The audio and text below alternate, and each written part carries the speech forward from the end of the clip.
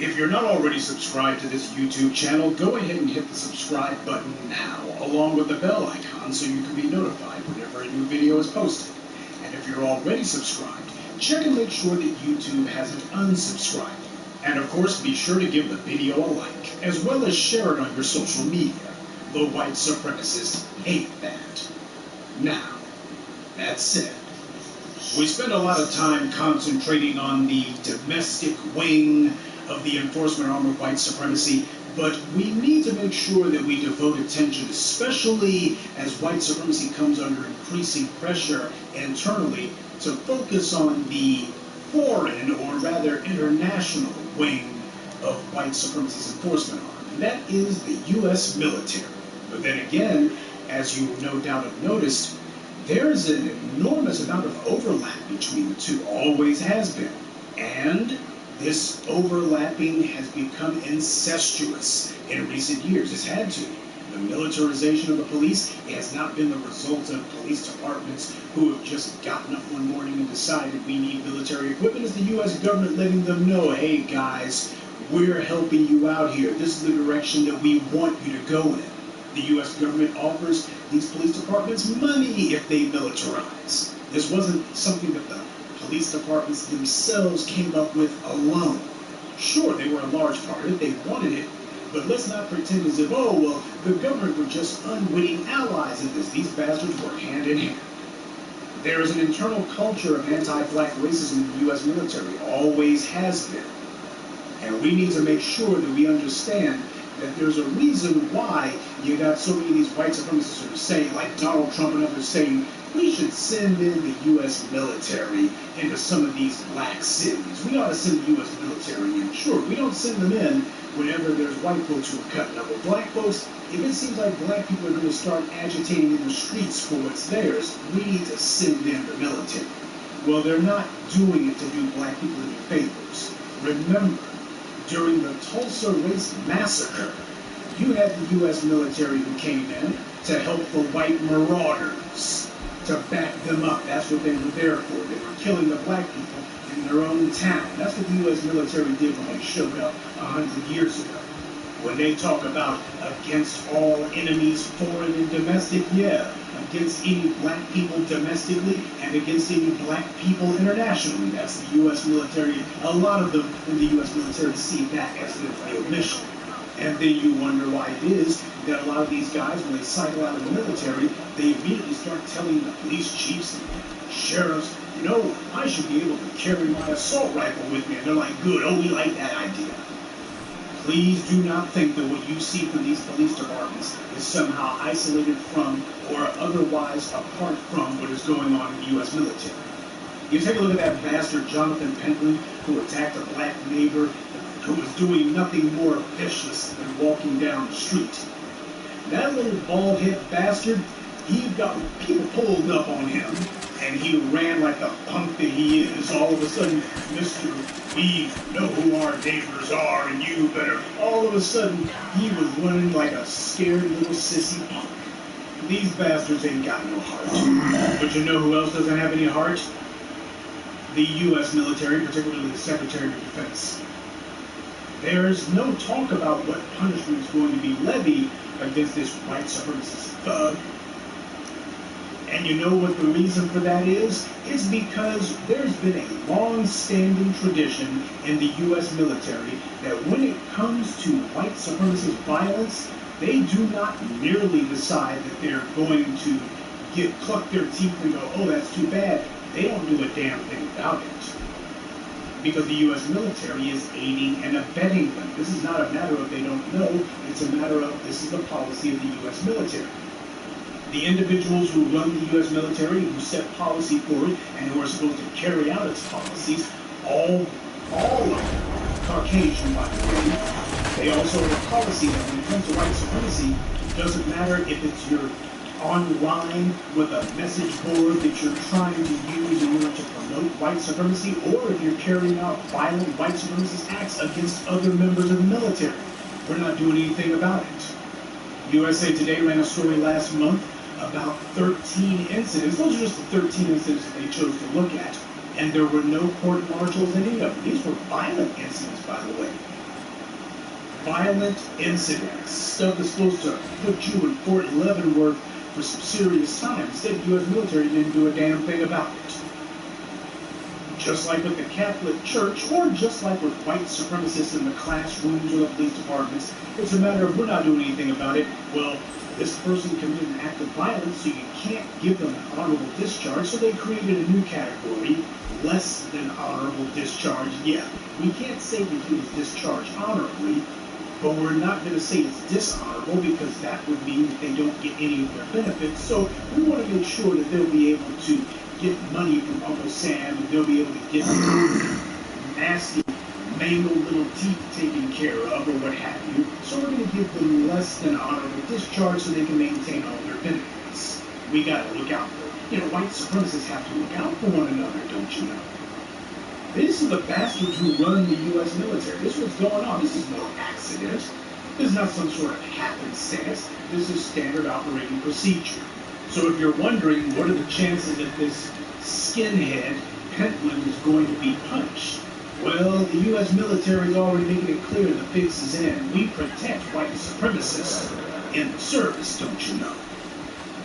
So it's no surprise that you saw what you saw on January 6th. The so-called Oath Keepers, who are comprised of former police and military, the domestic and international wings of the enforcement of white supremacy. That's what we're the official club for the enforcement of white supremacy. And those bastards, they led the charge to storm the Capitol. And you know who else was there?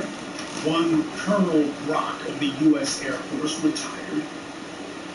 He was the scumbag who you saw wearing his little tank driver hat, or whatever the hell you want to call that cap that he had on. Had some plastic zip ties with him. But I'm sure that he was looking for some garbage bags that he could tie off. He certainly wasn't there to use them. He just had them in hand at the moment, don't you know? Because I'm sure that he just found them lying around somewhere and decided to run around with them. But did you know that he can't be court-martialed because he's no longer active duty? And without a court-martial, he can't be stripped of his retirement pay or benefits. But then again, as we've already seen, as I just kept been pointing out to you, even with a court-martial, even with some sort of investigation, the U.S. military would just say, okay, well, he's already retired, so we're just going to say that there's nothing at all that we can do about this guy. Or even if he wasn't retired, even if he was reserved, they would just be saying something else. This is a former colonel who took part in this treason. A former colonel, and for those of you who are not familiar with the rank structure of the military, a colonel is one step below a general. Yeah, he may have been a lieutenant colonel, but the point is he still got the bird on his shoulders. He's still got the insignia.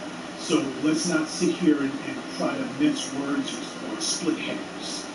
Dude's only one step below being a general, and this is what the hell he pulls. Why is it that this bastard thought that he could do something like this? Even though it's well known that the U.S. military wouldn't punish him, nonetheless, he seemed to think that he was not merely acting on his own. I ain't just talking about a couple of inbred hayseeds playing dress-up like the Oath Keepers.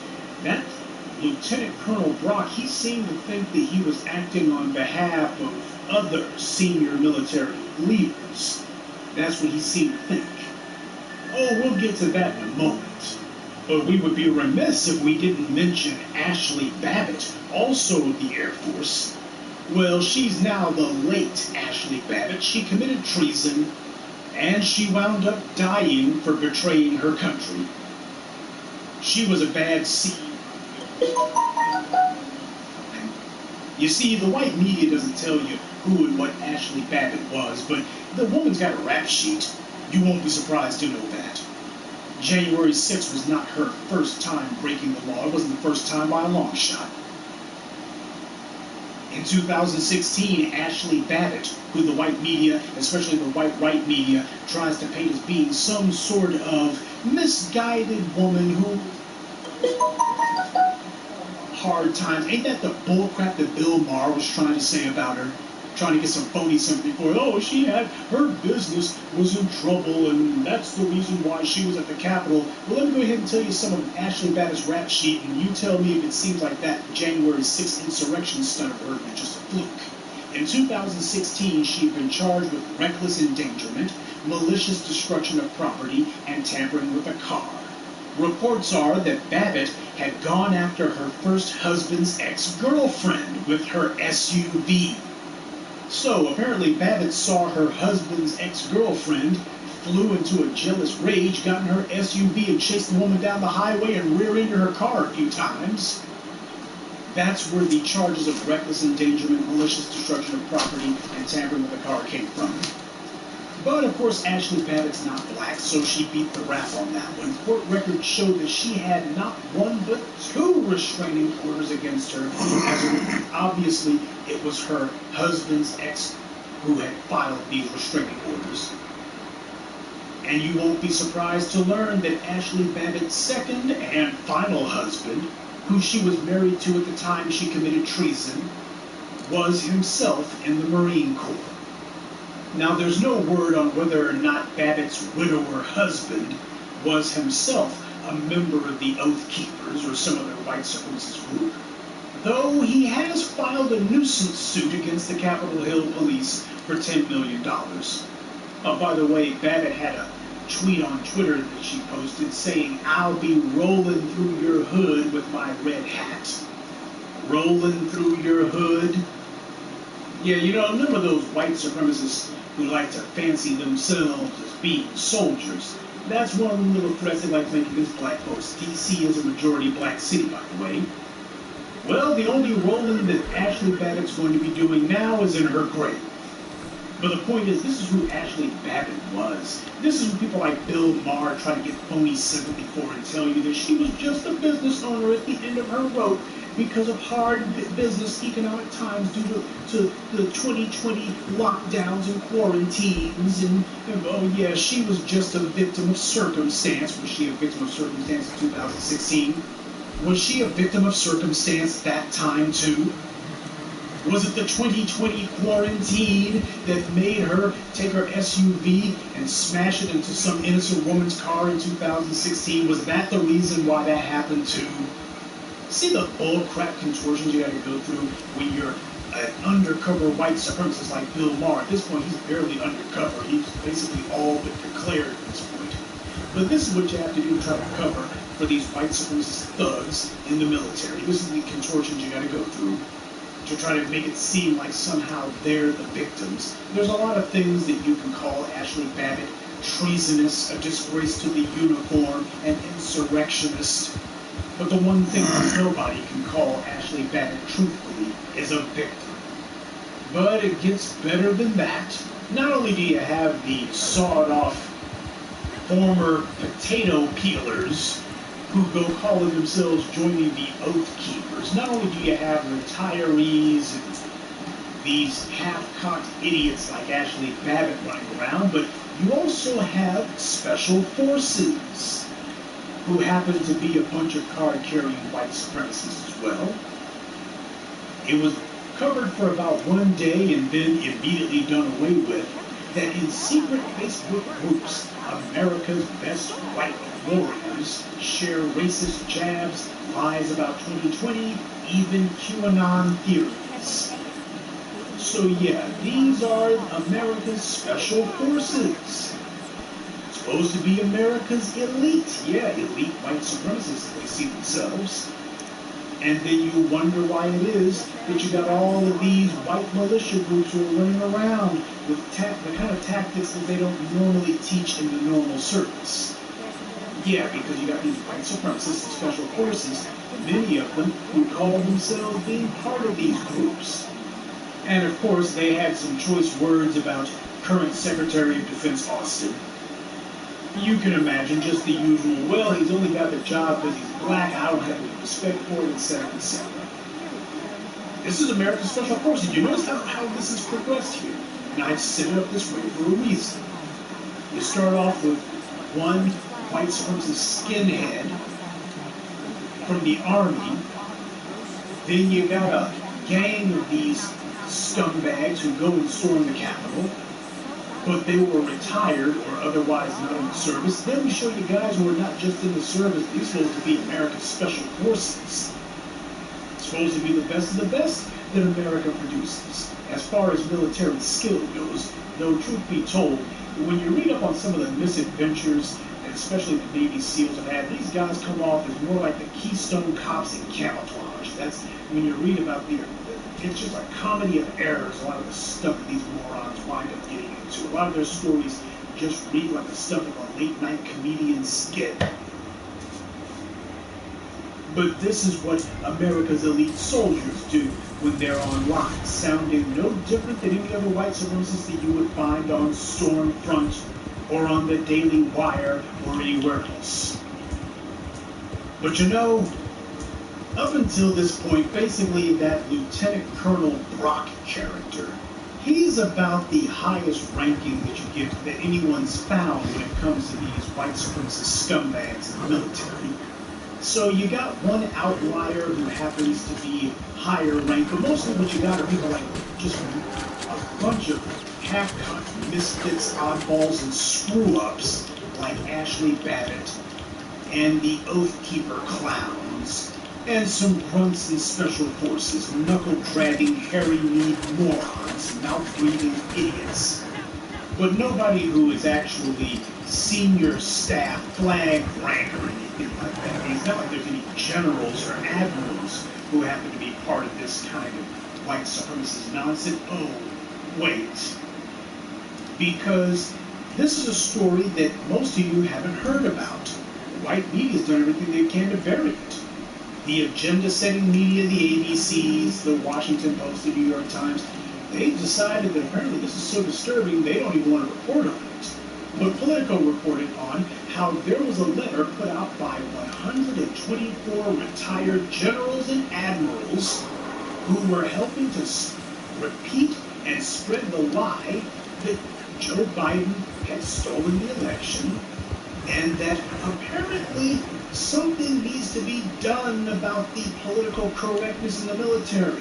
But it's not until you actually look at the letter itself, this open letter from these guys calling themselves Flag Officers for America. Well, I guess the 4 stands for Fourth Reich. It's not until you actually look at the letter that you see that this is not at all some document having to do with we're concerned about the integrity and discipline of the military. Instead, it's nothing more than a bunch of white supremacists who made it to general and admiral's ranks, who are putting on paper their white supremacist dogma. But when you look at their letter that they wrote, it's a white supremacist screed is what it is. The first thing that they start off with is that they're protesting the fact that the National Guard happened to be deployed in the Capitol. Yeah, because apparently they didn't notice the January 6th insurrection. So what they're saying is that guarding against a non-existent threat. So they're telling you what they think about the January 6th insurrection. The only thing they didn't say was, why those white supremacists, if you didn't know better, you would have thought that they were just tourists who were roaming around the Capitol Rotunda. If you didn't know any better. That's the only thing that they didn't say. A non-existent threat. Yeah, sure, hundreds of white supremacists who storm the Capitol building, who urinate and defecate in the hallways, who are screaming, hang Mike Pence, who are pushing their way, beating the hell out of the Capitol Hill police, barging their way into the U.S. Senate chamber. These guys are a non-existent threat, and 124 admirals and generals combined signed their name to that line. That tells you that there are senior military people who look at the January 6th insurrection as being an act that was being carried out with their approbation and with their support. But next, these guys signed that as well as just deploying the U.S. military against a non-existent threat, they also object to forcing politically correct policies like the divisive critical race theory into the military. Now, are these supposed to be admirals and generals or a bunch of pundits on Fox News? I can't tell. Look at what they point out here. We object to divisive critical race theory. Critical race theory mostly has to do with teaching history, particularly slavery. And these guys say that that's divisive. Yeah, teaching history is divisive, don't you know? These are senior admirals and generals who just a few years ago, in many of their cases, happened to be in the halls of the Pentagon. And now, look what it is that they're saying. Now that they're out of the service and they feel like we can't be court-martialed for what we're doing, now they're saying what they really think. What they think is, white is right. And white must always have its guaranteed place as number one. And anything that even remotely criticizes or critiques or examines the position of the dominant society in this country, why, that is a threat. And we are against the teaching of history in the U.S. military. But, of course, these guys, since they're just a pack of white supremacists with a few medals and ribbons on them, they made it very clear that it's not just the military who they are hoping to purge of any and all challenges to white supremacy. They then go on to talk about the police. Quote, the rule of law, why don't they just say law and order, is fundamental to our republic and security. Anarchy as seen in certain cities cannot be tolerated.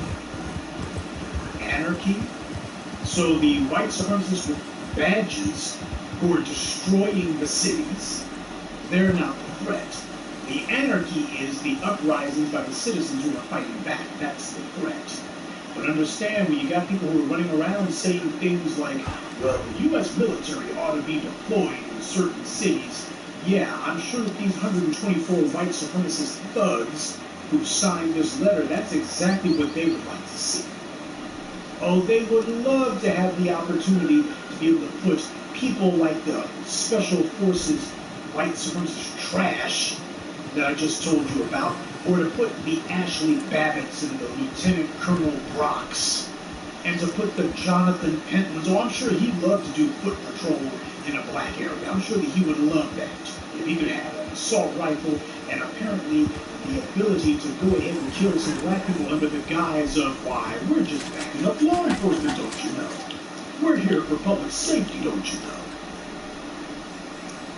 They're sitting here saying that they oppose to, call it whatever you want, whether it be uprisings by citizens who are defending themselves and their right to live, or the opportunity to deploy their white supremacist foot soldiers under the guise of public safety. Look what they're saying, anarchy cannot be tolerated. The only anarchy is coming from the thugs with badges. But to continue, they write, we must support our law enforcement personnel. Aren't these guys supposed to be concerned only with military affairs?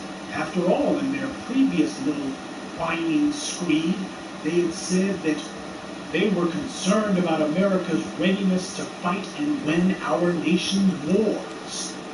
We must support our military and vets, focus on war fighting, eliminate the political correctness which damages morale and war fighting cohesion. So they say, fight and win our nation's wars, focus on war fighting, morale and war fighting cohesion. That's 3 times that they say war fighting, war fighting, war fighting. Yeah, except it seems pretty obvious the war that these admirals and generals want to focus on fighting is a race war. Because when they sit there and transition from that immediately to, we must support our law enforcement personnel, what the hell do the thugs with badges have to do with fighting a nation's wars, war fighting cohesion? What the hell does that have to do with fighting wars? Wars will be taking the military, will be fighting overseas. Isn't that supposed to be their focus? Why should they even be talking about the police? They should be irrelevant to these idiots. But instead, you see, that's front of mind for them. We must support our law enforcement personnel. That's right, because the foreign wing of the white supremacist enforcement arm has to also look out for the domestic wing. That's them showing professional courtesy for their two halves, and letting you know that they are both sides of the same coin. Then they go on to say we must insist that DAs, our courts, and the Department of Justice enforce the law equally, fairly, and consistently toward all. Now, the fact that they say that, right after saying we must support our law enforcement personnel, and then they immediately shift to insist that DAs, courts, and the DOJ enforce the law equally. In other words, hands off the thugs in blue. That's what that means. All of this, DAs who are prosecuting the police, and the courts who are refusing to throw these verdicts out, and the DOJ who is bringing these admittedly token, just for show, civil rights accusations and charges, just a few of them, just for show. That's what they're talking about. We have to insist that there be a hands-off policy for the thugs and blues. A lot of them happen to be our former military foot soldiers who we sent to go fight our race war. I mean, win our nation's wars. There you go. 124 former generals and admirals signed this letter. They wrote this letter, and what they tell you is, as they see it, the U.S. military's mission is to fight a race war. When they talk about winning our nation's wars, that means the nation's wars against black people. We must support law enforcement and consistent DAs and courts and the Department of Justice holding both badges accountable. See, for the first time, at least on a very low level, the law is finally being enforced equally, fairly, and consistently toward the thugs in blue. But that's the problem. It's being enforced. At no point do they say anything about white supremacists in the military. At no point do they say that the police have destroyed the very concept of due process, the willingness of the people to even wait and see if the courts or the judicial apparatuses are actually going to work. If enforcing the law or upholding the law, who are running around breaking the law and telling everybody, thumbing their noses at the public and telling everybody nothing's going to be done against us. We can break the law anyway we want. Well, I'm just going to let them go to hell. Everybody can play that game. If you're not the only ones who can do that, we can all do that then. That's who's destroyed the rule of law. This country never had a rule of law. Was it John Adams or whomever who said, are we a country of laws or a country of men? Well, the white supremacists answered that one with Thomas Jefferson. It's a nation of men, white men. Damn sure ain't a nation of laws. White supremacy and those classified as white are immune from punishment. That is the totality of the law, and that's what they're trying to uphold and protect and preserve. But I just want to make sure that you saw that from the very beginning, whether it be some retired pinheads, whether it be some special forces grunts, whether it be some mouth-breathing morons in the Proud Boys, whether it be senior generals and admirals who are the ones who were carrying out the military operations and setting policy for the military, they are all on the same page. You need to understand it ain't just the thugs in blue that we're dealing with here.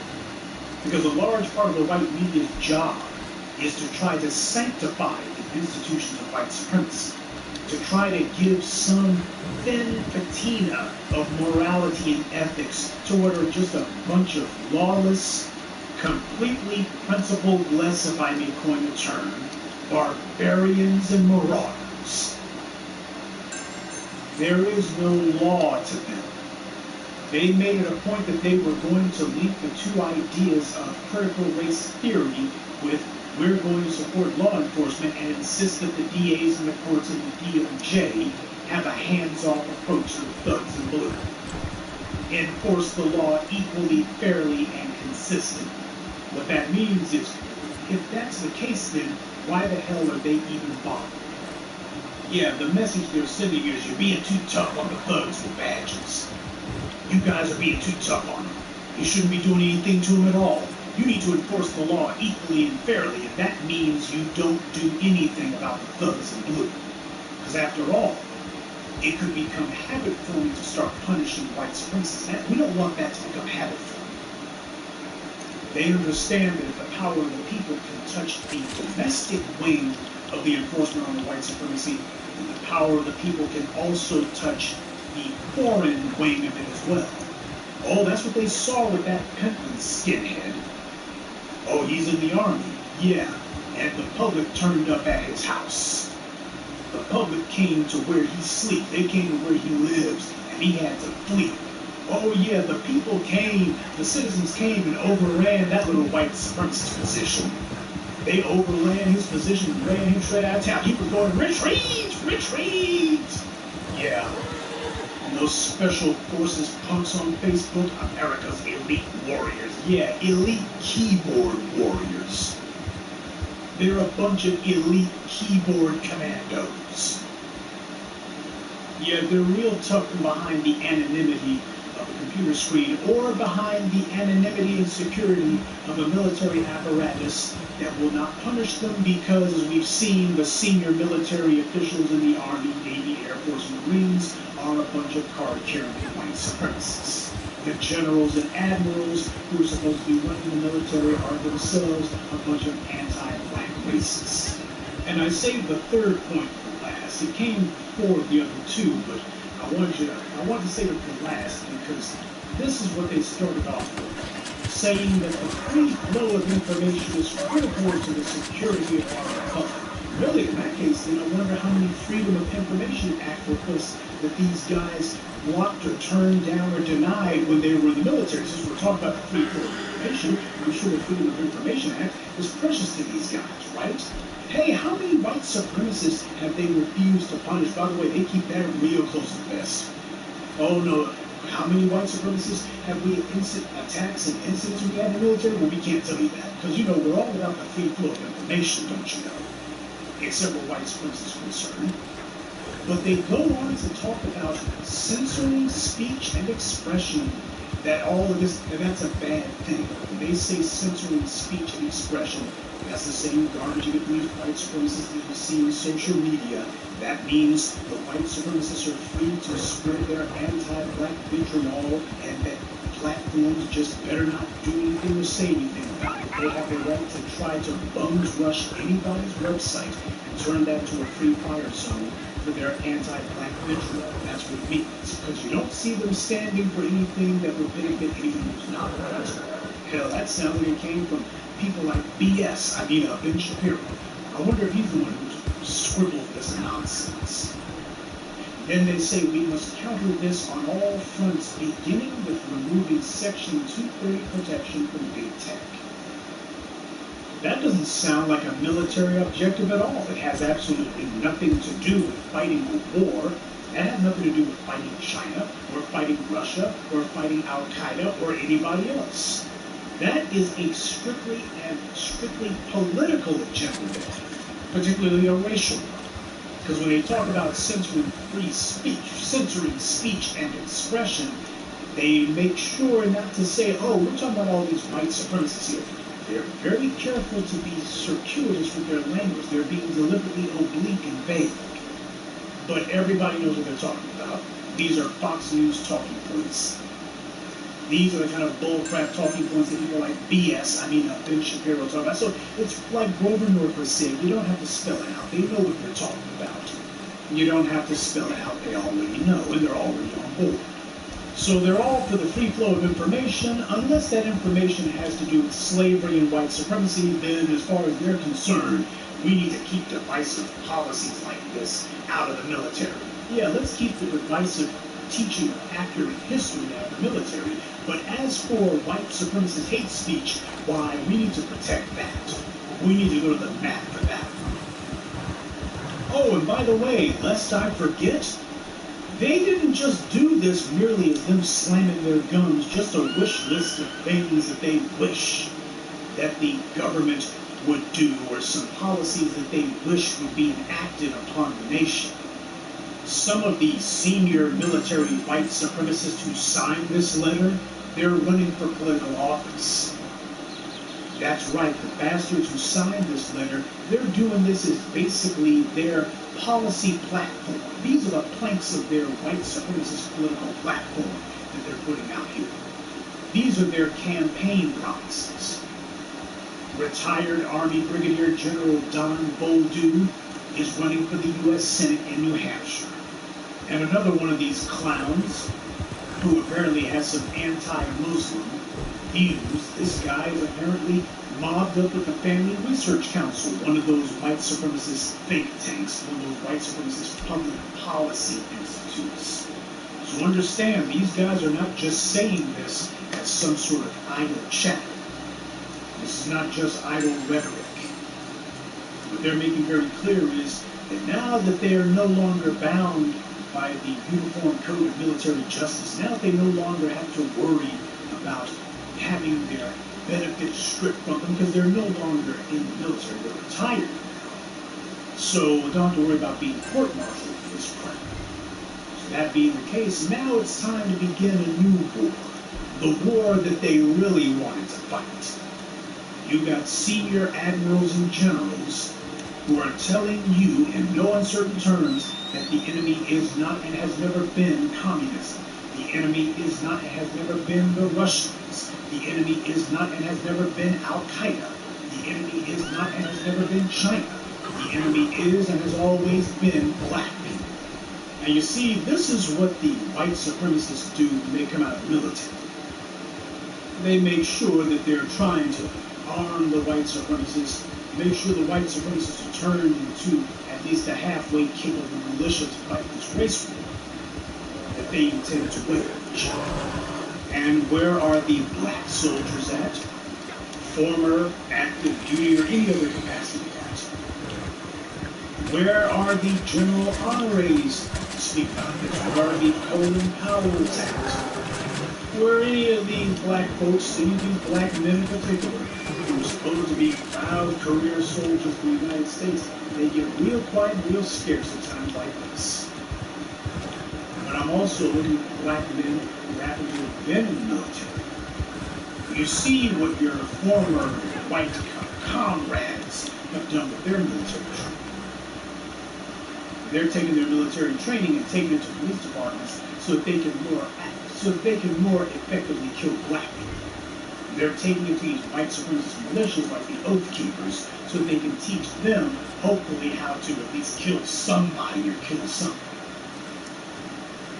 Why is it that we do not have more, if any, black soldiers who are doing the work of making sure that black people understand gun safety, and most importantly, gun control, which means controlling what you aim at, making sure that they are passing on what they've learned, making sure that they are giving the people the information, making sure that people understand that if any of these former admirals and generals, if they've got any proteges, you know, like Lieutenant Colonel Brock, or if the Jonathan Pentlands, the other Jonathan Pentlands who haven't been caught out yet, if all of these sawed-off white supremacists who have just been engaging in acts of violence with impunity, if they finally get their wish that they've been agitating for, they finally get to bring in just the plain old U.S. military, not just military equipment in the hands of some child-dipping, snuff-snorting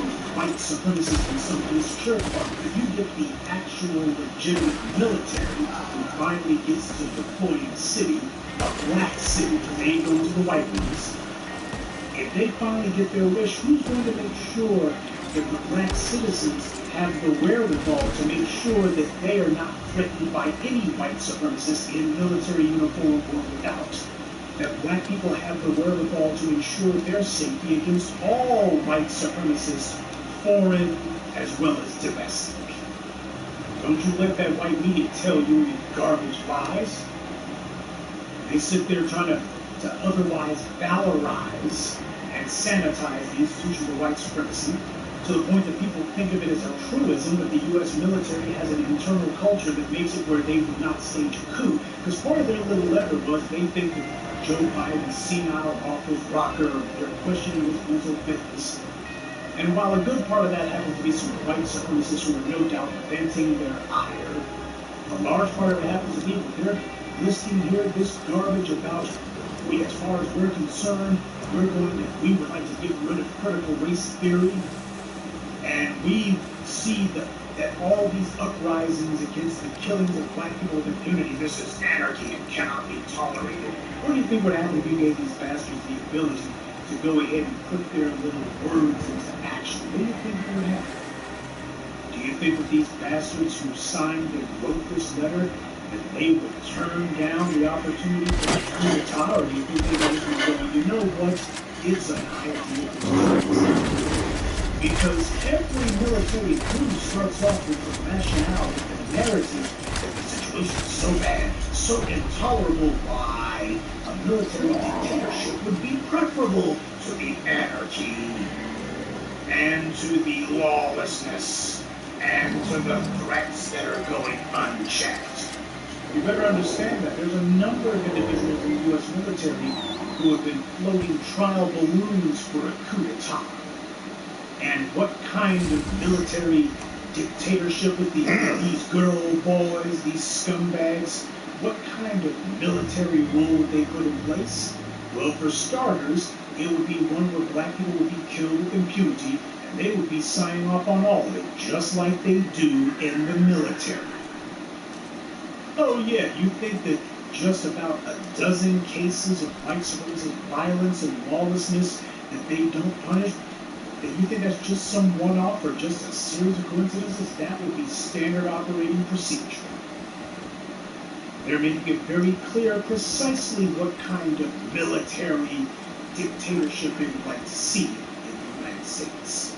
You better understand that whenever you have right-wing hate radio or Fox News or whatever, who talk about Chicago's completely lawless and out of control, they're trying to create a rationale for what they want to do, because they know the first time that somebody signs off on send in the U.S. military, the brakes are going to be off. That's going to throw the floodgates open.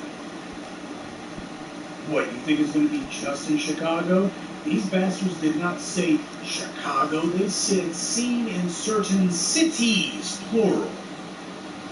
They didn't say Chicago. As far as they're concerned, they got a list of cities that they intend to place under direct white supremacist military control. That's what this is supposed to lay the groundwork for.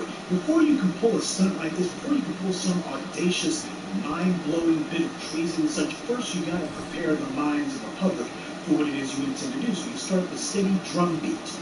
You want to normalize the idea that whatever it is that we're about to do, whatever foul, wild, out-of-control stunt we're about to pull, why, it's nothing compared to what's going on right now. That's the narrative that you have to start beating the drum for first. You have to normalize that kind of talk. But you've also had a number of individuals in other cities, not just Chicago, but a number of other individuals in other cities in the last year alone who have been saying, well, you know what? Oh, there's been some killings and gangbangers fighting over drug terror. Man, even though, keep in mind, the murder rate and such are actually at historic lows. You wouldn't know that from about me if they tell the story. It's actually the lowest point in decades. And yet they're sitting here talking as if there are folks being killed by the hundreds every single day in every single city. That ain't the case. What they're really trying to do is to create a narrative that won't be questioned, because when it comes time to talk about sending in the military into black areas, the individuals who sign off on it, they're not actually going to do the math and ask, wait a minute, is this really the worst that it's ever been? Or even ask if it's as bad as it's ever been, or even bad at all. They're just going to be saying, well, somebody in the media is saying that there's absolute anarchy and lawlessness, and I think that we should do something. I have to be seen as doing something. It's not about what is real. Like white supremacy is all about dictating to you what reality is. The same people who told you that black folks didn't have a problem with Mike Bloomberg's stop and frisk policies, these are the same people who are trying to get you to have the idea that Lieutenant Colonel Brock and Jonathan Pentland ought to be deployed in a black neighborhood near you. Yeah, because we've seen how Jonathan Pentland handled his neighborhood watch. He doesn't believe in harassing people for no damn reason. He just believes in going after criminals, don't you know? So family, understand what the hell it is that they're hoping to lay the groundwork for. And all the black folks who are in the military, you're not supposed to be sitting idle with the skills that you've learned. White supremacists don't believe that their skills were simply mental. to be fighting against Al-Qaeda and such, and if these bastards get the idea they're going to start some sort of war against us here, which they've been prosecuting and fighting, by the way, they don't just have the idea of it. What they want to do is to intensify it and make it official. So that being the case, we got a lot of black folks who happen to know exactly what the tactics are these guys will try to use, what little stunts they might think they want to pull.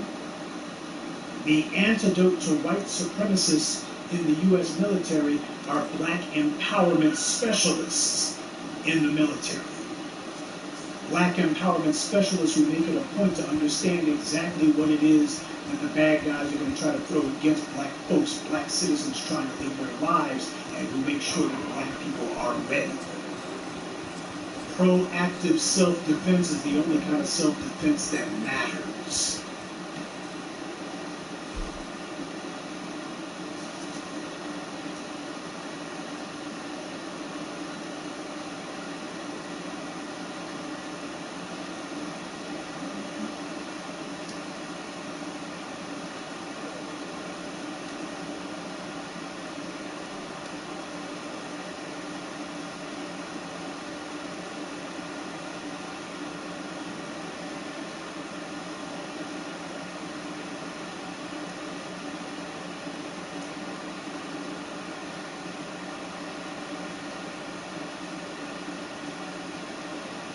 Media has been an indispensable part of how white supremacy has come to manipulate the world and to control American society. The fight under net neutrality is rooted in white supremacy because of the systems of control and the dynamics of oppression that came out of white supremacy and have manifested itself through white supremacy's propaganda arm. Under white supremacy, industry leaders aren't leaders at all. They happen to be the beneficiaries of government largesse. The industry leaders aren't leaders because they're the best, it's because they took the lead and then went to the government to demand that their position be artificially preserved through the power of the state. They bribe or otherwise pay off the government to put their thumb on the scales and to give these selected businesses protected status. That is, to protect them from competition. They've invented all sorts of phrases and lies to cover up this con game and to try to justify it. Everything from, we're a vital national industry, as the airlines said to justify their huge subsidies, to we're too big to fail, as the banking industry said. No matter what line of crap they trot out in order to try to prop up their scam, it's all the same thing. They paid the government handsomely to protect them from ever having to compete. You see this over and over again with the airline industry, for example. In the beginning, the industries that become the airlines got their technology largely from the government. Wright brothers created their glider, and there they were able to sell it to the Army Air Corps, and with the government's help, all of these innovations and improvements to it came about. And World War II was an even bigger example of this on steroids. It was the technology innovation that were caused and paid for by the public sector, that's taxpayer dollars, that ultimately laid the foundation for the airlines. But once the airline companies were up and flying, they went to the government and demanded all kinds of additional regulations and rules that would be guaranteed to keep any other would-be upstart airlines from ever getting into the business. Once these so-called established airlines had gotten their piece of the market, they all banded together in order to bribe the government to shut the door and make sure nobody else was able to get in on their racket. And you see the same thing with the telephone companies, and the same thing with the energy sector. They all do the exact same scam, then turn around and say, we are the selected few who lead the industry because we're the best. Now, a little bit of history. After the loss of the last net neutrality war in 2015, the communications cartel companies went into full-on attack mode. I remember how they were attacking the public after that humiliating loss, taking out ads vilifying the consumers and insulting the public to their faces. They were doing this because of the fact that they were angry that the public rose up against them. Communication cartels were not used to losing. I mean, they haven't lost before. And the fact that this could happen to them was an enormous shock, and it sent terror throughout the boardrooms of the communications cartels. These companies were blatantly contemptuous of the very customers who paid their exorbitant salaries, and it tells you a lot that they would spit in the faces of their own consumers. When the men who run the media get together, they use a very different vocabulary from the one you might think they would use in private. These men don't use words like profits, prices, or fees. Instead, they use terms like control, influence, and mind share. These men, the media, is not about making money. That's just a nice ancillary benefit. For them, the real prize is power. That's what it's about. Power over you and me. First of all, let me tell you what the net neutrality war is not about. It is not about corporate profit. I want you to stop saying that, by the way. I know you got a lot of white friends who use that phrase because they don't really want to have to admit to the reality here, or they just don't know it. But I want you to be intelligent. Don't say that the net neutrality war is about corporate profit. People who say that are confusing the issue, and they're creating cover for the bad guys to hide behind. And this is not about sealing off the internet behind paywalls either. Yes, that is the method that they're using, but even then it's merely a means to an end.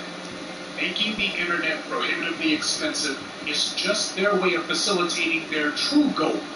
There's a short game and a long game at work here. The short game is to get the government to hand the internet over to the communications cartels wholesale, and for them to begin censoring the net by charging you merely to go to websites. But the long game for these communications companies is to effectively abolish the internet altogether. First, they force you and me out of it, then they shut it down. Now, what that means is the internet will be practically non-existent. All there will be is some basic email functions and the communication company's own approved of so-called news and entertainment content. But aside from that, there will be nothing else. All other content will be effectively eradicated. The vision that these communications cartels have for the internet is to gut it until it becomes an online version of television. You'll have a few sanctioned outlets, but the viewers will be rendered as nothing but helpless bystanders. You won't be able to put any of your content out there. The only thing you'll be able to do is sit there and watch what the big companies put in front of you. They'll be able to have a tiny handful of self-appointed digital overseers and an enormous plantation of what had previously been content creators. The internet will be a tool to ruthlessly push products at you to buy and to tell you lies, dressing itself up as news stories, then to manipulate you through lies. And you won't have the ability to even say anything about it. This is not hyperbole, by the way. It's not conspiracy theorizing. These are the cold, hard facts. Now, you might be wondering, if these communication companies are making so much money off of the internet now, why on earth would they want to make it to go away? What you see happening here is an attempt to turn back the clock, force the world to go back to what it was before the internet. This is about one thing and one thing only: shutting down the internet and making it into a private club for the rich, just like they did with television and radio and newsprint. I've always taught you that for the men who control the media, they don't see themselves as being in the business of entertainment. They see themselves as being in the business of mind control. Kevin Riley may be in the business of entertainment. His boss, Rupert Murdoch, is not. Bob Iger may be in the business of entertainment, but the Disney Corporation is not.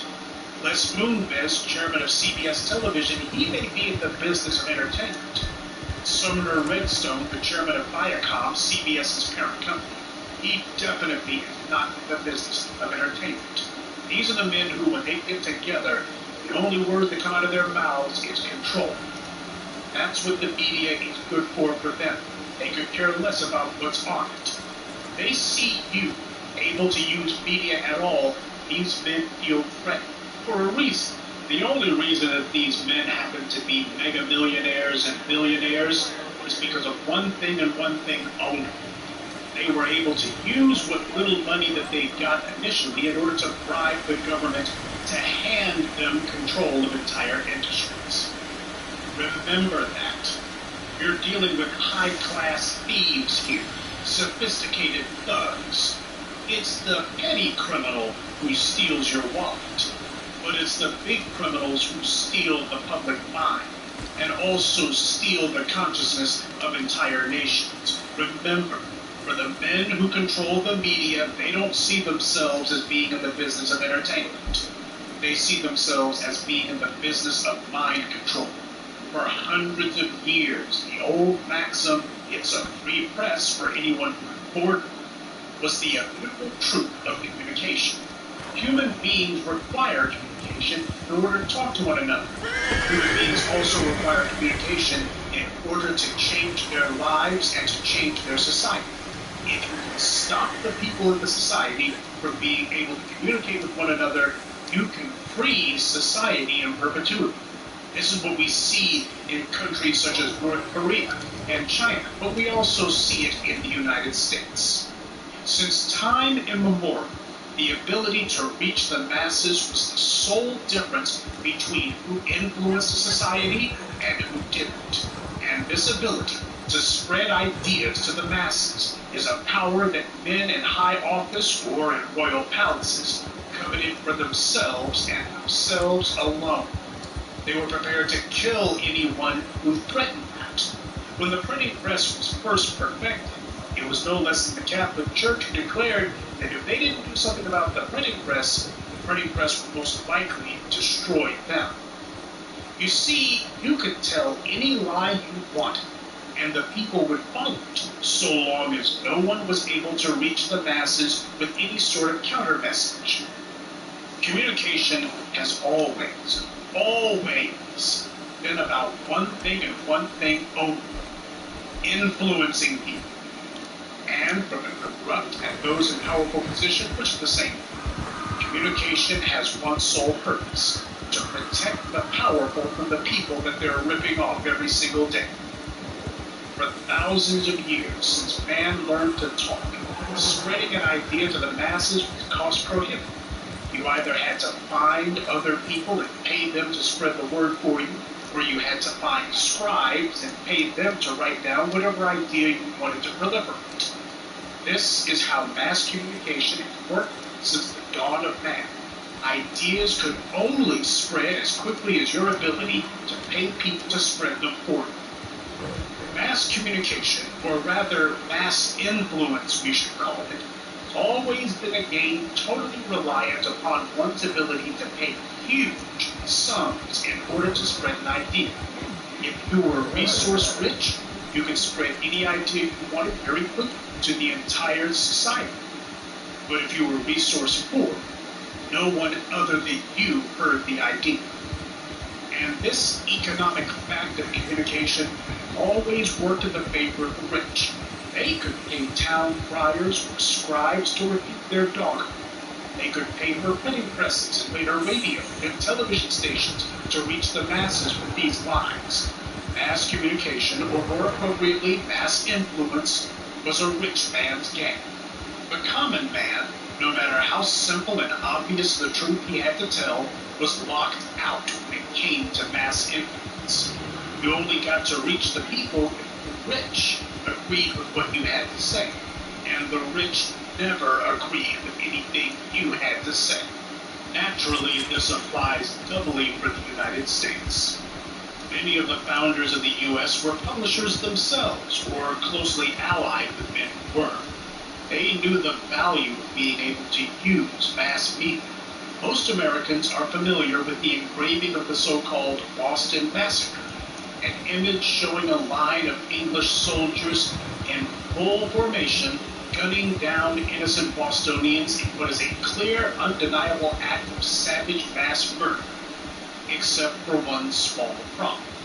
While the English soldiers did shoot civilians in Boston, killing several of them, it wasn't some formal, organized act. It was instead a panicked response by inexperienced troops in face of a violent street protest. But because the rebel leaders of the colonies had their own media platform, they were able to manufacture a blatant lie and spread it through the New England area. And to this day, 240 years later, there are still American citizens who think that this is what actually happened at the so-called Boston Massacre. That lie that was promulgated happened to be one of the main sparks that touched off the American Revolution and led to the formation of the United States. That's the power of media. It has the power to start wars. And the guys who were the rebel leaders of the so-called would-be United States, these men were not huge media titans. They were mostly a bunch of artisans and average Joes with a little bit of money stacked up. Now, while the ignorant and the shallow-minded, who sadly comprise almost the entirety of net neutrality defenders, will say that it's all about money because that's a motivation that their small minds can actually grasp. The truth is that in the power, money is merely a means to an end. To control the masses has always been the goal of time. Take Christianity as a good example. Prior to the Protestant Reformation, what would happen is the Bibles were largely, not entirely, but largely written in Latin, which was hardly the ubiquitous tongue of the Caribbean peoples. So what would happen is you would have one particular pastor who would actually be able to read the Bible, and you would have the parishioners of the church who would merely be able to listen. Now, if you were someone who claimed that you had found the key to eternal life in your precious book of rules, and the people wanted to live forever, or swore to enter paradise after death, then what would happen is you would have a monopoly on that, especially if you were dealing with illiterate people and you happened to have the only copy of the book. This is part of the reason why the Protestant Reformation was built largely around the idea of making sure that people learned to read and that the Bible was translated into their own native language. That way, instead of having to ask Pastor Porkchop to tell you what the Word of God said, every man would be able to read it for himself, essentially putting spiritual power in the hands of everyone, instead of it being the monopoly of a select people. You couldn't, of course, talk about this kind of religious monopolization of power without looking at the Catholic Church. They took churches enormous sums of tithe money to convince people that they spoke for God. Money for the Crusades, money for inquisitions, money to spread their propaganda, money to build their opulent cathedrals. The Catholic Church bankrolled many of the post-Dark Ages exploration efforts. And in all these instances, the church told everyone they were doing it all to spread the gospel to those who hadn't heard it, or to mercifully kill those who allegedly had rejected it, and by doing so, save their souls. But how did the church manage to reach so many people and convince them to give money to what amounts to nothing more than a heretical global racket? It was because the Catholic Church had the money to pay for an army of spokesmen, their priests, bishops, cardinals, popes. These men aren't men of God. They are the communication apparatus of a power scheme. Dozens of priests in each parish, all constantly repeating the church's line, each one in a cathedral built with the church's money, each man reaching hundreds of people, totaling in the tens of millions. And that's in a single nation alone, adding up to billions worldwide, so make no mistake. This is about control. Up until 20 years ago, mass influence was the sole preserve of the rich. no one heard or saw anything that the rich didn't sanction. And it was a closed club, a racket that they totally controlled top to bottom. They were the gatekeepers who not only guarded what the public was allowed to know, but they also were the Ministry of Censorship, who made sure that no one else was allowed to own a radio station or TV station without government permission. A government who had long ago been bought off by the very networks who said they just couldn't broadcast anything you had to say. But then came the internet. Totally new medium of mass communication. It had all the advantages of TV and newspaper and radio combined, but also had one enormous advantage for the average citizen. The internet could reach the entire world for free. You could post something online, and everyone on the planet with an internet connection could find it. You could reach the whole world with your message. No need to pay town criers. No need to pay scribes, or to pay a printing press, or a radio station, or to buy TV time. The internet brought about something that had never existed in the entirety of human existence. It leveled the playing field for mass influence. Now, the only barrier to you gathering an audience, being able to influence the masses, is how well you presented your message. It democratized mass influence. Political discourse, entertainment, music. People no longer had to beg an agent or a producer or some other clown to let them into the media hallowed circle. They had the power to kick open the doors to the public mind for themselves, and they have. Gatekeepers had been rendered irrelevant. Everyone had been celebrating this entirely new freedom that they had never experienced before. Everyone rejoiced. Well, almost everyone. Because while we've been busy using our newfound media influence, the gatekeepers who had formerly been able to make sure that no one was heard other than them have spent the last 20 years fuming and raging. Former gatekeepers have been seething with fury the last 20 years. They had a monopoly, not merely on media ad buys, but on the public consciousness. All the political movements, from the 9/11 truthers to Black Lives Matter, was the result of people who were on the outside who used the internet to bring these issues to the forefront. Whether you agree with them or not, you can't deny the fact that only the internet made this possible. Issues that the gatekeeper media has spent decades, if not centuries, keeping buried, no longer able to be suppressed. This is not about money. This is about power over the public mind. Gatekeepers understood that the stranglehold on public consciousness that they had enjoyed and thought an unassailable right had just been taken away. For the first time, people had a real choice of where they could get their information and entertainment from. And not surprisingly, no one wanted to choose the gatekeepers. What you and I understood to be a brand new day for us was the end of days for the gatekeepers. Corporate powers that be are part of the problem, but only part. An even bigger part of the problem are the would-be defenders of net neutrality.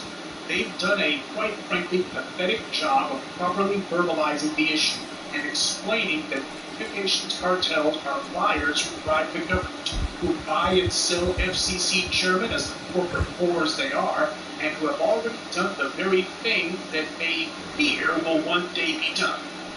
When the people who are supposed to be advocates for a position are so dim-witted and stupid that they don't make a compelling argument, or worse yet, don't know the difference between warning of a future danger and pointing out crimes that have already occurred, then you will lose that argument. A lot of people have been trying to point me to Joy Reid's pathetic segment regarding net neutrality. Never mind the fact that she happens to work for NBC, which is owned by Comcast. It makes perfect sense if she was totally unable to substantively argue against a corporate takeover of the internet. Why would she? She works for the very company that is leading the charge to steal the internet. Comcast led an effort to extort Netflix for more money in 2014. Yes, that's 3 years ago. What Comcast did was they told Netflix, you guys are making a whole lot of money off this streaming thing, and we think that you need to slice us off a couple of dollars. Naturally, Netflix refused, and so Comcast retaliated by throttling down the bandwidth speed for Netflix. This was extortion, plain and simple. But the U.S. Congress, and we're talking about Democrats as well as Republicans, refused to do anything that would have stopped this corporate extortion taking place. In the end, Netflix, having no alternative and having no government support and no judicial standing by which to fight this, had to give in and pay this corporate extortion. And that's not some victimless crime, by the way. It also turned out to be just the thin end of the wedge because Verizon, seeing that they could shake down Netflix the same way that Comcast did, Verizon pulled the exact same stunt, telling Netflix, well, now you gotta pay us extra too. This is what the gatekeepers have done. It's not a matter of bandwidth. It's a matter of if they see you making money, they're gonna come up to you and shake you down. And the government will allow them to do it. And it's no coincidence that shortly after Comcast and Verizon began to shake down Netflix for more money, shortly after Netflix said that they were going to have to raise their rates.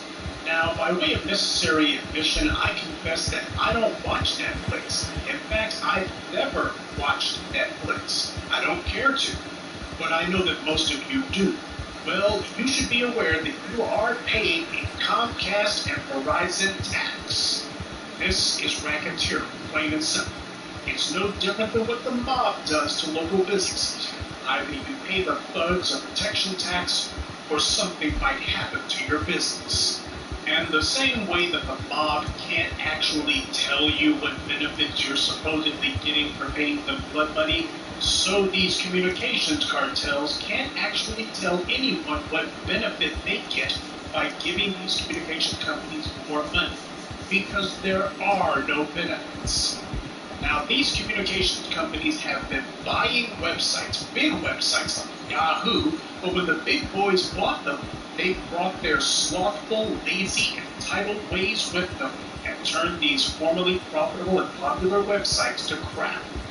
When the values of a website go from competition to provide top quality service and be responsive to website users' demands to instead trying to push as many ads as possible on the viewers, find ways to manipulate website visitors into paying for every little thing, it's a no-brainer that the website will become less competitive and less inviting to visit. The business practices of these big corporations is the very reason that they destroy everything they touch. And it's also the reason why these small upstarts are eating their lunch. And were it not for their government-mandated monopoly and the government giving them huge subsidies as well, these communication cartels would have gone out of business a long time ago. They're being artificially propped up by your and my tax dollars. And now they're saying, we want more. The 2015 war over net neutrality was an enormous issue, but the mainstream media totally ignored it. That was not because they didn't know about it, not because they didn't think it was a big deal, but it was for the same reason they overlooked George W. Bush's various lies about the Iraq War. It's because these are not media companies. They are corporate influence organs. Of course, Joy Reid is going to have some meaningless, do-nothing, pathetic panel where you have a couple of empty talking heads yelling at each other but not actually informing anyone. That's because that's what she's there for. This is going to be the CYA piece that Comcast puts out there. That way nobody can accuse them of having never covered the net neutrality issue. But to have a meaningless waste of time is actually just as destructive as having had no discussion of the issue at all. Instead of the defenders of net neutrality being ignorant, they need to educate themselves about the history of what's already occurred. Stop telling people that Comcast or AT&T might slow down sites like Netflix or might decide to knock websites offline, you can point and show how they've already done it. If you tell people that there might be something bad coming, they're going to sit and wait to see. But if you tell them that somebody's already attacked them and is now coming around for a second pass, they're going to get off their butts. This is part of the reason why the net neutrality issue has been shrouded in confusion. People who are supposed to be defending it apparently aren't very well versed on it themselves. This will have disastrous consequences for those of you who actually think that net neutrality is a good thing.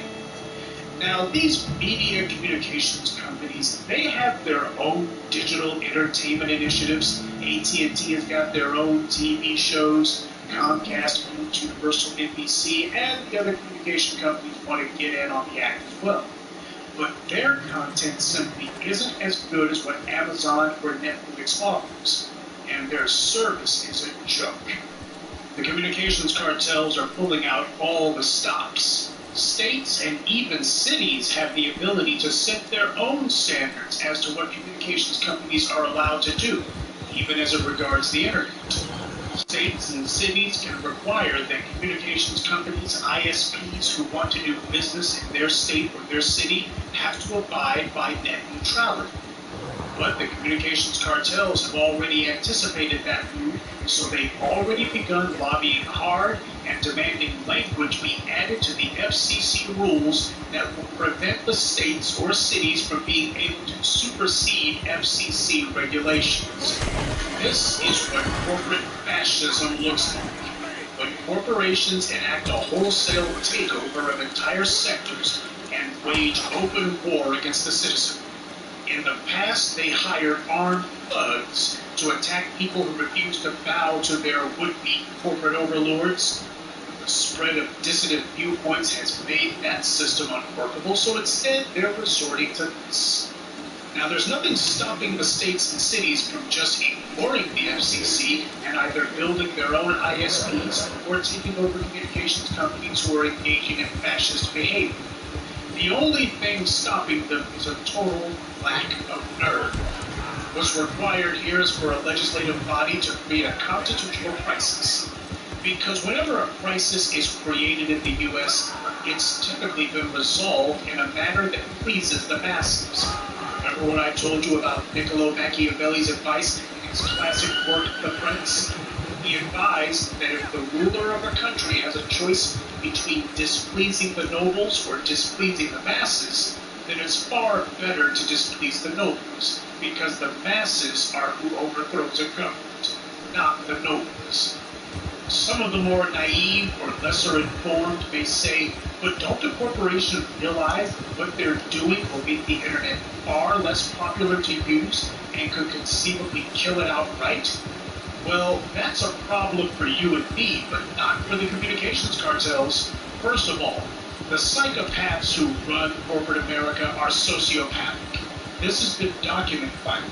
Remember Martin Shkreli, pharmaceutical CEO who made worldwide headlines for selling prescription pills at sky-high prices?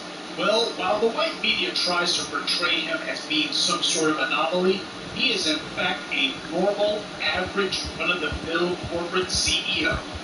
His twisted behavior is typical of the average head of a corporation. They think nothing of telling total lies because these men have no conscience. But the second reason why the corporations don't care about killing the internet is because they hate the internet. You need the internet for mass communication. They don't because they already had it. And they hated the internet since its inception. The first 10 years, the internet was slow. Dial-up was all but unusable. So the internet wasn't a threat to the communications cartels. Now, with broadband having become the standard, and with people able to watch high-definition content online, internet has become a problem for the business class. The world's biggest retailer doesn't have a single store. The world's biggest movie chain doesn't have a single theater. The world's biggest taxi service doesn't own a single shop. And And while these changes have unleashed an enormous amount of human potential and innovation, it's also unleashed the rage of the would-be gatekeepers of the society. The internet has become an intolerable problem for the political class as well. You see, the politicians come from the same place as the corporate elites, and they all share the same value system. The same way the corporations viciously fight to prevent competition from coming to the marketplace, so the politicians have also done everything they can to prevent competitors from coming to the political scene. What do you think gerrymandering and voter suppression and closed primaries and all the other odious, undemocratic practices that both parties engage in is meant to achieve? And as I've always taught you, government is the shadow cast by business. The reason you don't see those in government up in arms over what the corporations are doing is because the internet has also put mass influence in the hands of people like you and me. That means you can start getting candidates in office that you want instead of being forced to choose from the same old slate of con men and con women presented to you by the two major parties. We're reaching people with truth. Things that they would never have heard, they can now hear every day. People thought that they were alone and isolated. Now they see that they're not alone, and worse than that, we have successfully helped guide them to unite with other like-minded individuals. Quiet as it's kept, the political class is fully in favor of the internet being killed. You hear them bitch and complain about it all the time. Like their corporate masters, the political class has also enjoyed a full and total monopoly, one which they will not see threatened by people deciding to talk to one another. You value the internet because it put power in your hands. You cherish the internet because it brought you information that you needed to know. But as the communications cartels are now angrily admitting, as far as they're concerned, the internet took power away from them. But what goes unsaid is that they didn't lose power through underhanded measures, quite the opposite. These corporations have long told the lie that they were on top because they were better businessmen, that they were smarter, that they offered a better product, and because they had the media on lock, no one could say otherwise. Until now. What the internet revealed is that the emperors had no clothes. Corporations had a total monopoly, and the people had no choice. The internet threatens all of that. And the gatekeeper's goal is to return the world to a free internet age. Corporations know that they can't match the efficiency or the value of these new startups. So their attitude is that they're not even going to try. They're invoking corporate fiat. They paid the politicians to be their servants. They paid hundreds of millions of dollars annually, and they fully expect these elected whores to pay them back through policy. This is what capitalism under white supremacy has always been.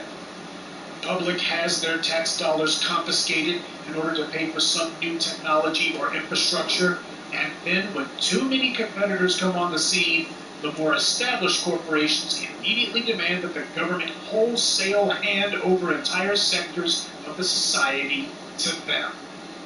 We've seen it with the airlines, with the energy sector, even with eminent domain. Your elected officials are not resisting corporate fascism because a whore always obeys their pimp. Look, the people who want to kill the internet are the same ones who made Europe into the living hell it was before imperialism. This isn't some war to be fought by the Geneva Conventions. This is a street fight. There are no rules here. I'm not going to point you to any particular website, but I won't tell you not to go to one either. You use whatever means you deem necessary to fight this. Because if you think that shutting down the internet is where this ends, you're dead wrong. The reason you have heat on the police is not because of corporate America, it's because of you and the internet. The white media hates that. They hate that they're occasionally forced to talk about the things that you bring up. They see themselves as the smart ones, the enlightened elite, whose job it is to lead the ignorant masses, that's you and me, and that only they know what's in anyone's best interests. The things that you keep bringing up that concern you, they dismiss these as trivial irrelevances brought up by people too stupid to know what's in their best interest. It's not a matter of these communication companies don't know, it's a matter of they don't care. Black people being murdered in the streets matters to you, but they have contempt for black people being killed. That's why every time a black man is murdered, they bring on the police chief and ask him, well, what did this Negro do to deserve being killed? And the family of the murdered victim, they bring them on and interrogate them about the deceased's past. Did he have any parking tickets? Did he have any priors? Should he have done something different? What goes unsaid is that the only ones who benefit from the status quo are the... And remember, these are the people that put you in jail. Don't overly concern yourself. They're blocking us. Stay here. And then I try to analyze all those issues and put them into about 5 or 6 broad categories and give my people recipes. Further than that, I have started what's called a Harvest Institute, which a lot of very big black entertainers in this country have asked me to do. And I can't call their names out of confidence. And we're going to come out in the spring, the Harvest Institute swinging, and we're going to go after some of the racism in this country.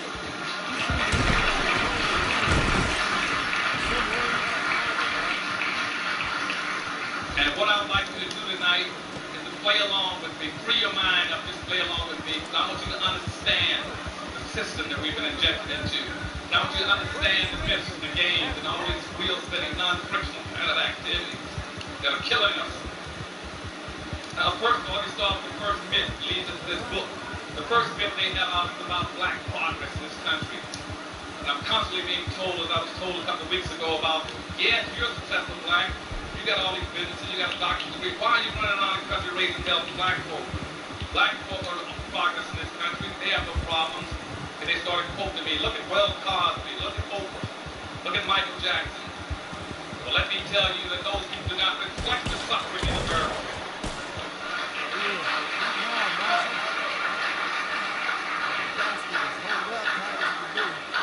Black folk in danger in this country, and we're hurting all over this country. And contrary to what people think, particularly the white races in this country, they do not represent us. And what is happening in this society is people that we've been locked into a no-win, lowest status of a monopoly game. If you understand anything about monopoly, it's the way it works. In this country, they have a racial order. It started the light going down to the darkness, and they distributed all the resources along that line, that corridor. And what's happening now is they're giving the white society in practice $10,000 to play the monopoly game. They're giving Asians $8,000 to play the monopoly game. Hispanics $5,000, Indians $3,000, blacks $500. That means what's happening is that now we lack sufficient resources to play the monopoly game to win. If we lack, we can't buy property. You can't improve property. And if you land on anybody else's property while you play that game, you must either go bankrupt or go to jail.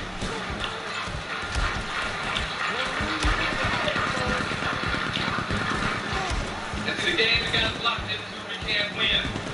Because right now, the white society controls nearly 100% of all the income, all the wealth, all the power, all the privilege, all the corporations, and every damn level of government. And they keep telling my people, why don't you change your conditions? With what? You haven't got the resources to change it.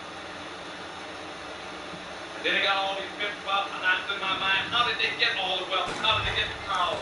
And they got all these myths trying to justify how they got it. They keep telling us, like Tom Sowell, a very conservative black. I just passed in Detroit, Michigan last week, saying that white folks got it because they had a good, strong work ethic. They worked hard.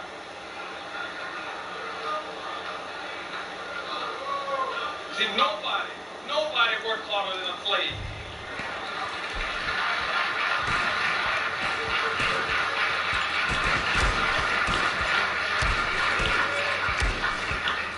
The credo of this nation is that we work hard to move to progress.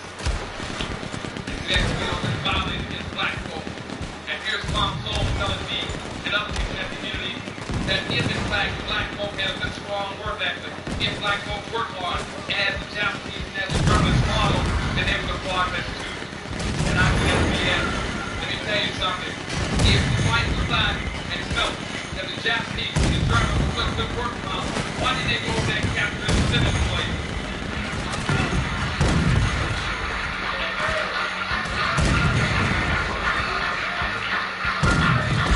Instead of going around criticizing non-people about being lazy slaves, you know, why would we spend that much time and energy to go over there and sit down 35 to 50 million black slaves and bring them back over here lazy and can't work? Why did they go get those Chinese, Japanese, and Germans and put them over here as slaves? But see, that makes white folks look dumb and spent 400 years trying to deploy, exploit, abuse my people by saying they're lazy slaves. Like, what incentive would I have to slave to work hard in the first place?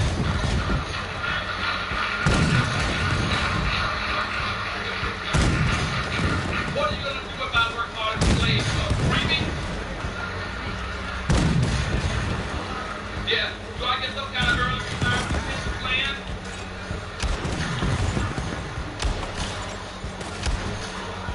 And a nerve of conservative blacks running around the country saying black folks are lazy slaves. That's what they should have been.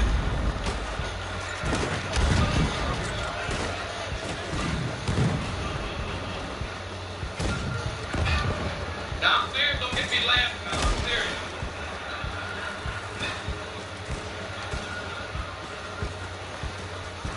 But let me go back and how they really got their wealth. See, because they got all these other games about there, so, you know, anti-government. They want to downgrade government. They want to cut the budget. They want smaller government. That's BS. No, see, what they think is that somehow black folks will be able to use government to get the wealth that they got. See, they didn't get their wealth the old-fashioned way they claim by working hard. See, up until the 1950s, the worst insult to a black or white person in this country was to be seen doing hard work by a black man. Now they run around claiming they are the working people. When did they do the work? And let me go back right now to tell you where they got their wealth from. So they got their wealth from three sources. The first one they got their wealth from black folk as commodity and as a slavery and as a labor-producing machine. That's where the first source of wealth from. The second source of wealth came from land that they expropriated from the Indians. And the third source of wealth came from governmental treaties, programs, and policies. That's where they got their three sources of wealth from, okay? Now, back in about the 14th, 15th century, white Europeans were poor, impoverished, and famine-stricken. They had nothing. But they found out by a little exploration that Africa was rich in natural resources. And so the Portuguese and some of the Spanish started going around the coast and picking up on a few of the habits of black chiefs that started at that time, like trading slaves. And it's unfortunate. Oh, don't die. And some of them still don't know anything. Don't die. They were enslaving their own people in the slaughterhouse. To show how much power he had over his people. And there's a good diplomatic relationship with anybody that came into the town. They said, well, before we trade anything else, we got to stop on the slaves. And see, unfortunately, at that time, a lot of our people in Africa did not see our unity and our togetherness based on color. They based it on tribes. So if you're from different tribes, everybody just mistreat you and abuse you as a black person. And we never would have been put into slavery except for three factors. If black folk had not been disorganized in Africa, if we had not had general unity, and if in fact we had not been imposed upon by every nationality, every religious denomination, and every government in this earth. Black folk are commercialized like no other human beings in the history of this world. So they went into Africa then, they began to pull blacks out and take the wealth under an arrangement they called a doctrine of unequal exchange, which means I would give you something of a less value and take what you got from you. And all of a sudden, after about 100 years, all of a sudden, so much wealth has been displaced out of Africa that Europe became resuscitated and began to thrive again by the 15th century. And they took all that wealth and began to build up Europe. And they came up with new concepts, new banking codes, new commercial codes. And they came up with one thing that's very important. They came up with a new concept called capitalism. Capitalism came out of black slavery. The money was being produced in Europe. So they took all that money, put it in Portugal, Spain, and then use it to explore the West. They sent people like Columbus west to try to find new land and new gold. They didn't send him here trying to look for religious freedom. He came to looking for wealth and power and money. And they took that off the black backs, the money that had been taken out of Africa. And just in the year between 503, the Catholic Church at that point in time condoned using blacks as slaves all over the world and not to use Indians. And then they shipped between 1500 and 1650, that 150-year period, they shipped over 15 million blacks just to Latin America and Mid-America. During that period of time, they used blacks in mining machinery in Mexico and Peru, Venezuela, Brazil. And just in Mexico alone, in that period of time, blacks dug out over 500 tons of gold and over 16,000 tons of silver. That made those countries power to be dealt with on earth. They came into the United States, they set up what they call a trading and a treatment center with all blacks coming to the Caribbean. They set up a premise that every black that was shipped out of Africa to the Caribbean to be treated, which means to be trained to go into slavery. They set up a system of making sure that every black slave that was shipped out of Africa, that they picked up at least a 1,500% return on their investment. Which means they were paying something like $25 per slave kidnapped out of Africa. They sold it for something like anywhere $300 to $400 per person to hit this country.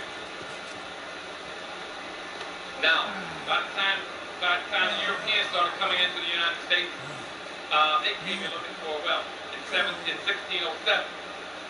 And most of them died in the first few years. They didn't find any wealth. By 1619, the first 20 blacks arrived.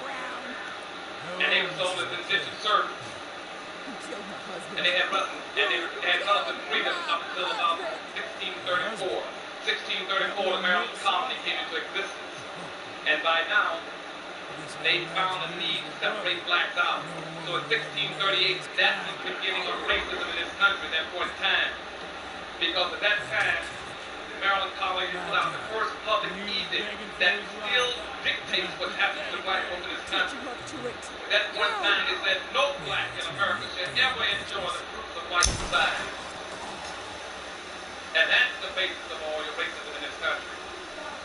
So between that point in 1655, the European governments were pressing the pilgrims in this country about finding some wealth, finding some plots, sending something back to Europe for the investment they were making in this country. And they couldn't do it. Thank you. The letters were going back to Europe saying, we cannot develop America because it would take us a lifetime just to clear the land, the trees, the rocks, the soil, the snakes. We don't have the labor to do it. Poor whites won't do it, and Indians got better sense of doing it. Then they went back in about 1660, they went back to that public edict in 1638 and said, we got a group of excluded people here. And so all the colonies by 1665 enacted enslavement laws that says, now, let's redefine black folk and put out a national public policy that shall last as long as this country exists. And that policy said that in the future, black folk shall constitute a subordinated, excluded, non-competitive, non-compensated, managed labor force for the personal comfort and well-building of white society.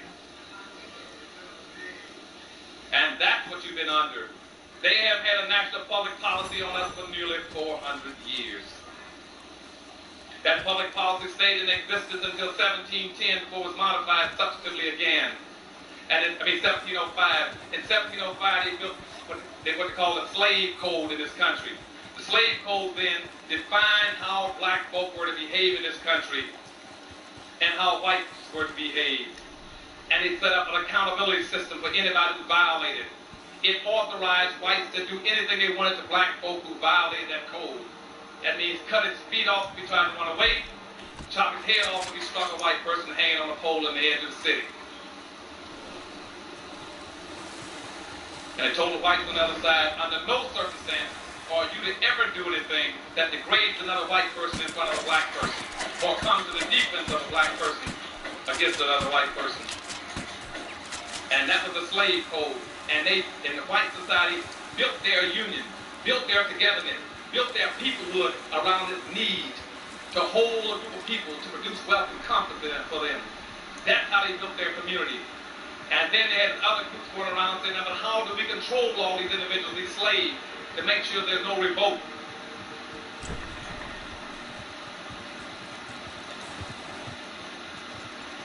Are you okay?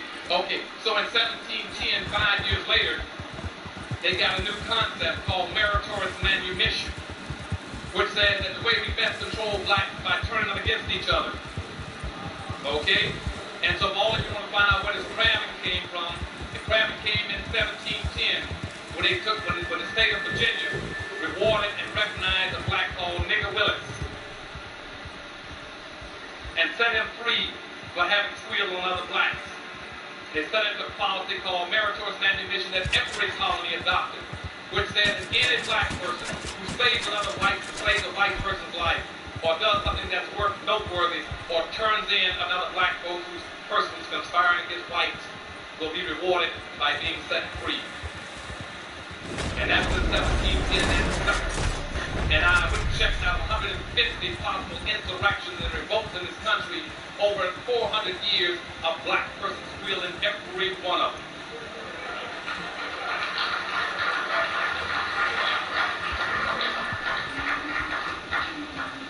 As I said this morning on the radio, ironically, they finally built a monument to that kind of a personality that stands presently up in Harper's Ferry. And that's where John Brown came into Virginia there to raise the armory and free black slaves. And there was a black slave sitting on the porch the night John Brown arrived in town. He jumped off the porch to run and alert the town. John Brown left free the slaves that killed him in the street.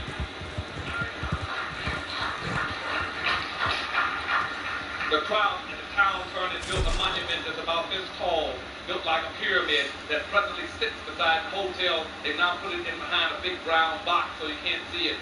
And what that monument says is, this is the kind of nigga we like. And we recognize him for that, gave him an honor. And that is the only monument that I'm aware of in this world that recognizes a Sambo.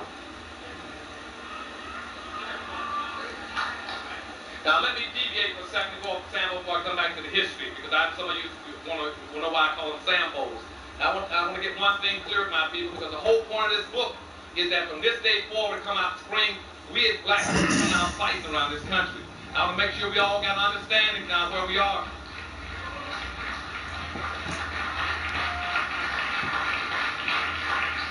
You see, I don't want my people going around anymore calling black folk Uncle Toms, okay? Let me tell you, see, Uncle Tom, according to that novel, was a good black, okay? Uncle Tom in that novel was a very strong, religious black man.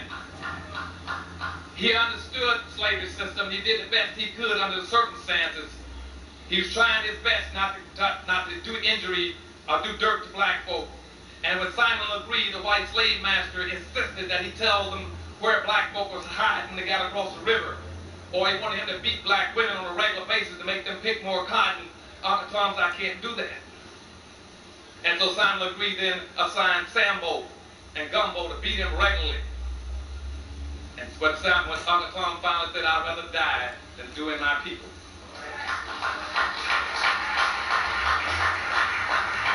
And you see, over time, since 1857, whites have switched that around on us, you see. So all of a sudden now, the guy who did all the beating and destruction of black folk, Gumbo, or Sambo, comes out to be anonymous. And Uncle Tom, who stood up for black folk, is unrecognized and called a dirty name. And in my mind, I'd rather have 1 million more Uncle Toms and no more Sambos. And throughout history, Sambos have proven to be our worst nightmare. Sambo is that kind of black that always find throughout the novel following the white master around saying, yes, master, I'll show you how to treat the coons. I'll show you where they hide. And every time the Union Army was coming down the road, Sambo was the first one running 10 miles out down the road to warn the white master, here they come, let's hide the silver. Let's hide the gold from them. And see, nowadays, we got the Sambos still doing the same thing. We still got those same Sambos running around now somehow thinking they hide white folks' silver and gold. Every time you look on TV, there's one thing, I'm against affirmative action. I'm against set-aside for black folk. I'm against any preferential treatment for black folk. I'm against welfare. Because I'm going to help save the white man's gold and silver. And I want my people tonight to start calling them what they really are. You started calling them Sambos.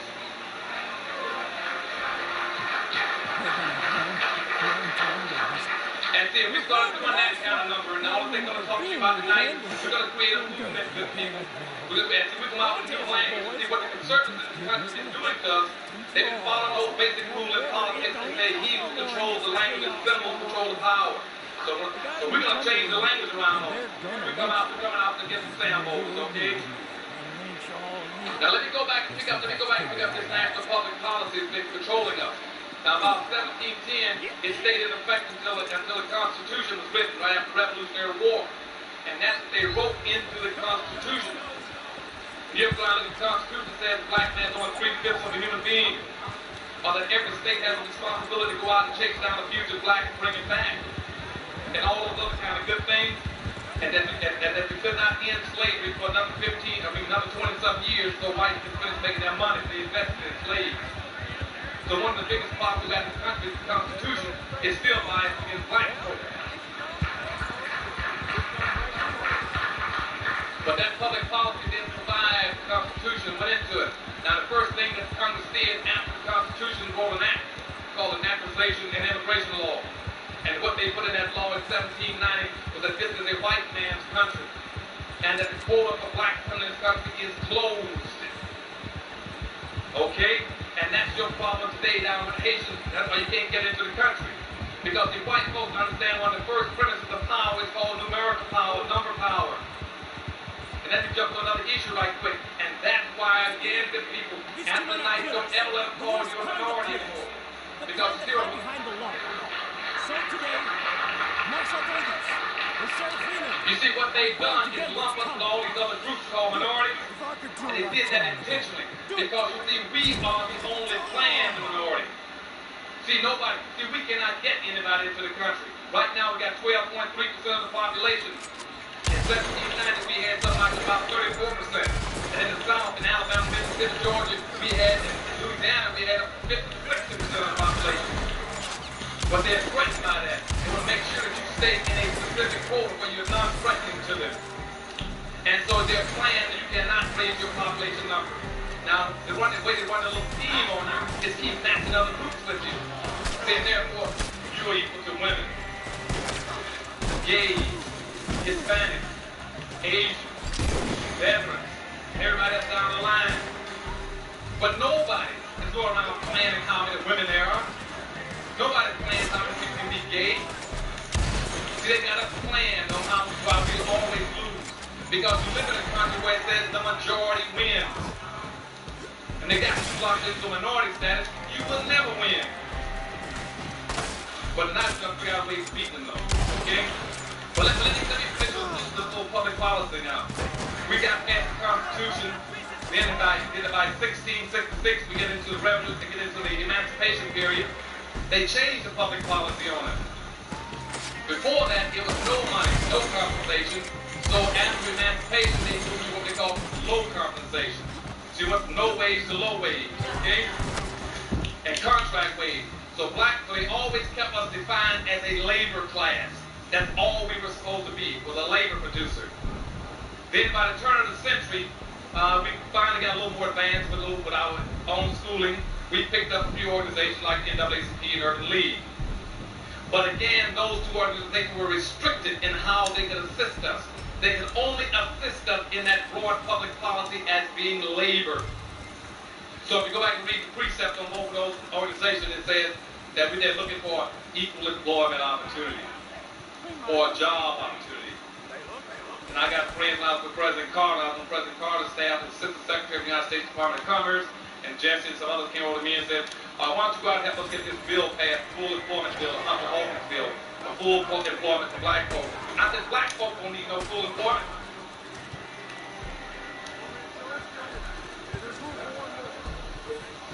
Black folk are fully employed, they're slaves. That's right. See, that's my line. And what we need, we don't need jobs, we need money.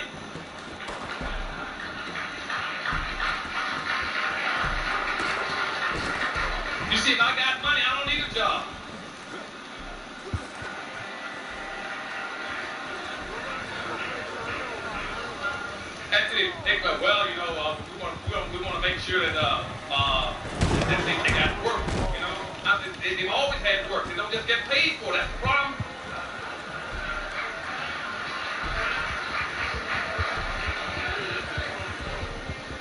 And so it kept us in that line all the way up through the 30s, and then at least Garvey picked it up about the 1930s and said, hey, hold on a second, why don't we get some businesses here? Because that way, you know, we can get perks, we can get capital gains, we can get tax write-offs, we can get profits, and they don't think about work. A job, all a job does is keep you one payday away from starvation and unemployment.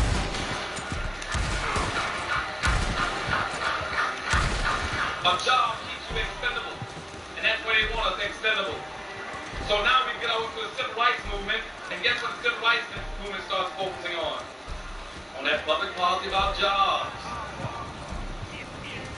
And guess what happened right in the middle of the civil rights movement about 1966?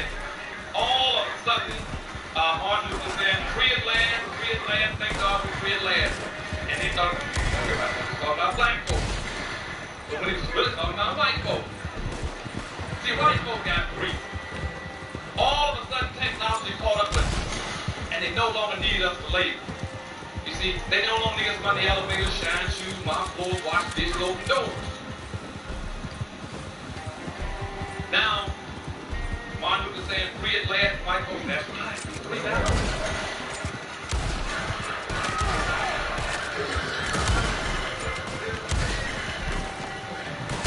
And so immediately the whites now they're taking that public policy and they got money. You know, they used to be our labor class, now they're obsolete. Now we gotta come up with, now they're obsolete, what we're gonna do. So what person they said, now we gotta make sure that all the public policies following this day in the 1960s, by the late 1960s, it must do three things. Every public policy since 1960 focuses on these three things. First of all, that we as a white society accept no guilt for what's happened to black folks. Point two is that we accept no responsibility for help, change their conditions.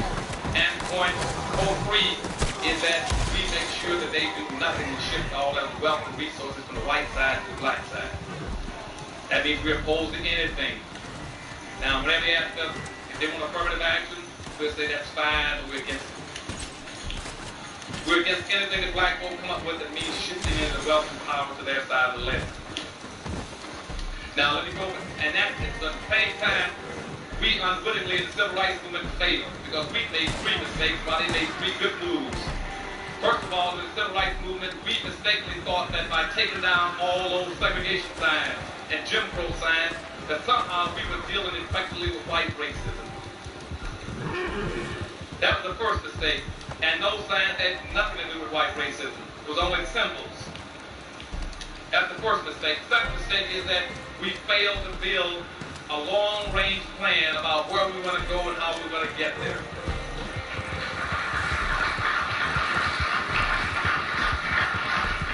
And 90% of black people discovered we didn't have the vaguest idea where we were going.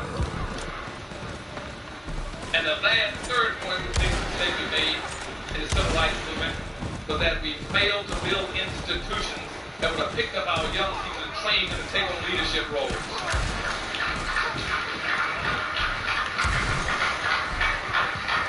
And now all over this country, I cannot express my profound amazement that black folks run around and say, what happened to our young people? The young people fell for the trap. You haven't done anything since 1966. This is 96. They don't know what's going on. And that's our fault.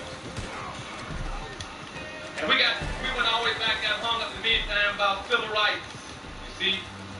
And somehow they told us, don't you all worry about economic development, business and money, power, and prestige, and all these other good things. You get those civil rights. Now, as a black person, as a black man, I don't know about the rest of my sisters and brothers, but I'm a consultant, see?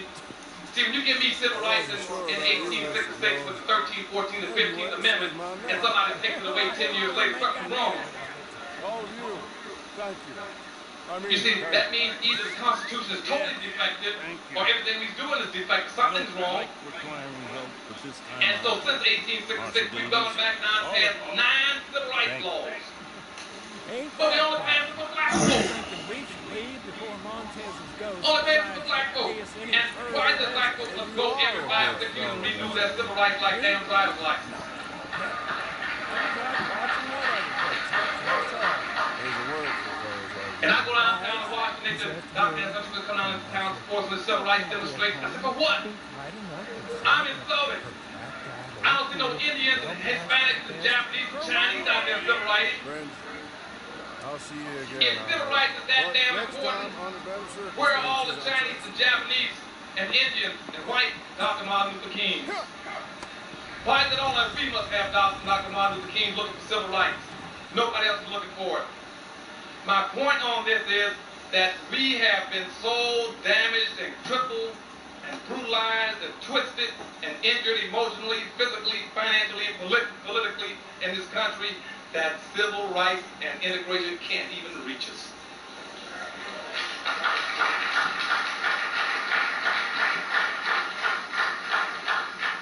Now, as far as civil rights are concerned, I got a civil rights right now to go into a store or into a hotel. But if I don't have the damn money, why am I going in there?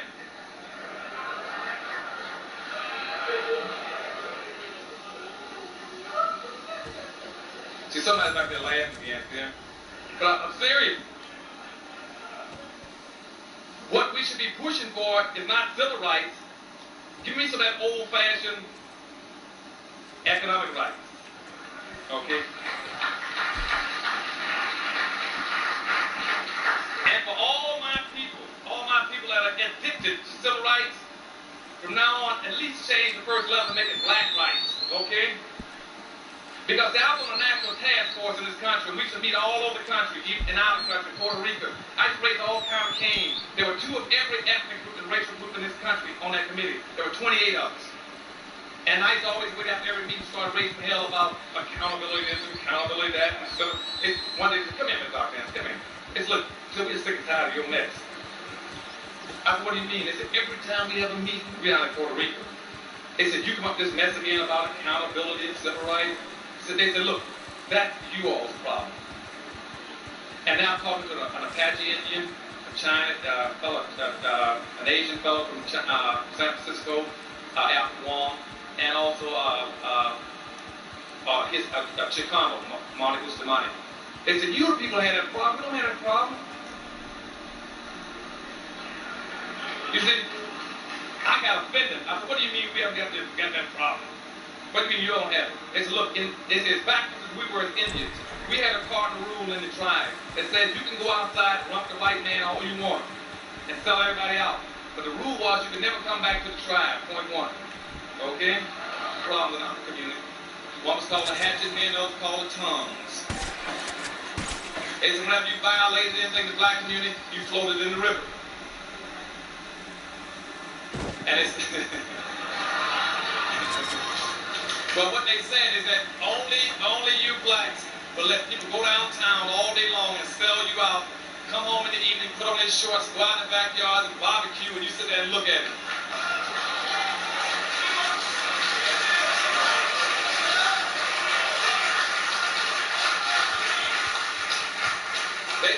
That's your problem, you see. But anyhow, let me go back to my national public policy, and then y'all have to stop me anytime you want to answer questions. I'm going to wade through all this, get some ideas to you. But up to about 1969, all of a sudden when Nixon got elected to office, and he said, how do we cover up this public policy now to make sure black folk don't wake up to what's going on? So he came up with a new concept called benign neglect, okay? Or what's commonly called callous indifference. And that started in 1970 when Daniel Moynihan made that recommendation. He says, time to take the focus off of black folk and put it on Indians and Puerto Ricans and Mexicans. It's time for us to bury black folk. And that went into effect. And it's what this new concept called minority. And equate everything to black folk and pretend it's all alike, that they're all equal. We start out, in 1965, the Title IV Amendment, Title IX in the Civil Rights Act, they stuck in this whole thing about women. And that was the second time they've done that number. See, they tried to do it in 1860 when they were giving blacks their freedom. women went down and campaigned against blacks getting their rights, saying, how can you let black folk rights and give them rights before women? They tried to kill it then, and it didn't work. They tried to kill it again later in 1966, and this time it did. They stuck it in as sex discrimination. And a Virginia Judge Smith, who was the Congress at that time, and some Southerners said that there's no way blacks can get anything before the woman gets it. So the women's issue put the black thing on the back burner. And if you go look at the results, you find that the women are constantly getting it. And mixing women with black issues is like mixing a headache with cancer. It's a headache. It might be a headache. It might be a headache being a woman, but it's cancer being black. And that's the whole issue, trying to mix those two. And the issues are totally diametrically different. And don't you as people let them mix this over with you anymore. Let me explain it to us. Okay? Now, the difference is that black folk in their public policy were designed to be producers. Okay? They were to produce. But when I told you about 1638, they could never enjoy the fruits of the labor. So blacks produce, never enjoy anything. It's just the opposite with women. Women were denied an opportunity to produce. They could enjoy anything anybody came up with. And they sat on that same porch and drank those mint juleps while black folk picked cotton. And the issue in this country in slavery had nothing to do with women and sexism. It had to do with maleism. Approximately 67% of all the slaves brought into this country were black men. That's who they were trying to dominate. And they're trying now to exterminate them. That's who they're after. Because they know that if you deal with them effectively with the black man, the white woman and her children are vulnerable to do anything with them. And if you go right now and look in prisons, you'll find that the conditions in this country, contrary to that first myth about black progress, have not changed one iota from 1836. I went and checked in 1836 and found out in prisons up north, all over this country, where black folk made up approximately 2% of the population, that they made up somewhere between 42 and 52% of all the prisoners. 42 to 52% even only made up 2% of the population. After looking at the health care in this country, I found out even though black was making up something around Boston, Philadelphia, Cincinnati, they make up again less than 2% of the population, that the black death rate was 100 times greater than the whites, who make up 99% of the population. But blacks who died from cellular disease and all other kind of diseases and illnesses, starvation and malnutrition. I would look at the welfare rolls, see what they were doing to black folk. And I found out, take one of the biggest cities like Cincinnati, where in a given year, they gave 3,219 cases of welfare assistance in this country. 3,219 cases in 1 year welfare. And out of those 3,219, only 10 were black. And those 10 only got their burial expenses. So what I'm saying to you is that I looked at the wealth level in 1860. In 1860, the wealth level hasn't changed in this country. Where's the black progress in that myth? In 1860, on the eve of the Great Civil War, black folk controlled less than 1/2 of 1% of the wealth in this country. Now, after a civil war, emancipation, World War I, Reconstruction, World War II, Great Depression, Korean War, Vietnam War, Civil Rights Movement, that their wealth has not shifted one iota. Because whites got such a lock on it.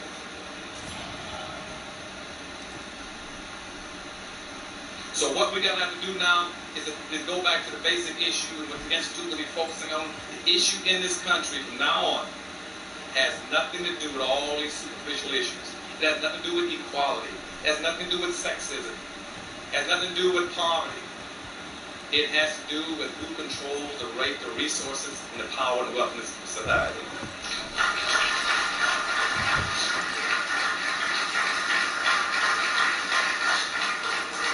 Now the problem with it is that we got something like about 20 years, not 20, we got about 17 years left. By the year 2013 or 2015, we're going to be done in. Now listen to what I'm telling you, this is tremendously important when you walk out here tonight. We got a very short time to turn it around. That's what this recent election is about. That's that new book on the market called The Bell Curve is about. Okay? What it's saying is that black folk are a waste of time.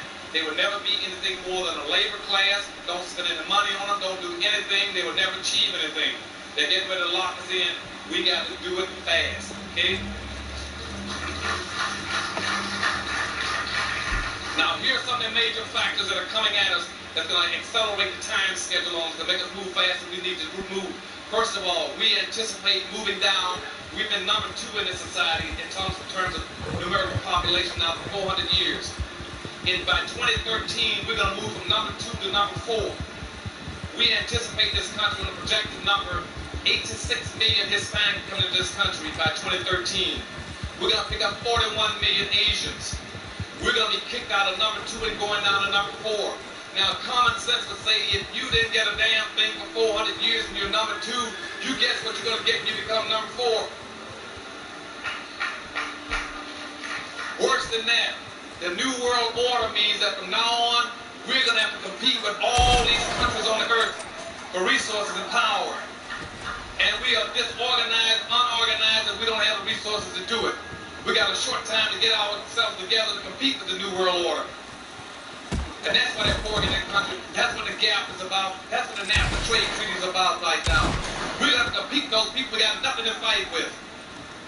And the time for black folks shucking and jiving is over.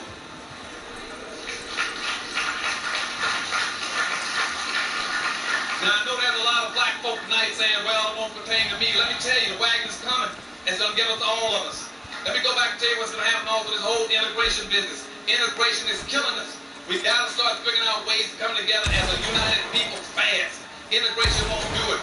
Separation won't do it. We got to find a middle course that's based on our experiences, our needs, and our aspirations fast. I'm not sure what it's going to be called, but we got to find it. Integration is nothing but another form of segregation in smaller pockets to make you even smaller, less powerful. Okay? Secondly, integration now is sapping your brain power.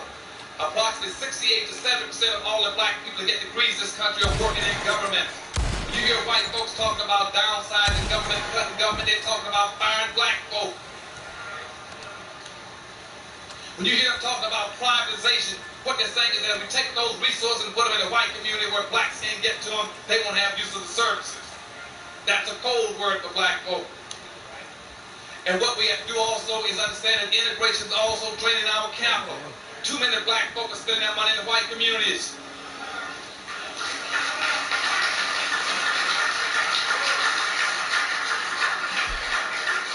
The cardinal rule is your money must bounce 8 to 12 times before it leaves your community. It must go to at least 8 to 9 black hands every day before it leaves the black community.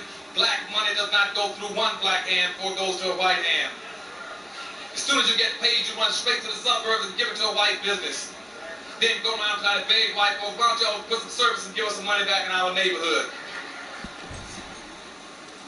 And what we're doing, we're committing suicide and homicide at the same time. Anytime you take your money out of your community and give it to anybody other than a black person, what you've done is commit suicide because you no longer get your hands on that money anymore. And you commit homicide because they turn around and use that money against you. And what we're doing is providing white folk with the opportunity to live off of dual incomes. They live off of 100% of their income and 95% of ours.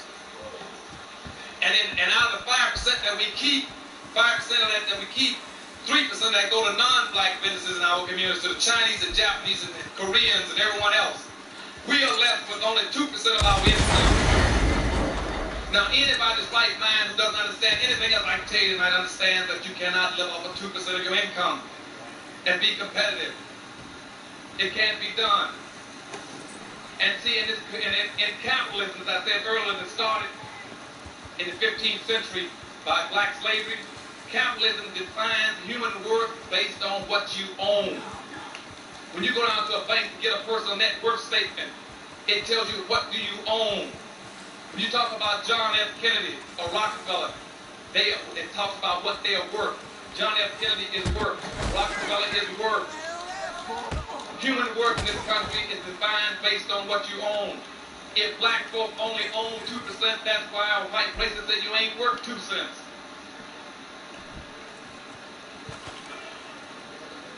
So what we have to do is to make sure we pull our wealth back into our community. And all our businesses in our community are now serving in the retail industry. They are vulnerable. You cannot operate strictly off of retail industries and be competitive. You got to back down the line and do vertical businesses.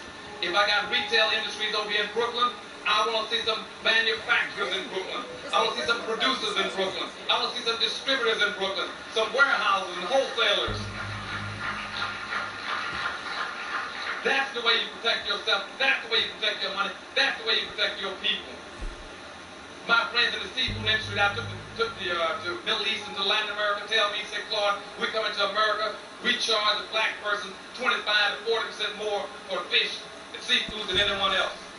They pay a black tax.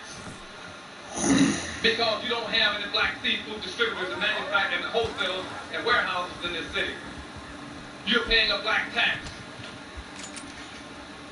So don't just think about business about going to retail. Somebody in this city got to start doing some heavier stuff.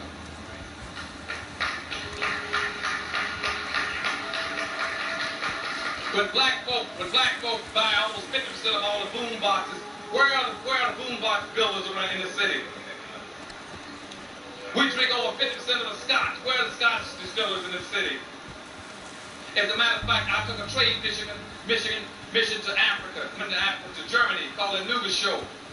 And I took 16 people, and I could not find any black producers or manufacturers to go with me. 2 of those 16 whites, one was producer of sweet French fries, sweet potatoes, and the other was selling like peanuts, different kind of peanuts. Both of them sold for $4 million each in 2 days in Germany. Now, I was hurt. Not only because I couldn't take any black folk, I was hurt because back in 1940s, a black man named George Washington Carver took a peanut and sweet potato and created 257 products. He created 257 products 1940, 50 years ago, and now as black folk, all we do is when we touch the peanut and the sweet potato is to eat it. Where are all the black watchmakers? We all got watches on our arms. Where are all the black sunglass makers and clothes makers and manufacturers? Every group that comes in this country cut a niche for itself, a cultural niche. The Jews moved in and took over the professions in the jewelry industry and the garment districts. Italians took over the naval yards, shipyards, and docks, and the fire departments. Irish took over the liquor distilleries and the bars and the police departments. Chinese took over the restaurants and the cleaners. And what did we take over? We got problems. And see, the problem is going to be, again, we got to do something fast. We got approximately 38 million people in the United States right now. And I just got a TV show in Detroit, Michigan. They were asking about black leadership, the need for the Harvest Institute. You tell me one thing right now. We got 3 organizations in this country that are pretty noted. NAACP is almost defunct. Urban League is invisible. And the Rainbow Coalition is nothing but a figment of Jesse's imagination.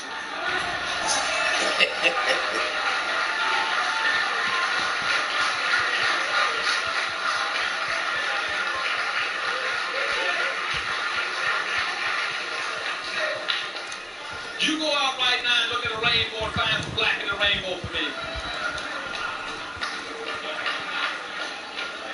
You see, those groups haven't got any interest in working with us. You see, that's why I told you earlier when you started hearing talk about civil rights, they talk about Latino rights, women rights, veteran rights, gay rights. Only we talk about civil rights. You start putting black rights in there. And they start talking about integration, you said, no more of that social stuff. Now, I don't want that social integration. I want some of that economic money integration. That's the only kind of integration we'll have from now on. No more of the other stuff. I got people telling me, well, you got to quit focusing so hard on money, Dr. Anderson. Say, money ain't everything. I said, what is it? She said, well, money can't buy you love. I said, let me tell you, without finance, there is no romance.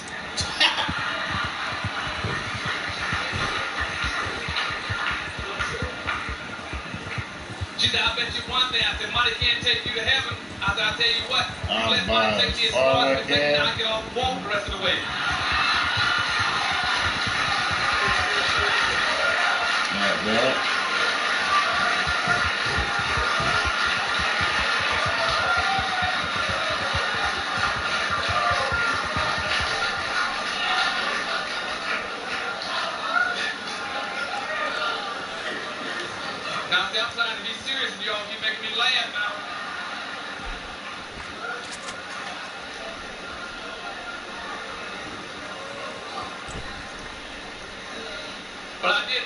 admit that I did agree with her on one point. She said, let me tell you one thing. She said, as far as I'm concerned, you can say anything you want that's smart. She said, but I tell you what, she said, money is the root of all evil. I said, you got me there, you're right. I said, because when I don't have any money, I am evil.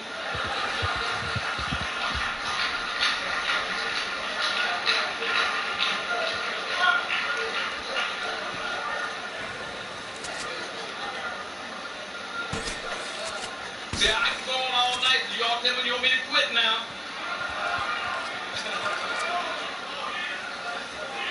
Oh. Now, see, let me get to a few other points that we have to get into now. Now, as I said, watch that minority category. Get us out of that as fast as you can. Get us out of civil rights. Get us out of immigration. Also, what I want to do is start becoming a little more proactive. When you hear these conservatives like Russ Limbaugh talking about they are against government. They are against government intrusion into our lives. They are against preferential treatment. They are against set-aside. They are against quotas. Let me deal with that very quickly. Preferential treatment, what they fail to understand, and they think that we are dumb enough not to know any better, is that discrimination against black folk is preferential treatment for whites.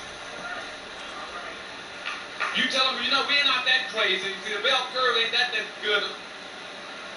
Anytime they discriminate against you as a black person, they are exhibiting preferential treatment for whites. And the way you get them, you say this, you say, are you all still discriminating in housing? They say, yes. Are you still discriminating in banking? Yes. Are you still discriminating in jobs? Yes. Because every time you discriminate, that's preferential treatment. So what I want as a black person, I don't want any equality. And I don't want my people to have any equality. I want that good old-fashioned preferential treatment to be given to white folk. You see, they came into this country, they set up all the land laws, they set up it strictly for whites. They had land grants, head rights, and homesteading acts that said only whites can own land, only whites can vote, only whites can do this and that. That was preferential treatment for white folk. We want some preferential treatment. When they say that they're against set-aside, right now I always find we're against set-aside for black folk for 8 days and this and that for businesses. Let me tell you, Jim Crowism and segregation was nothing but a set-aside program for white folk. That's all it was. They set aside all the best restaurants, all the best water fountains, all the best toilets, the best party bus and everything else only for white folk. Don't let them tell you they're against set-aside programs. They say they're against quotas. They got us quoted out of it coming into the country. They're not against quotas. So the issue now on all this new conservatism you're going to hear in Washington when I get back there about how they're going to downsize government, they're going to change government. What white folk are afraid of, my good people, is this. They know that only 2 occasions when government intervened into the marketplace, it helped blacks. It got blacks out of slavery, and it gave us desegregation, okay? And they know if they can get rid of government and downsize government, there will be absolutely nobody to come to the defense of black folk. They know that otherwise we are powerless. There was no one going to come to our aid. They've got done in liberalism till there's nothing left. That's what they're up to. That's what they want, is to make sure we have no help and assistance. The Jews at one time were partially, there are a few Jews that were our allies. They have made enough money now, they've become conservative.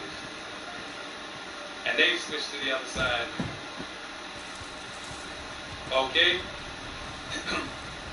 Let me get a couple other points and I'll give it up. Last thing is that is in politics. As much as possible, try to encourage all our politicians to make 3 changes in politics. First is that do not vote for anybody who's unwilling to practice quid pro quo, which means something for something. If you're going to give me your vote, you want something specific on the table, you get that in writing with your community up front.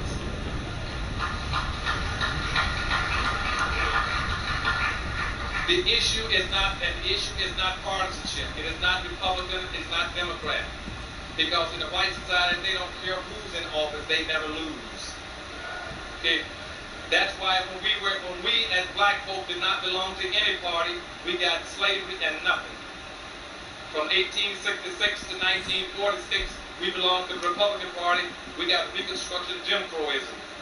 And when we belonged to the Democratic Party from 1946 until 1996, we have got nothing but benign neglect and indifference. So So it says the party is not the issue. The issue is racism. That we do not, as black folk, have an effective way of dealing with white racism, and that's what the Institute is about, and that's what this book is about. It's trying to arm my people so you can read through their code words and understand what they're up to, so that you can beat them at the corner.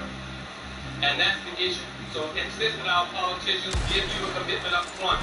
If they don't, then you start to recognize that we will form an independent party, and we will offer our services to the highest bidder.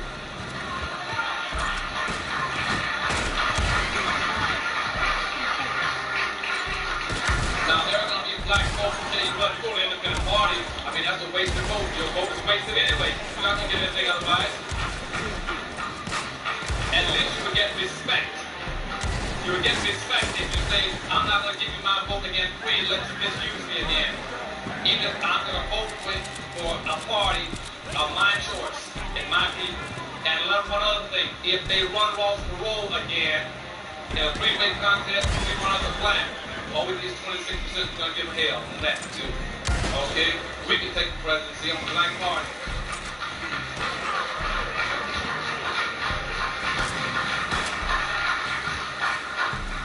And the last thing is try to move away as quick as we can from poverty politics. Okay? Don't practice poverty politics anymore. Because all we're doing is to make our people feel comfortable. You cannot eliminate poverty. Because poverty is a given. It's just like it's fixed. It's like an up, down, north, south, right, wrong, rich, poor. You cannot eliminate poverty. Jesse wants to eliminate it. You cannot eliminate poverty. So poor people's march won't do anything.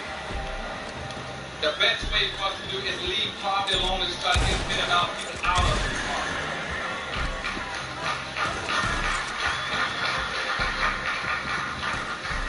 And that's why I'm pushing for economic power of blacks in this country, because I believe very strongly that poor folks cannot help poor folks. All you do is make you feel good. If I'm in a ditch, don't make me feel good. Get me the hell out.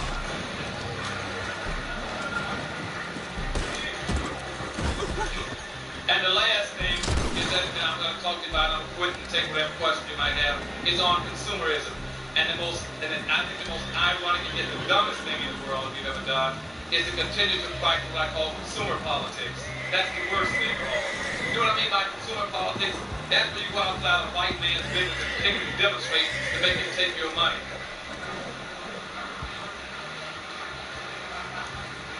And get upset.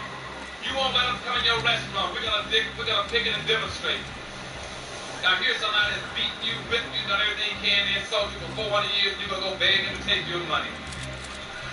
What we need to do is practice producer politics, which means we're going to start producing, and then we're going to put the hammer on them, okay? And you can start on some of this stuff like all these black entertainers, for instance. We control something like about 87% of all the basketball players, about 75% of all the boxers, about 63% of all the football players, about 50% of all the baseball players. But they're only in the labor class. You start to move beyond that to the ownership, to the managers, to the coaches, to the stadium owners, all this stuff. There are no blacks. And you tell me right now, how can we go around and brag about all these black entertainers, and then I go around and find that all the equipment and all the uniforms are being made by Taiwan and Korea and China? Why aren't those industries in the black community? If we got all those blacks dominating those sports, why aren't we dominating the factories in the black ghettos? And somebody, as consumers, need to go to all those black athletes. Let me tell you something. We're supporting you coming to these basketball games, these football games, but in the future, you better stop asking for these big damn raises and start telling the people, you better start giving black folks opportunities to make the basketball and make softball and make gloves and equipment and stuff. So get our factories going. And someplace those black sports figures need to get the word and start looking out. All they do is looking out for themselves now. They must get the word, and they owe it to the black community to start producing something for us. And the same thing goes for black entertainers too. We're all the black record companies and manufacturers and distributors that should be in the black community hiring our own people.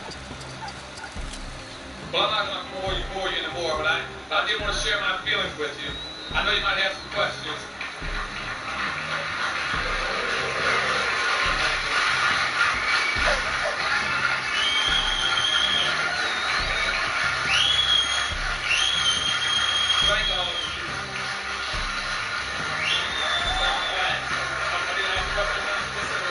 Okay. See again.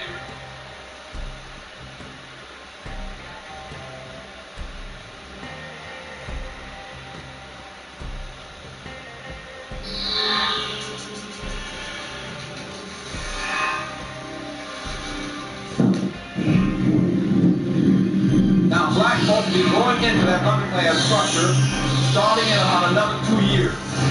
Once we go into it, we'll be locked and frozen in it by the year 2013 or 2010, that general time frame. You got, we got, all of us got about 2 years to either get our act together or hang it up. If we don't do some very specific things in that next 2 year period, we will not get out of it, and winter's going to close on us. Now, what's going to drive us into this underclass structure? First of all, are the legacies of slavery and Jim Crowism. We're still bearing the burdens and the scars. They were never corrected. That's one of the failings of our leadership in this country. They had the nerve, the audacity to let black folks suffer for 460 years at the end of the civil rights movement, rather than going back and saying, let's find out what has happened to black folk for 460 years. Have they been psychologically, emotionally, politically, educationally damaged? Nobody spent 1 minute of time trying to figure out what had happened to black folk over all that period of time. So in the course of the civil rights movement, they end up, they say, well, let's pretend that nothing has happened to them, that they were not injured, they were not hurt. And now let's go seek integration, pretend that we're all equal.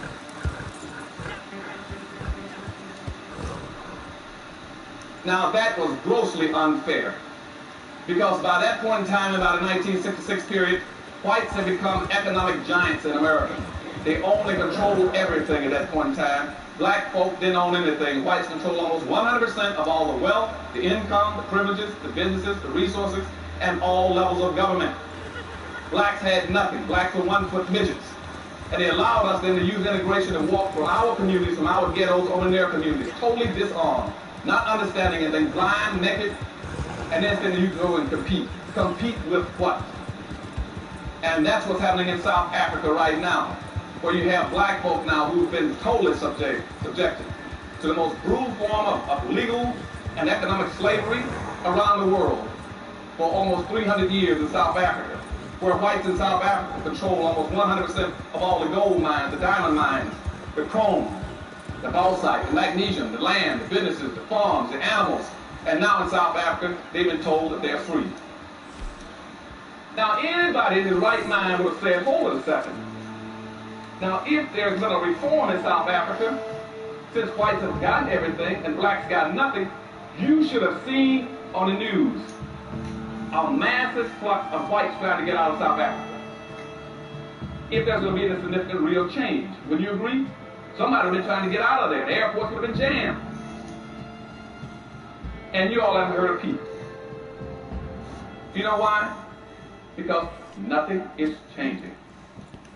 Because in South Africa, the dominant, arrogant white society that's been so brutal to black folks still owns and controls 100% of all the gold mines, diamond mines, silver mines, chrome, bauxite.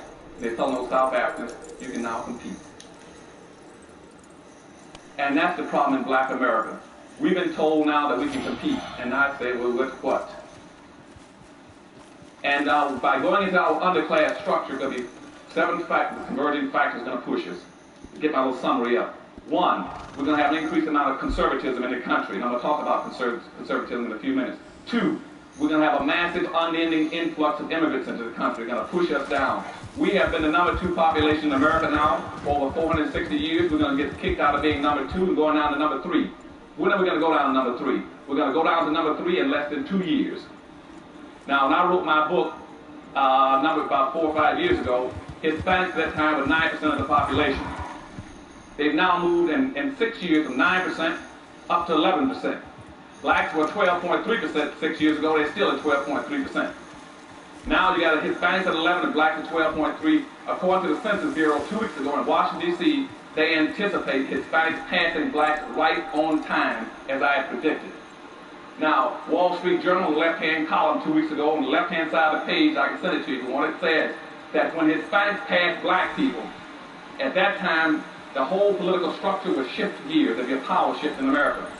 that nobody's going to go to black folks to ask them anything anymore because you're no longer the dominant minority population. They're already preparing for this. They're already creating all kinds of major programs around the country where they would go and check with Hispanics about anything they want to know about minorities. Black folk will get their information through the Hispanic Society. Then by the year 2005, the Asians are going to pass black folk. Then you're going to get kicked from being number 3 down to number 4. At that point in time, you're locked in and frozen with everything you need. You will have to pass through those 2 groups. And those 2 groups do not have your interest at heart. They don't understand your problem and don't care about it. If you can't compete, they're going to say that's tough. And so what we're going to try to do today in dealing with that one issue, as well as conservatism and the problems of technology in America that's also going to make us push us out of class, is to teach you how to compete. We got to understand we got these problems, but you got to understand where the problems came from. And I want to give you a real fast education today, because the real cue, the real clue to liberation is not only education, it's re-education. And that's what we're going to talk about this morning. I'm going to show you how we got into our dilemma and how we got out of it, how we must get out of it. Nothing has happened to black folk by accident. Everything that's happened to you has been systematically programmed through what I call social engineering. You're a victim of historical social engineering. Now let's go back and start dealing with some of these issues. And a lot of these will you also find covered in my book, Black Labor, White Wealth, and the other 2 books I got coming out this year. One is called Dirty Little Secrets, and the big one is called Powernomics. How do you do it? And Powernomics, you want to know what Powernomics is? We're going to talk about it a little later. Powernomics is teaching my people how a new way of seeing, thinking, and behaving. And that's what the whole thing will be about this morning. You got to change the way you're seeing, thinking, and behaving. Why? Because I said we've been locked into an underclass structure. Because we've got 2 major problems in America. One problem is that maldistribution of wealth and resources that I told you about that's in South Africa and America, where whites only control everything. That's not one problem. The second problem we're going to talk about this morning is the inappropriate behavior pattern of black folks. Those are the only 2 problems you have. I don't care what anybody else talks about in America. It's not worthwhile waste your time. The problem in America is not drug abuse, crime, low-income housing, public housing, food stamps, welfare, teenage pregnancy. Those are symptoms of a problem. The symptoms are the fact that you don't only control anything to run, you control your lives. That's the problem. And the second thing is inappropriate behavior pattern. And before I get into the inappropriate behavior pattern, let me define that for you. Now, I'm in current day terms, I might call it the Rodney King syndrome. It's pretty familiar to most of you. That's when somebody pulls you out of a car, breaks your jaw, breaks 3 ribs, cracks 2, knocks out 2 teeth, gives you a concussion, breaks your wrist, breaks your kneecap, and stomps you. You say, why can't we all get along? That is inappropriate behavior. Or if I'm in Detroit, Michigan, and when I was there, functioning as an assistant police commissioner during the riot, I was working on riot possibilities and techniques in the city. I get a call down by the people who had been involved in a couple of murders. And he said, look, I didn't have anything to do with it. And I just there, I witnessed it. I said, what happened? Well, you see, they had a disturbance in Detroit, Michigan. And the police broke into a motel and found 2 black boys in there with 2 black girls. And they didn't like that, even though they went in a black neighborhood. They had paid for the room. It was their right to put them wherever they wanted to be, between them and God. But the police officers were white. They were very disturbed about this. So what they did, they took those 2 boys on a Friday. They beat them all day Friday. They beat them all day Saturday. Then by Sunday, they got them tired of beating them. They came over to go and kill them. And so one of the officers picked up a rifle, and hit the oldest black kid in the back of the head with a rifle. He was only about 22 years of age. Hit him so hard that it knocked one eye completely out of socket and bulged the other eye and broke the rifle socket. And the poor kid fell out on his knees and crawled around and found the broken socket and rifle. And his knees held up and apologized for having a hard head. That is inappropriate behavior. The question should have been, why are you brutalizing me and killing me? What have I done to you? And so that kind of inappropriate behavior is what we've been systematically programming to discipline as black folks in a very highly competitive society. So what I want you all to start thinking about today, and all throughout my speech today, is not who you're against, but who you're for. I want you to understand that you're in a very highly competitive situation. You're going to be competing to survive and prosper. And that's what racism is all about. Contrary to what anybody tells you, I just saw definitely the racism in New York, in the Washington Post last week by a noted columnist who was conservative. And what he was really talking about was prejudice and discrimination. He wasn't talking about racism, but he was mystifying the word. That's why I finally figured out why he's always on the wrong side of the issue related to black folks. He thinks that a black person can be racist. A black person cannot be a racist. Racism is a powerful relationship between groups of people. That's all it is. It means that one group of people have control of so much wealth and power and resources that it can deprive certain injured and exploit another group to benefit itself. Never in the history of earth have black folks ever controlled that much resources and where they can have gone out of their way to exploit injured and stuff of whites. So therefore, racism only started in the 16th century. We began to commercialize slavery against blacks. That's when racism started. There was no such thing as racism before that. The other thing, and before I get into my presentation, you got to understand racism also comes from the word race. Race means group. So whenever you hear people talking about now, you cannot prove racism because somebody fired from a job, they are absolutely right. And the power structure and all the white think tanks in Washington know that. That's why you can no longer prove racism. Because racism does not apply to an individual, it applies to a group. And because I discriminate against you, that's individual, that's personal. It's not group-based, and so you can no longer prove group-based discrimination. The second thing about the word race, remember also, which is very important for our discussion today, is the word race means being in competition. See, they didn't pick house, tree, car. They said racism. Race means being where people are competing from here to there. And we're in competition. That's what racism means. Black people must learn how to compete or survive, or not compete and perish. And so this morning we're going to start talking about what we got to do. Now let's go back to when all this, where did it start? Let's go back to where it started. It all started in Africa. And as I go through all this, I want you all to keep some points. And I'll stick our finger there. Remember those points. Those are the points that will be hurting us today. Those same points I'm going to articulate to you today. Now, all this started in Africa. Let's say about 1441. There was a guy called Henry the Navigator who went around the coast of Africa and he found some slaves and traded some slaves off. And he brought them back to Europe. And he took them back to Europe and he gave them to the Pope as gifts. And the Pope and the Catholic Church were so beautifully appreciative of these slaves that he then said, since you've given me these slaves, what I'm going to do now is award you 300 miles of the coastline of West Africa, which is now called the Gold Coast.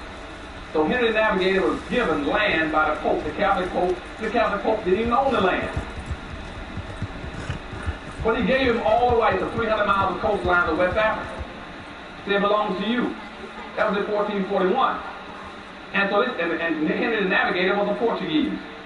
So he began to try to encourage other Portuguese to go around and try to find some more slaves. So this is a good thing. We own all that land around there now. By 1487, the Pope then said, aha, so many people began to pick up slaves. He said, what I'm going to do now is put out a public declaration and officially declare slavery to be a legitimate enterprise. And the Catholic Church was the first one to do it. Now, why is this important? Because you see, up until that point in time, slavery was never based on skin color. Slavery was based on three things to put you into slavery. One was an indebtedness, where you owed somebody something and not paid it all. Two was that you were through religious persecution. Or three, you were a prisoner of a war or conflict, and you were now a captive, and they were forcing you into labor. Those were the only three reasons you could get into slavery. Until the Catholic Church put out this declaration. And now they added a fourth variable, which says color is now a factor. Now that's very important, because the Catholic Church now had, in previous slavery, in the early part of the century, let's say immediately after Christ was born, the Catholic Church played a very pivotal role in saying as a religious institution, we got an obligation to even to represent those who were slaves.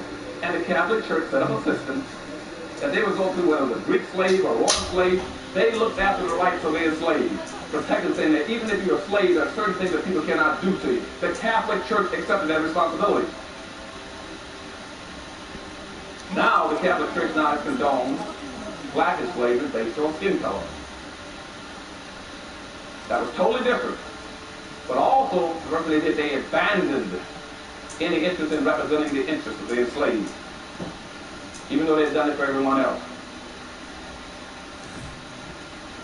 And all of a sudden, the problems began to develop in Africa. Other religions began to join in. So people say, well, Dr. Evans, how were you able to enslave us? Because we were doing some things wrong in Africa. As the other religions joined in to start enslaving blacks, so did other nations, so did other ethnic groups. And black folk were totally ill-prepared to deal with it, because we've been doing some things wrong in Africa ourselves. See, going back to about 765, the Muslims have been trying to get into Africa for the longest, because they'd heard about all the gold and silver and the wealth of Africa. And the Muslims have been going around, the Arabs are going around Africa, trying to conduct holy wars against dark-skinned people to get access to the resources. And starting in 765, not 17, but in 765, the Arabs started enslaving black folks. They enslaved on an average of 1 million blacks every 100 years and shipped them out of Africa. So now if you start counting from 765 on the present day, that's over 1,300 years. That means over 13 million blacks just shipped out of Africa just by the Arabs alone. And the Arabs are still shipping blacks out slavery. You go to Ethiopia and Mauritania, you now find, in Sudan, you still find blacks being sold by Arabs for blacks about $475 a piece. So Arabs have been selling blacks now for over 1,300 years. So but when we get around 900, though, a few years after, 200 years after that, the Arabs are still trying to penetrate the blacks to get their wealth. And blacks have got an international reputation to be one of the wealthiest nations on earth, talking about walking on streets of gold. And so from 900 up to about 1400, they live reasonably well, because people were afraid to penetrate Africa. Because blacks also had a ferocious reputation for being invincible fighters. They were scared of the jungles and the black warriors. So no one went into Africa to get them, but the Arabs were still trying to get in, get access to the wealth and resources.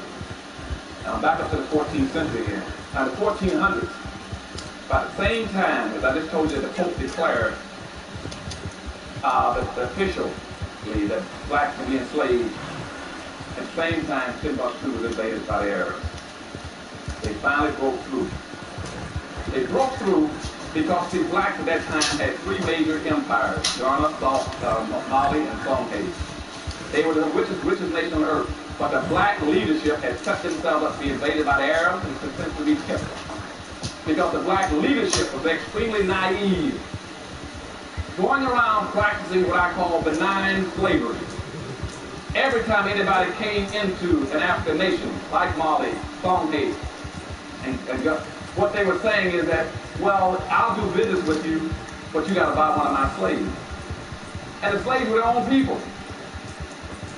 And they were playing games with slavery. And well, it's a tribe, these are different tribes all in slavery. But the slavery that blacks were practicing was not the same vicious kind of slavery that came later. But the fact that they were playing with it, condoning it, and willing to sell their own black folk out naively. Now the question becomes, why were they doing it? Okay, why were they doing it? They were doing it trying to impress people with their power, how strong they were, saying that I would do business with you, but let me show you how strong I am. I got 3 or 4 blacks in the back, and where you buy them from? And then I'll sell you some gold and silver. And what people were impressed with was not really their power. They were impressed with the fact that you had absolutely no interest as a leader in your own people, and felt no responsibility for their welfare. And so when that got out, then all those countries, I said, once the Pope condoned slavery, they began to flow into Africa, because they knew the black leadership did not feel the strong togetherness, the willingness to protect their own people, to look out for them and lead them, and would willingly sacrifice them. So Africa fell wide open And people poured into Africa after the Pope declared slavery legal in 1480.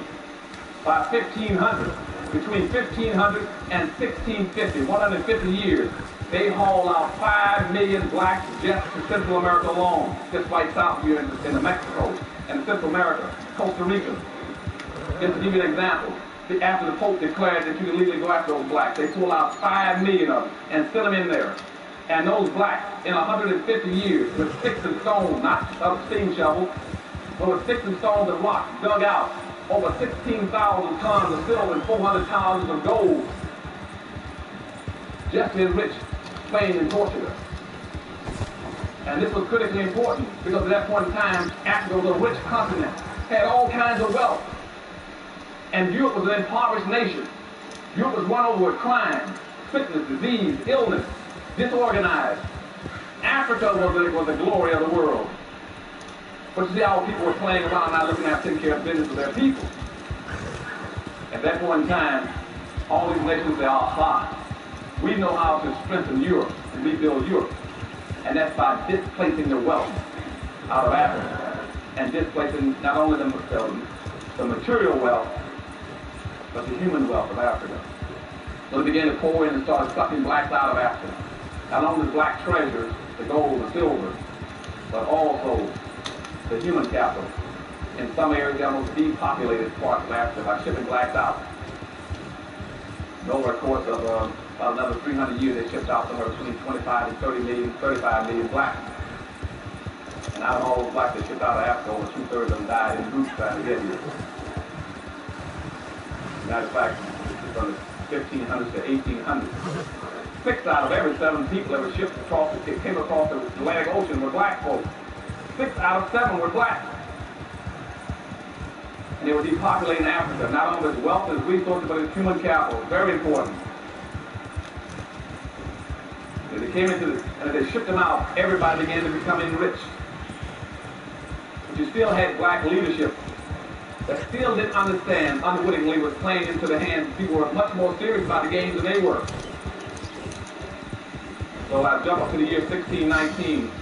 They brought in 20 blacks into America, formally, even though we had another black that here around in the 1500s that been floating around to the Keys River in South Carolina. And we there had blacks much earlier, the postal people. So let me get into that. But by 1619, they brought in 21 blacks into Jamestown, formally. And those blacks came in as indentured servants. They were traded by a British, a German warship for supplies. Those blacks were free in about the year 1624. But something very important happened right before 1624. In 1621, we had a black guy named Anthony Johnson. Anthony Johnson came to the United States in 1621. Came in from England. That was 3 blacks. At the same time, you had those other 20 black slaves brought in here in 1619, the first 20 blacks. But this black came in as a free black in 1621. He came in, and then because he was coming in from England, not from Africa, he didn't declare himself a free black, declared that he wanted head rights. And head rights in those days said anybody that comes to the country gets 640 acres free right off the bat. Plus you get another 500-600 acres for every slave that you own. Usually one guy had 13 blacks. He brought in then and got him 13 black slaves, and he was black. So within a few years, about 15 years, he was one of the richest blacks in the colony. Even enslaving his own people. Now, going up to 1638, Maryland colony then put out a public edict that laid the cornerstone for racism in this country, saying that now that black folks come into this country, they began to intermingle with whites, socialize, like Johnson, and trying to integrate. We got to pass a new law. So the state of Maryland put out a law called Doctrine of Exclusion. The Doctrine of Exclusion says that no black should be permitted to enjoy the fruits of white society. That was in 1638. Now Johnson was he really filled up his land now. He had all kinds of land and a whole bunch of slaves, getting close to about 78 slaves now. And a white guy went over to one of his plantations and one of the black slaves there named John Castor asked him, said, why am I a slave to this guy? He said, I didn't know that. He said, he owns me for life. How does he own me for life? And the white fellow who was plantation owner also said, look, you doesn't own me for life. You know, didn't you contract for indentured servantship? Indentured servantship normally runs 5 or 7 years. What do you mean you got it for life? This black guy said, I've been working for this Anthony Johnson, this black slave plantation owner, for almost 27 years. The guy said, well, just walk off and leave. Forget about it. You don't have to keep working for him. So the black slave, John Castor, ran off. Well, guess what happened? Anthony Johnson then went to court. And he sued the white plantation owner who would encourage the black to run off. Sued him in court, and the court accepted Anthony Johnson's claim against his black slave, saying that he owned that slave for life. Now, what happened there never had ever happened on the history of the earth to black folks and in this country, where all of a sudden a person laid claims against an individual for the rest of his entire naked life. And it was a black man. And once that court decision was made, whites picked it up and said, aha. So by 1765, white states then started passing slave laws, slave laws. They went back and took the doctrine of exclusion and say, now, the doctrine of exclusion, but Maryland said that black folks shall always be excluded and never be permitted to enjoy the fruits of white society. But after listening to the court decision for Anthony Johnson, we got a good thing going now. So they took that same doctrine and expanded it. And now the doctrine says that not only shall black folks be excluded, subordinated, non-compensated, non-competitive managed workforce for the personal comfort and wealth building of white society. That became enslavement codes, both explicitly and implicitly. And all the states began to enact it then, based on Anthony Johnson's ruling in court that he owned another black person for life. Now the system picks up. We jump now to about 1704. 1704, there's a black kid. There are a whole bunch of slaves coming in from Africa on a slave vessel called the Eagle. The Eagle is heading towards America. There's a young black boy on there, along with some other older slaves. The slaves decide to revolt on the ship. And they took over and knocked the captain down, took over the ship, and took the weapons, and we're going to fight. Take over, control the ship and headed towards, back towards Africa. And as one of the older slaves grabbed a machete, and he said he's going to kill the captain so they can completely have control of the ship. As he swung at the captain, a young black slave jumped up and got in there and protected the captain, and took the blows himself, which chopped off one of his arms, and protected the captain. And by protecting the captain was able to recover control of the vessel, put down the insurrection, and they then hung all the blacks in the country, except the young black kid who was only 19. When the captain got to America, he gave him to supposedly a benevolent slave owner and rewarded him with recognition, and said that after he's been educated and recovered from his wounds, that he can be set free. And again, this young boy, he placed more importance on protecting other people than getting his people out of a dilemma. But he was rewarded and recognized for it, and he personally benefited at the expense of his own people. That was in 1704. 1705, the colony said, what we need to do now is pass slave codes so we can regulate slave behavior, period.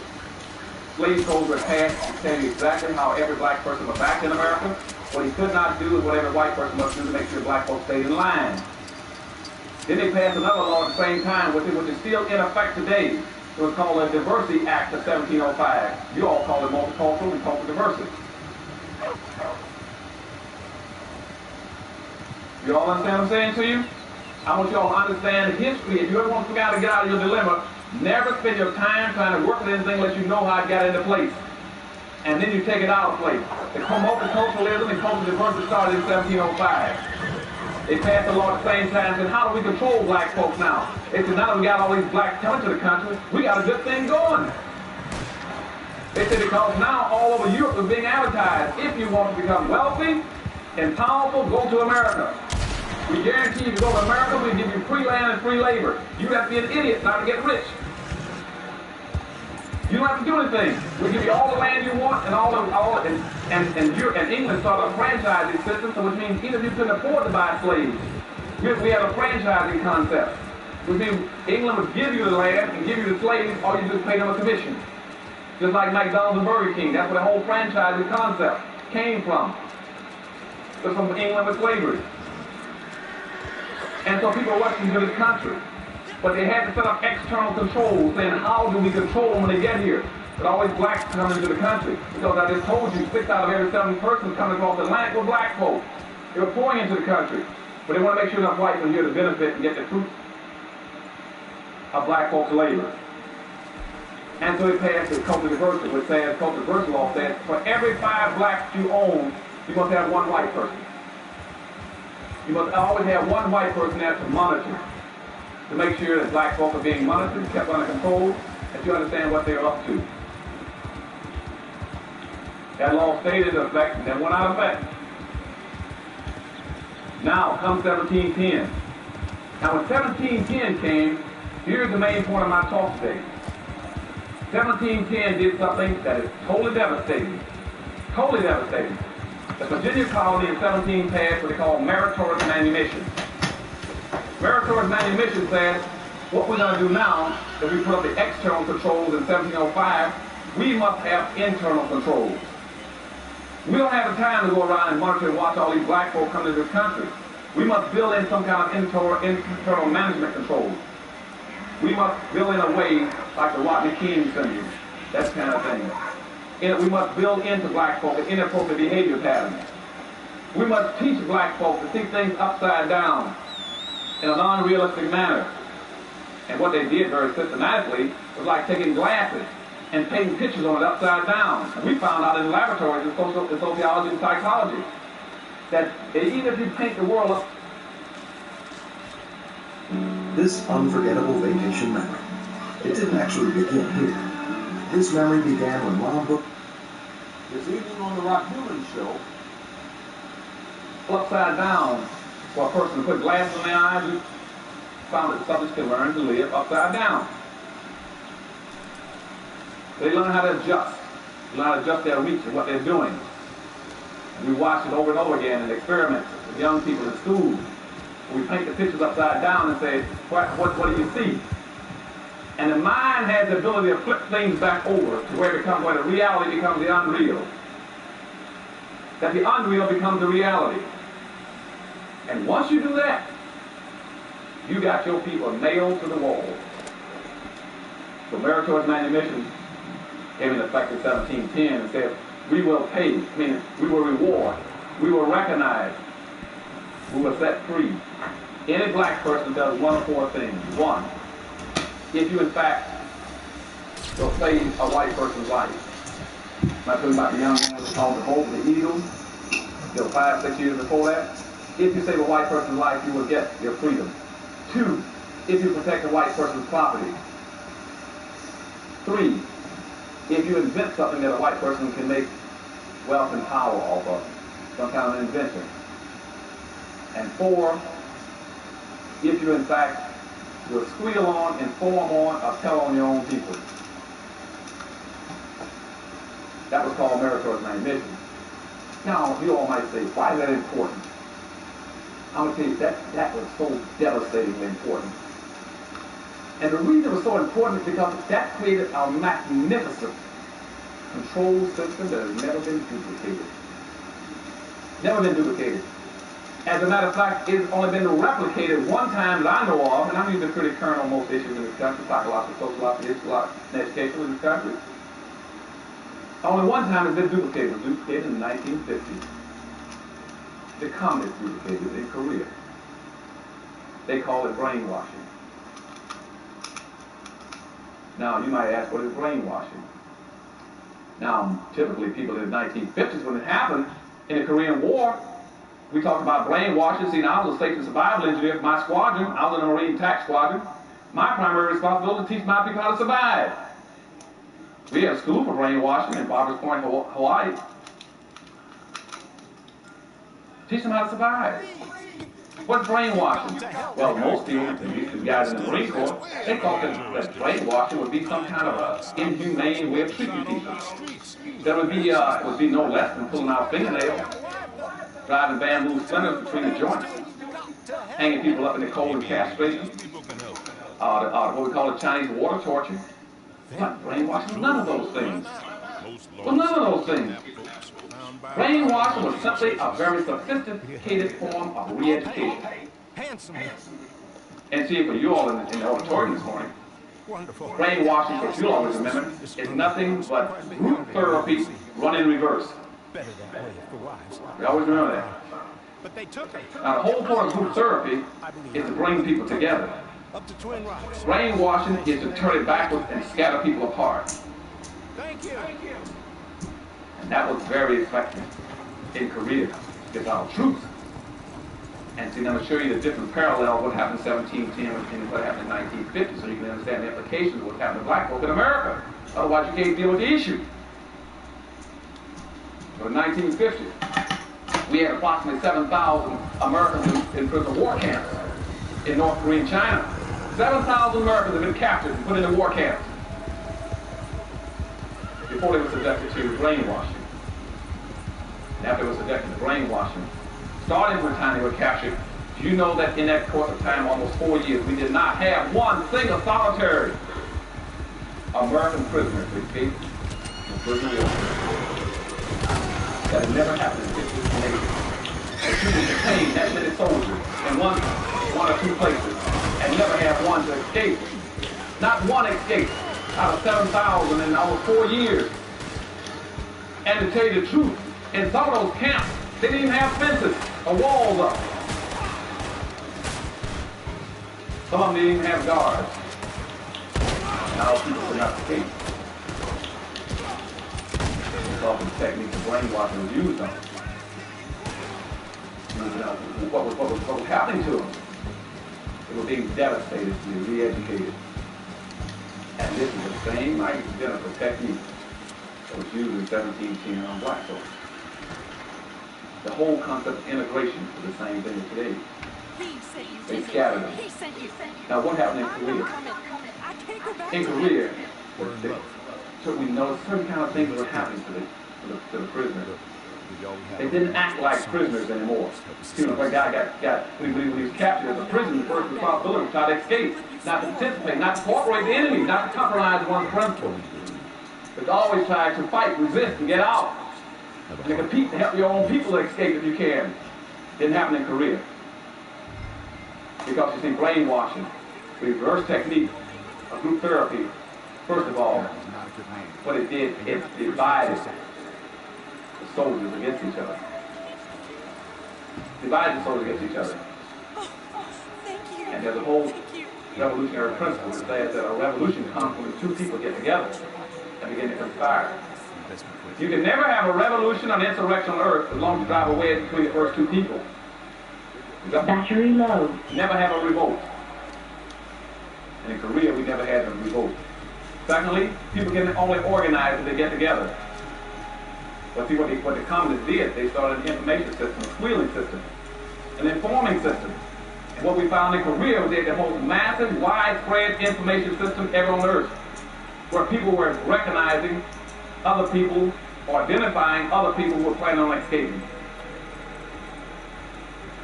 And what the communists were doing was telling people, look, you all got a responsibility now as a prisoner. If you hear about another prisoner talking about escaping, it's your responsibility to inform on it and tell on it.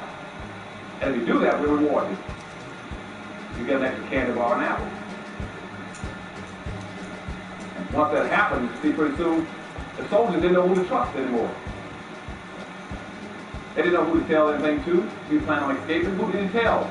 He didn't know what the other guy was going to turn him in for a reward. And so the organization battery low. Communicating and sharing information with each other.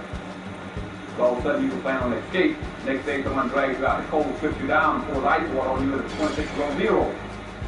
So somebody just turned you in. So now on a piece of candy. And see, that's what happened in Miracle in Mission in 1710. The blacks are being rewarded for turning in other blacks. See, also what it does is not only does it not stop your communication, it stops your business, your ability to organize, but also it broke down what we have to have is a sense of community. In none of those camps do they have a sense of community anymore in Korea. Without a sense of community, you have no way of doing the things that have to be done as a human being. And so in the prison war camps in Korea, all of a sudden the camps became filthy, the black camps. Nobody built latrines. Nobody made sure there was food and blankets passed out. Nobody took care of the sick. Because you don't have a community anymore. Without a community, you can't do anything. Battery low. We didn't have a community in Korea, the camp. And out of 7,000 prisoners you had in Korea, almost half of them died. They didn't die because anybody shot them. They died from the fact that they were unable to function appropriately, to take care of themselves, to function as a community. They no longer had what you gotta have, and what black folks had taken from them through Miracle Command Mission. See, once you get a community, the next thing you must have above that is your trust. You cannot have trust if you don't have a community. Now, we have black folks, the doctor has the whole thing you say are true, but how can I get another black person I don't trust them? You don't trust them because you don't have a community. And and above trust comes cooperation. The doctor says, I don't want to work with him. No, because you don't trust him. So it goes community, trust, cooperation. Battery low. Here in Korea. They killed the community. The black soldiers no longer had community. The prisoners no longer had a sense of community. They no longer had a sense of who they were, what they were about, the business of, who they were. And all of a sudden, that kind of oppressive system of rewarding people for identifying with the enemy, and that's what the Koreans are doing. Say, you identify with us, and we reward you, give you candy and an apple. And when they started rewarding people, the community was destroyed. And then the soldiers fell apart, and over half of them died. And the next thing that happened to us, what also happened to the black community, after 1710, they moved to thing what we call give up idols. All of a sudden, the soldiers in Korea, in those camps, no longer cared about anything anymore. Why wouldn't you leave us alone? I couldn't get a chance for anything in that spot to do it because they don't care. Same thing happened in the prison war camp. Soldiers didn't care. And once they lost caring, they were through, nobody could save them anymore. And at night, over 40% of those soldiers would pull blankets over their head, just sit there in the corner, and die for no apparent reason. Not for physical reason. It's called give up idols, and you've seen it in hospitals. That's when a person would die long before he's supposed to. And you ask why.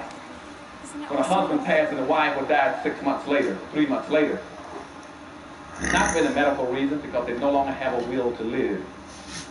And that's what happened in those camps. We lost over half our soldiers when they lost their will to live. And see, after meritorious manumission was put on black folk in 1710, black folk, a lot of them began to lose their will to live and to care and be responsible.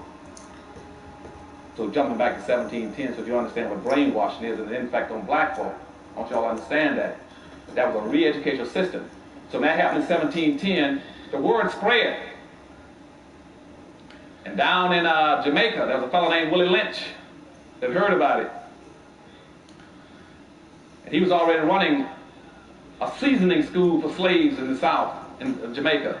Mm-hmm. So then he caught a boat and headed for America, headed for Virginia, where the meritorious manumission had been initially enacted.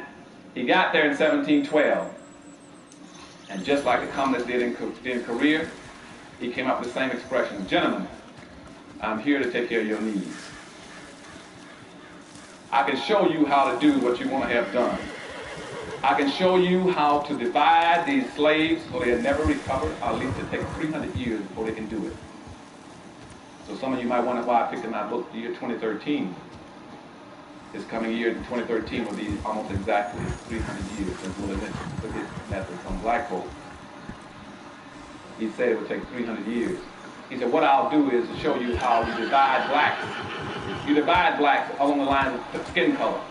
You rig it so every black will look at another black skin color first and say, is he a yellow black or black black?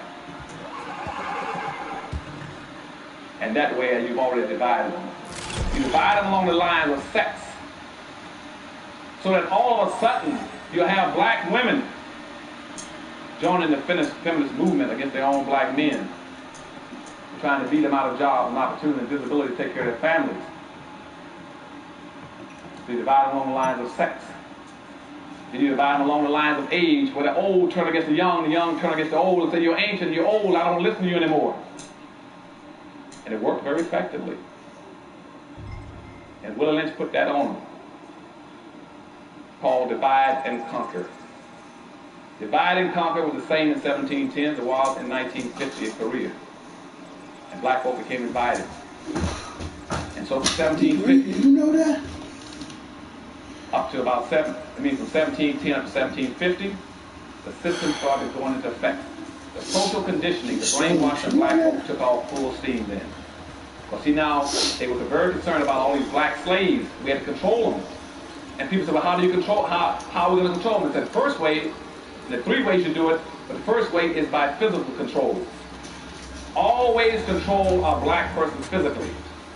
That's what slavery was about. The second way of controlling them was called Jim Crowism. Then you control them legally.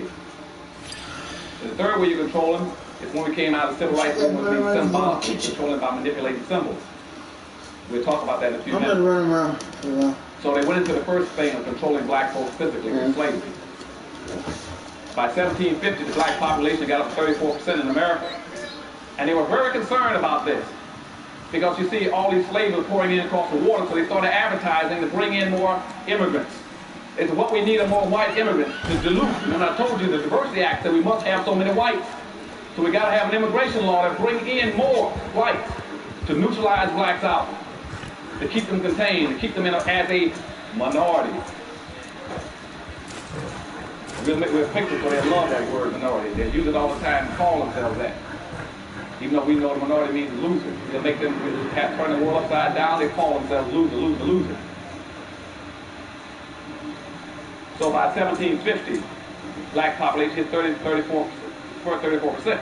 So what the white society started doing then is that we must do what they didn't say that then, but the fact was saying what happened in Korea. We must isolate it. So every Indian treaty from that point on started putting in conclusions saying that you must also stay away from black folk. They built into all the Indian treaties the incentives for them not to identify with black folk because they afraid that if Indians and blacks got together, they could overthrow the country. So Indians were given incentives then to turn against black people. And that's why later on they find that the biggest killers of black folk for a long period of time were Indians. Because they were given incentives. For instance, if you raided a town or a village, guess who the first person you run into in the field was a black person. And then you had laws because the slave code in 1705 says a black person could not arm himself, he couldn't carry a weapon, he couldn't carry a tool, he could not raise his hand to defend himself, he could not strike back. So Indians said, hey, we got to arrest this guy to raise. I mean, this is like shooting ducks. And the whites knew that, and they put the blacks out in the field, they used blacks for burglar alarms. Listen. So every time there was an Indian raid, they the ones who were found first. Come back. After we go to the and that's why all the 5 civilized tribes in America then became slaveholders. I'm taking my all time. the 5 civilized Indian tribes were slaveholders. Not only slaveholders, they were slave traders. And more important than that, in all the treaties, typically in a treaty, they paid the Indians $20 for every runaway slave they would chase down and going back. And that's why also when the Civil War came, all the 5 civilized tribes in America fought with the side of the South to reverse slavery because they didn't want to lose their money and wealth either. I still have blacks running around saying, well, I'm half Indian.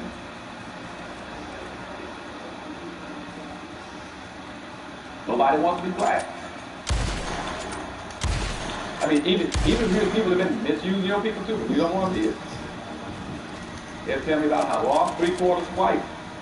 I can't stand black folk. I'm 3/4 white. I said, well, why would you want to be white rather than black? I said, blacks didn't enslave you. Blacks didn't Jim Crow you. Blacks didn't castrate and lynch you and exploit you. And see, that's that upside down, to make black folks see things upside down and wrong. The inappropriate behavior. Inappropriate behavior pattern was instituted on us to make sure we saw everything backwards. That way when we ran, we thought we were running the right way, we were running the wrong way. They knew it. And that's why you let the unique tell black of all of America that my people, black folk, are doing everything wrong. They're not even doing it wrong right.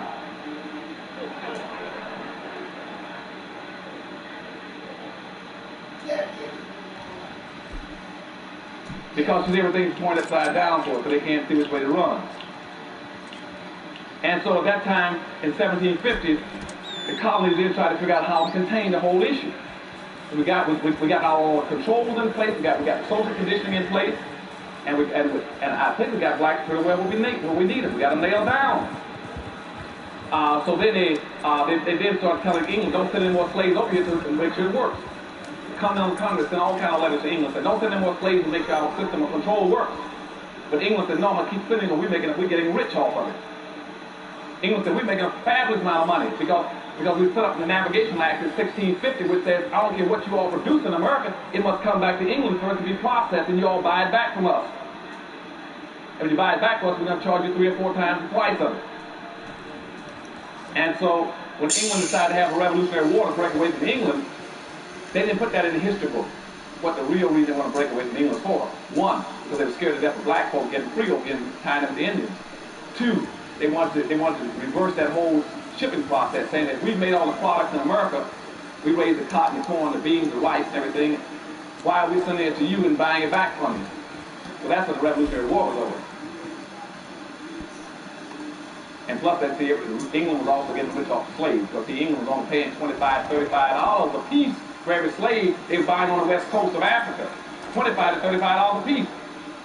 And they created a system called capitalism, which says that I also want a 1,500% return on my money, my investment. If I pay $25 for a black slave in West Africa, I want to be able to sell them in America $400 to $500 a piece. So England was becoming a very rich and powerful nation. It's like that was not only England, but you had all the other slave countries became rich. That was Portugal, Spain, England, Germany, and the Arab nations. All of them were getting wealthy off of black folks. Off a combination of 2 things, extracting the wealth out of Africa, material wealth, and selling the human labor. And after the Revolutionary War, first act of Congress, as soon as they set up a Congress in the United States, the first act of Congress said, let's solve this problem with the slaves. So the first thing they did was pass what they call the First Immigration Act. It says this is a white nation, and the quota on blacks coming here other than as a slave is 0. 0, zip, none, nothing. And that stayed in effect until 1966. It was raised to 1/2 of 1%. And I still see black folks displaying inappropriate behavior. They can't figure out why you cannot get Haitians into the country. I said, God knows, don't you know what your law is? The reason you cannot get Haitians into the country is because they're still fearful of you getting a large, significant black population and being a threat to the society. I said, anytime you got boats floating around off the west coast of Africa for 3 months, you had over 3,000, 4,000 blacks on there who were sick, starving to death. Not one single country offered to bring them in, not this country. At the same time, this country's had refugee programs for every racial and ethnic extraction on earth for black folks.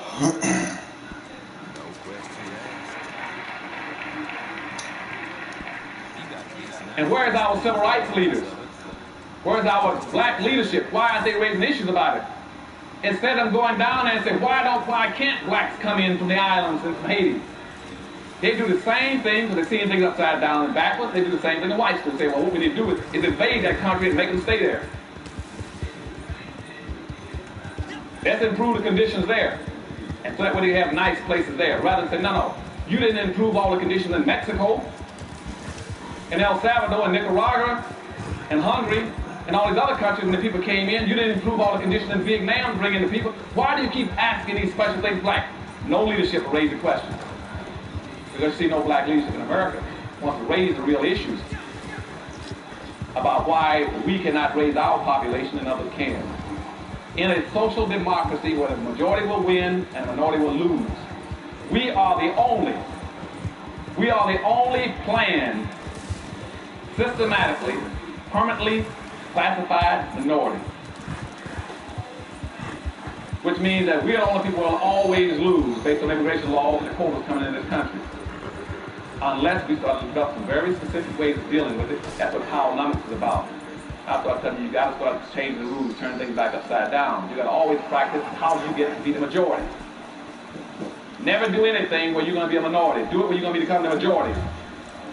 Don't move to be a minority, move to be a majority. We're going to talk about that a little later on how you play these games and learn how to win in Powernomics. But you see, as I said, by 1790, the law had locked us out as the only permanent losers. They said that anybody losing society now, it will be black people. They're the only people that cannot increase their population significantly to be a threat to this country. By the late part of 1790, they said what other kind of external controls can we put on black folks? Because now someone want to learn, someone want to try to join the religious movement in this country. And in religion, we say that everybody's a brother. And we baptize them and make them a Christian. How do we deal with that fact? So they passed a law saying that Christianity did not relieve your heathenism for a black person. And they did not want, after that time, there were few blacks that didn't go into church, but they were sitting in white churches, and they had to be monitored and watched. So I told you about the Diversity Act. So when the evangelical movement started moving through this country in the turn of the first in 1800s, early 1800s, we let blacks have their churches, but we can always also, but we must pick the ministers. We must license the ministers. We must pick ministers that we can control. No black preacher can come into America unless he is controlled by the white establishment. Unless he represents our interests and our values, unless he keeps our form of Christianity. Now this is very important. Why? Because you see, before, religion was always used to help a population group. When it comes to blacks, we cannot let religion be used to help them. You see, the Catholic Church took care of all those groups who call themselves Catholics. Jews, priests, took care of the Jews. And even today, you go into the conflicts in England or Ireland, where you see the Protestants and the Catholics fighting. I guarantee you that the Protestant members will be representing their people and protecting them. I guarantee you that the Catholic priests will be representing the Catholics and protecting them. If I take you into the Middle East and get with the Arabs, I guarantee you Khomeini will be taking care of Arabs. Only in America can I find black ministers who can be bought and sold to be against their own people. Nobody else will let you do that. No population will tolerate that except our people. That's what I call inappropriate behavior.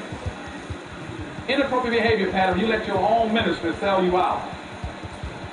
It's not in your best interest. What I mean by sell you out is because by the early 1800s, the whites said, well, we're going to have black ministers. We've got to Christian them to make sure they do what we want to have done. They must teach Christianity the way we want it taught. So where is an external control device on black folks? It's one of the rules. One, that every minister we license must teach black folk. And we talk about the slave and the master in the Bible. That you're talking about the white man and the black man on earth. Two, you must teach minister must teach black folk that they're to be loyal, faithful, obedient, respectful, and all those other good things, and honor. So the whites don't have to worry about their feelings as a slave. You know, black slaves had a nasty habit of going out stealing scraps of food so they're starving to death. They would tell them they must be industrial. Especially white folks want you to work a little harder. So they use the term, he's a lazy slave. Now anybody's right mind got more than a third grade education would say, why would a slave want to be industrial?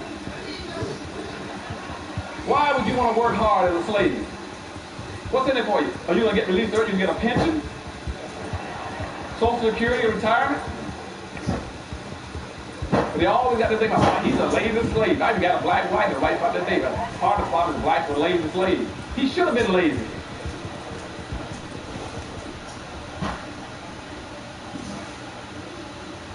The third thing they put on you is that, well, the black ministers must also teach them to get pie in the sky and best.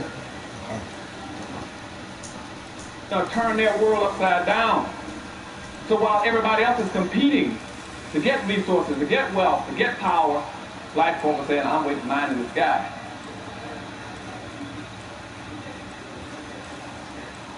They said, well, the role model would be Jesus Christ. And yeah, Jesus Christ and all the Jews were very powerful people, had money. Solomon was the richest man on earth. You go look at Matthew, I think Matthew 23, when they start talking about the talent. But different slaves had talent. And two of them went out and developed their talent and multiplied and made something. And one buried and hid his. So they knew there'd be that black one, that last one, go out and hide it. Time for you now. Y'all understand what I'm talking about? Now, but during that period of time, though, in the 1800s, when they started putting all the religion on them, they started controlling them, a few blacks said, well, wait a minute now, because something just happened down in Haiti. Now, I know that I can guess in the future y'all are going to let the Haitians into the country, but in the 1800s, what happened was Toussaint Overture. Toussaint Overture took his little band of rabble-rousing blacks in Haiti and beat the devil out of all the French troops. Ran them raggedy. Beat the devil out of them. Yeah. Now, that was important because, for two reasons. First of all, that is the only time in Western history where the white society blinked and black folks took advantage of and beat them. Y'all remember that? Only time in history that blacks ever broke free of that conditioning system I told you in 1710, the same one they used again in in the Korean War. And again, the reason I'm going to point out that system to you, that brainwashing system, why it's so important, you all remember this, and why it's so important. And that's why I must give the dominant white society praise for this. I mean, they're some very smart people. Very smart. Why did I say that? Because, you see, the people that put that on black folk in 1710, they had the equivalent of a third or fourth grade education. Here we are today, 250 years later, 200 some years later, almost 300, and black folk with doctorate degrees and master's degrees figured it out.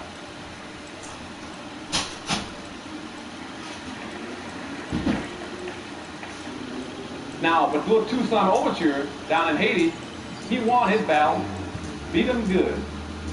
Now that meant when he beat him though, they finally tricked him and said, well, now that you're beating us, would you like to come together and integrate? He went to discuss it with them at a meeting. They captured him, put him on a boat and shipped him to someplace in Europe, some country where in the Iceland, one of those, I think Finland or someplace. Frozen to death up there in prison. Because he wanted to co-op, and I told you in Korea. In Korea and the brainwashing techniques, there's another principle that says that anytime you want to control anybody, I can control anybody who's willing to talk and compromise and discuss with me. I can get him to compromise. And see what we're trying to figure out with soldiers is called code of conduct in Korea, which says never talk to your enemy unless it's on your turf and your terms. And see, right now, I'm assistant police commissioner, I'm working as a therapist for prisoners. Anytime I get somebody to communicate and talk to me, I got him. If he'll speak to me and answer my questions, I got him. Sooner or later, he's going to break down, tell me what I want to know.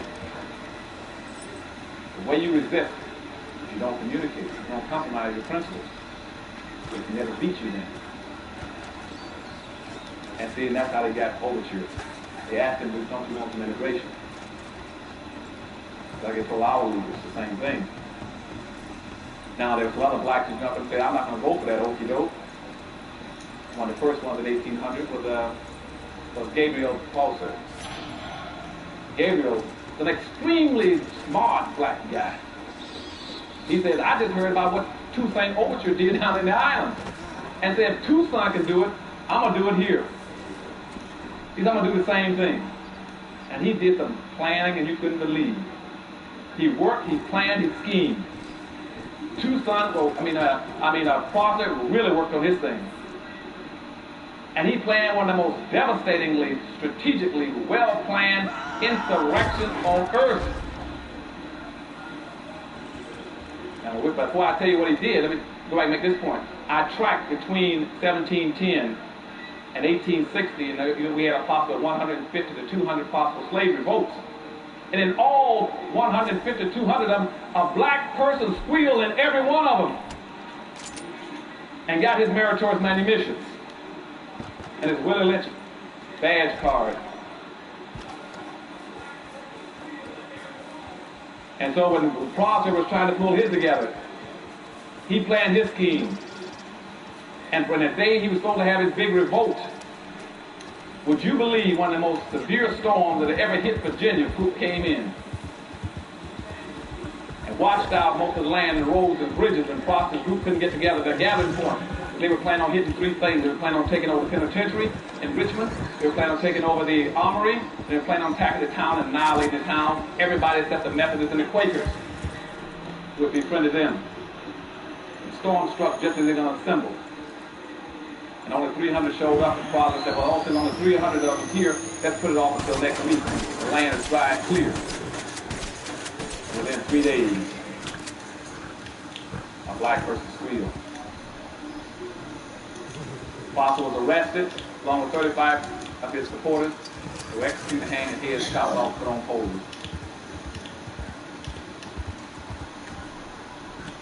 But the two blacks that did squeal, one was called Tom, the other was called Pharaoh.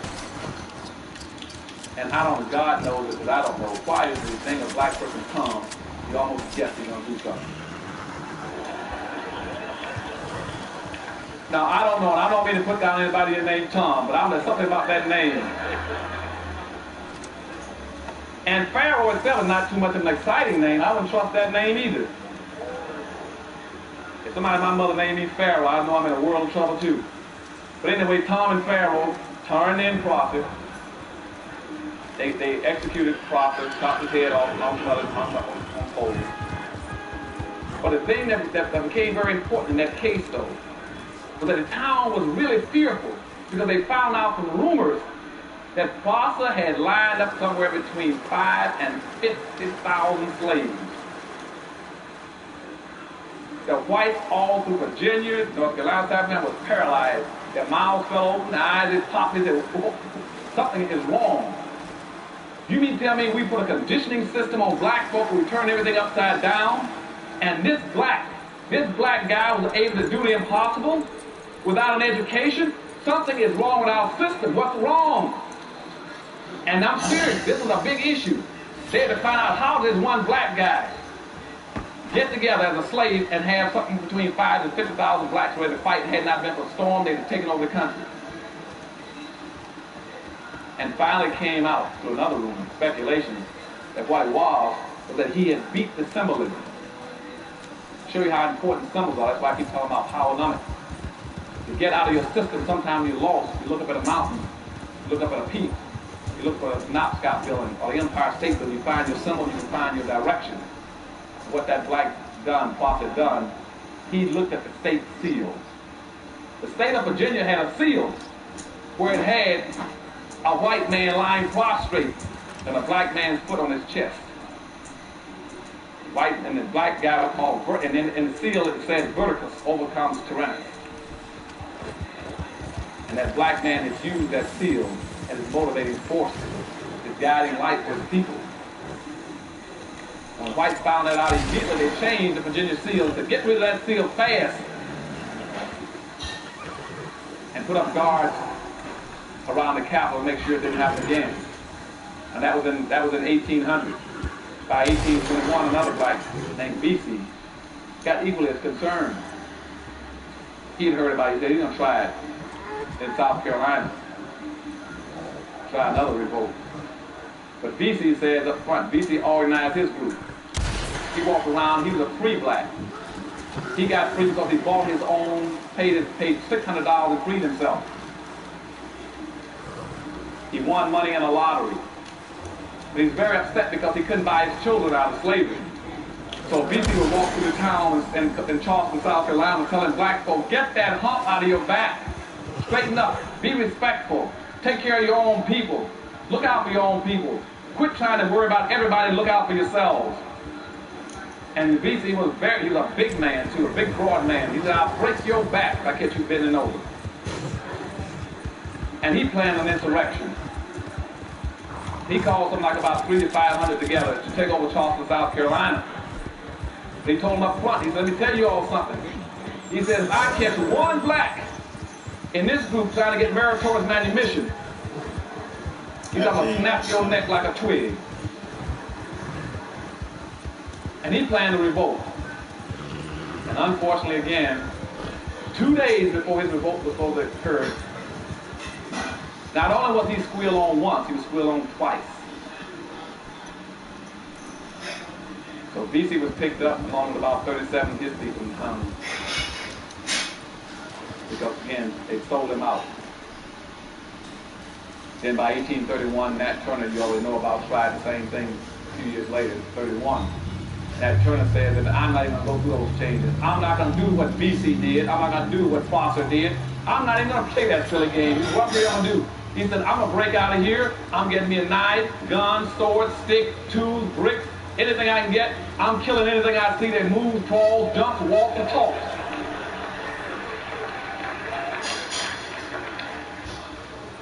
That's exactly what I'm quoting him. He says, I'm the rod and staff of God. I'm not playing these silly games. I'm tired. And so Turner started walking, said he was a sword and the voice of God. He said, I'm going to kill anything I see moving. He killed 55 people, including his own master. And then the country got petrified again and sent the army in looking for him. They searched for Nat Turner for 2 months. They couldn't find him. He hid out and killed so many people. Until one day he needed food, went down to get some blacks to get the food, and guess what happened? Turned them in. And so that took care of Nat Turner. Same time as one other black, though, who was my hero. I don't understand my gap, huh? John Horace. As long as I want. Okay.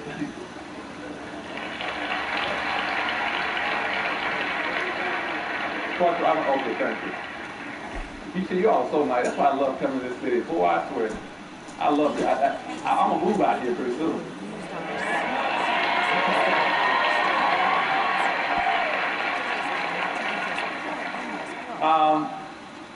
But my hero is John Horace. We start talking about inappropriate behavior versus appropriate behavior. Now here's a black man in the same time period displayed what I call appropriate behavior. No Rodney King stuff, you see. John Horace was a runaway slave who also went off south to Florida in the early 1800s, in the same period when BC and Turner and the rest of them trying to revolt. John Horace was a big, burly, strong black man. He went off to Florida. Contrary to what you hear all the time in the media about the Underground Railroad, all blacks trying to get north, get to the promised land. That's part of the myth. Most blacks weren't that dumb. Why do they want to go all the way across go to the north 1,000 miles to a hostile white country? They could run off to Florida, which is sanitary, so 20 miles away or 2 miles. So some of the smarter blacks of our relatives ran off to Florida, because that was Spanish territory. They get out and they interbred and intermixed with the Seminoles. Now you all might ask me why about Seminoles. Now Seminoles were also against blacks, a lot of them, but a lot of them were not. Seminoles were the most receptive Indians to do anything with blacks in the country. Why? Because you see the word Seminole means runaway slave. Okay? And they were also runaways. They interbred with blacks. They were a mixture of blacks. So they were very receptive to black folk. And so they started fighting in that area to fight the United States, because the United States didn't want to go down there and try to get the slaves back. That's what they were sending General Andrew Jackson to Florida for, to get the slaves. Because you see, blacks down there were coming across the border periodically with the Indians, raiding, killing whites, and getting their people free. Now, why is that important? Because you see, when I talk about early inappropriate behavior in Africa, the reason they enslaved black folk originally was because our leaders in Africa had given the impression that I don't care about other black folks.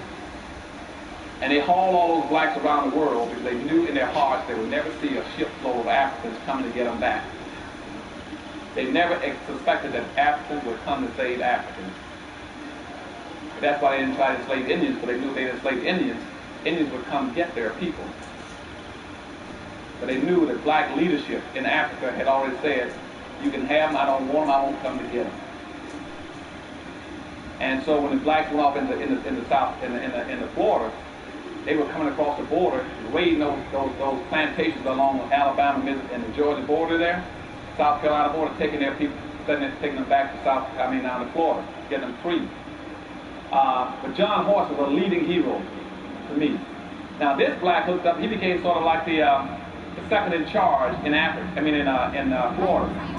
The chief at that time through the 1820s, 1830s was a chief named Osceola. Osceola had about 3 sons that were very active also, fighting intrusion into Florida to get the slaves back. His number 1 son was a mixture of black and white. His name was Wildcat. And Osceola himself, if you all don't know it, Osceola was married to a black woman. You might see Osceola's pictures in all the museums in India. They'll never tell you that he was married to a black woman and had a mixed group. And he married to a black woman. His black woman's name was Morning Dew, if you're interested in knowing it. Morning Dew was the one, and that's what triggered Seminole Wars. They don't tell you that in the history books either. So going back and forth down there, they were trying to get the Indians back. Trying to get the slaves back from the Indians. And they kept sending the federal troops in there. And Andrew Jackson was one of the primary generals that always wanted to go out there and fight Indians. He loved to fight Indians, known as the Indian fighter. And that's why you have Jacksonville, Florida. Because he was going in there, again, fighting Indians and trying to get blacks back.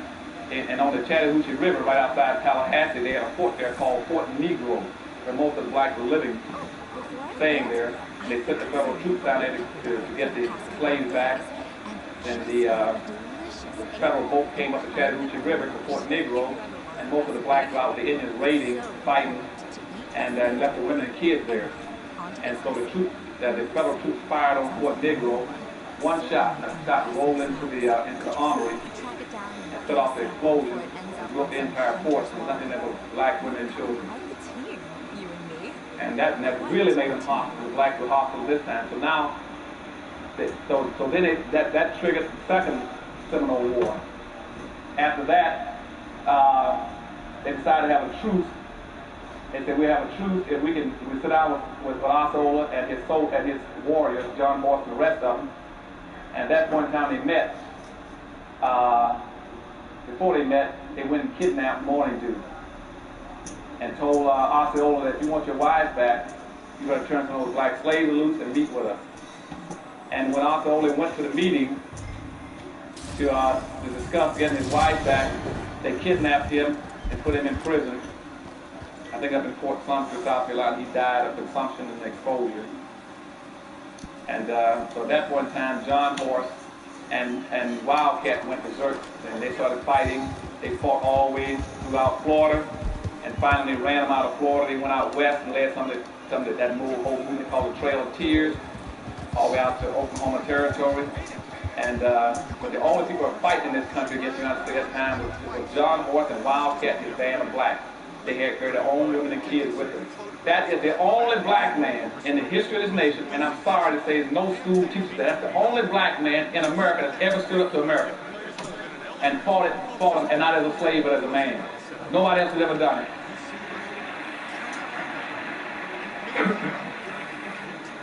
John Horse fought the United States for 50 years. They fought him all out west. They chased him all down through the west, through Oklahoma, through Texas, and finally chased him into Mexico. He went into Mexico and stayed there for about 5 or 6 years. They came back again, he and Wildcat. They tried to set up their little village again. But the whites out there, the racists kept raiding their camp, shooting them, killing them. He kept fighting, and they finally killed Wildcat, shot him in the back with a shotgun and killed him. And then John Horse finally just gave up, and he got on his horse, allegedly and just rolled off back into Mexico. You never heard from him again. But he fought for 50 years. The only black man. You can talk about any civil rights leader you want to. If you had a hero, that's the only hero we ever had. That fought and said, I'm not a slave and I won't take it. I'm not Rodney King or anybody else. And so, and they found nobody ever knew what happened to him. He rolled off. That was John Horse. Now, this whole meritorious manumission policy is in effect, moving along at the same time. It's a control system. About 1852, a lady named Harriet B. Stover began to want to write about it. So she then wrote about the whole thing. She interviewed a guy whose name was Henson, which you all know as Uncle Tom. He then told about the story. She wrote a book called Uncle Tom's Cabin. But in that book, contrary to what most people think, Uncle Tom was not the bad guy. The bad guy was Sambo. And so I'm asking you all as my brothers and sisters, please in the future don't call a black guy who you know is worthless and trifling. Don't call him Uncle Tom. That's complimenting him. Call him his real name, what he's entitled to, and that's a Sambo. Any black person sells his own people out and will do them in, he is a Sambo. Now what is a Sambo again? Going back to meritorious manumission 1710, the whole conditioning process, the whole brainwashing system, the whole social engineering system says that you must teach black people to see the world through the eyes of whites. You must see everything through their eyes. You must accept their values, their superiority, whatever they think and feel, and that way we got you contained. And that's why when you see somebody like Colin Powell, somebody running for office, they say, well, you can run for office, you see the thing the way we want to see them. If you want to be conservative, you can run for office. If you want to place a lot of importance on abortion, you can run for office. If you want to talk about being anti-taxing, you can run for office. Which means that if you see things the way we see them as a black person, you're safe. You're acceptable. And if you don't want to do that way, then become an athlete or an entertainer. So therefore, don't you identify the rest of those blacks in this time. You stay away from them. They're bad. And you try to go get a penny out of an athlete and entertain yourself for the black community. They're going to do it. Their advisors won't let them do it. The agents won't do it. Most of the people won't let them do it. They're going to identify with the community because again, they have now already died and gone to heaven. Okay, so when Harriet B. Stowe put out her book, what she tried to tell black folk is that Uncle Tom was not a bad guy. See, Uncle Tom, you read that book, and most blacks, 90% of blacks never read it. They always call him out black. He's an Uncle Tom. He's an Uncle Tom. He's not an Uncle Tom. If you read the book Uncle Tom was a guy who would not beat black women. Uncle Tom, that book, was a guy who would not beat other blacks so they could pick more cotton. Uncle Tom was a guy who would come in at night and take cotton out of his own bag and put it in other black folks' bags so they wouldn't get whippings at night. Uncle Tom was a guy who would not tell where black folks were hiding when they went across the river. And they broke free, they're slaves. But Simon Legree, the white slave master, had a black to follow him around named Sambo, who always says, you show me, give me the right, I'll show you how to treat the coon. I'll show you where they hide. And see, that's the guy. See, his role responsibility going back to meritorious manumission. I told you about when you have to protect white folks' property, protect their wealth. He says, I will protect it and find it for you. And that's why you read in the movies and books that came out after Uncle Tom, you always had a black guy, a black slave, running down the road saying, Master, master, here comes the army, let's hide our silver and gold. And you all said, our? How did it get to be ours? You know, he always want to say something that doesn't even belong to him. And that showed up all through history. And today you got the same kind of personality doing it. And now he's not saying let's hide our silver and gold. He's calling himself a conservative. I'm also against affirmative action for black folk.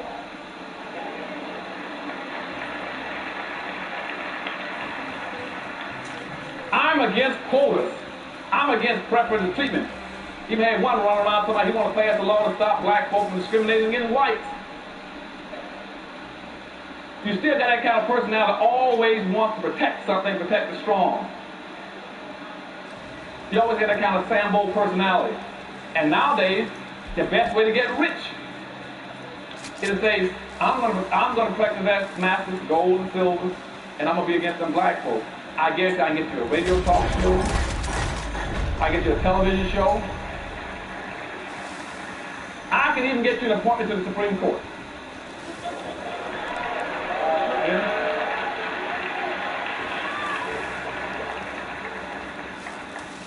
You tell me how many black folks you want to sell out, I guarantee I'll show you how to make money.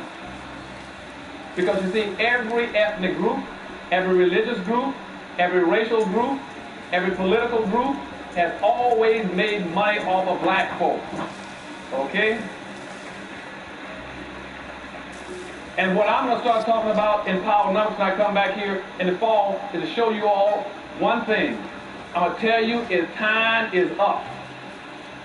You have made, as a race, you made every religion, every ethnic group, every racial group rich. There is nobody else left on earth to make rich but yourselves.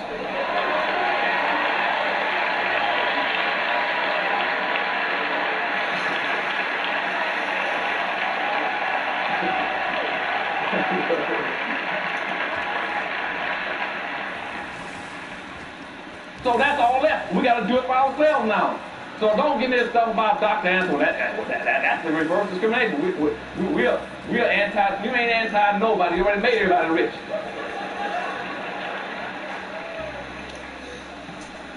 That was something. Well, Dr. Ansel, what you're preaching isn't that segregation? Or, let me tell y'all something. Starting again, back in 1850, blacks got hung up for that same mess, you know. By 1850, after Harriet B. Stowe put out her book, here comes Frederick Douglass. He's going to take one path. He's going to go back now and try to pick up becoming an integrationist. He becomes an integrationist, taking that. Well, since they excluded us in 1638, saying we should never be permitted to enjoy the fruits of white society, let's be integrationists and civil rights people.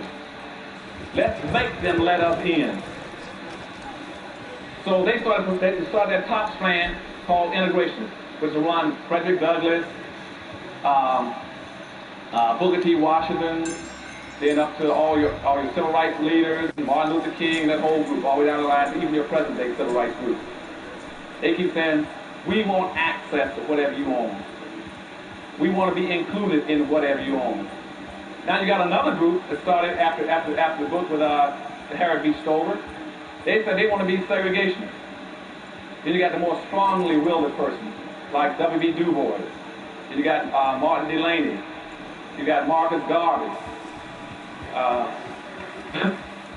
Then you got Malcolm X, Elijah Muhammad. They were going another way, saying, no, we want our separate stuff. Now, what I say by myself, and I know a lot of people might get upset when I say it, both groups were right and both groups were wrong. What I say is that it is not about integration. It is not, the issue is not segregation. The issue is congregation. It means aggregating.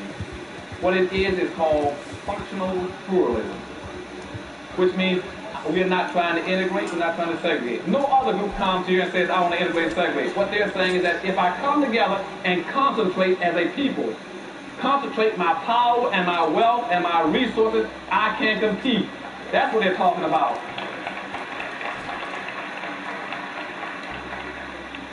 And please, since I love all of you all, I'm going to move you with me, don't let them trick you all anymore with them upside down glasses. They used to ask me that during integration about Dr. Anderson. Now hold it. Now you with the governor office in Florida, you represent the whole state in education. Now what do you want during integration? Do you want, you got Malcolm X talking about segregation, you got Martin Luther King talking about integration. Why don't y'all make up your mind, what do you want? I said, I don't want either one. I want the same rights and privileges everybody else got to go to either one of the sticks. Don't try to put me on one end of the sticks.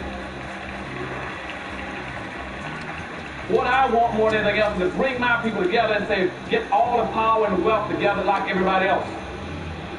And that way, they'll quit trying to give us, try to define us. You see, every Asian, for instance, when he leaves his homeland and comes to America, he looks in the mirror and says, I'm going to America. And when I get to America, I'm going to find me a community of people that either look like me, or I'm going to build me a community of people that look like me, that have my values, my culture, my language. Nobody asked him about integration or segregation. When Hispanics come to this country, they would say, I'm going in, I'm going to build me a community of people that look like me or sound like me.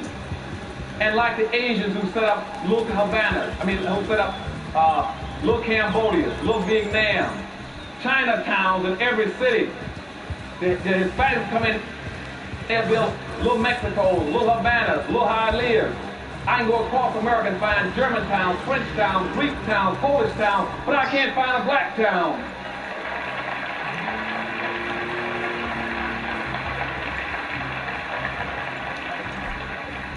Because of our inappropriate behavior pattern with the Rwanda, we keep trying to integrate. Nobody else is trying to integrate. Why would you try to integrate? I just told you in 1790 the law says in the Constitution that the majority will win and the minority will lose. If the majority will win and the minority will lose, why would you ever do anything that breaks yourself into smaller pieces? When you already a plan systematically program the minority. Now you got other people in a category called minority. You got women, gay, Hispanic, anything you want. Midgets, Hispanics, anything you want. But nobody goes by there and says how many you can have. You heard everybody say we can only have so many women in the country, or so many midgets in the country, or so many gay in the country, or so many AIDS. The only thing they say is you must have is so many blacks. We're the only people. And see, and another thing you gotta understand, I told you last month here, is that you gotta remember that you are the only non-immigrants in America. The only non-immigrants. So when you start using a word for yourself, always call yourself a non-immigrant. Don't call yourself anything else other than that. Don't call yourself a minority. And to some degree, if you really want to be slick, I would even call myself an African American. Why not? I had to get one girl in Texas with Dr. She said, I know you never call yourself an African American. She said, I'm very, I said, why is that? I said, because I'm black. See? She said, well, why, but are you still an African American? I said, no. Because you see, when I go look at the definition of African American, the whole north part of Africa is a continent. That's not a country, that's a continent. People coming in from El Salvador, they're El Salvadorians. When you say you're from Africa, I'm an African. Where in Africa?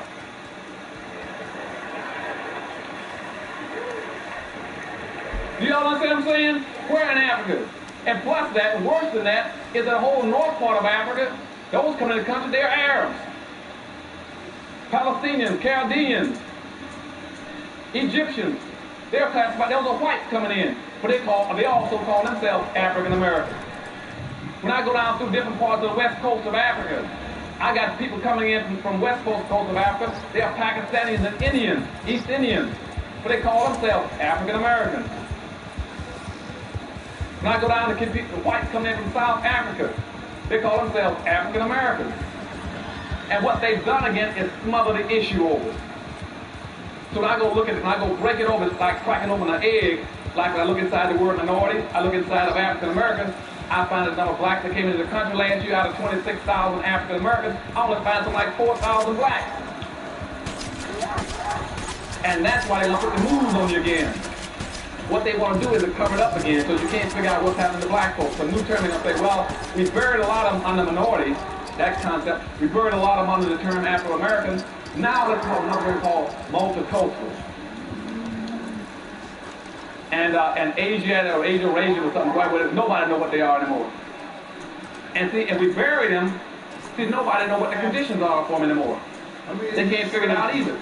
Wash rags and that way we lock in the structural inequity. If racism, we got no towels, Michael. Slavery, none.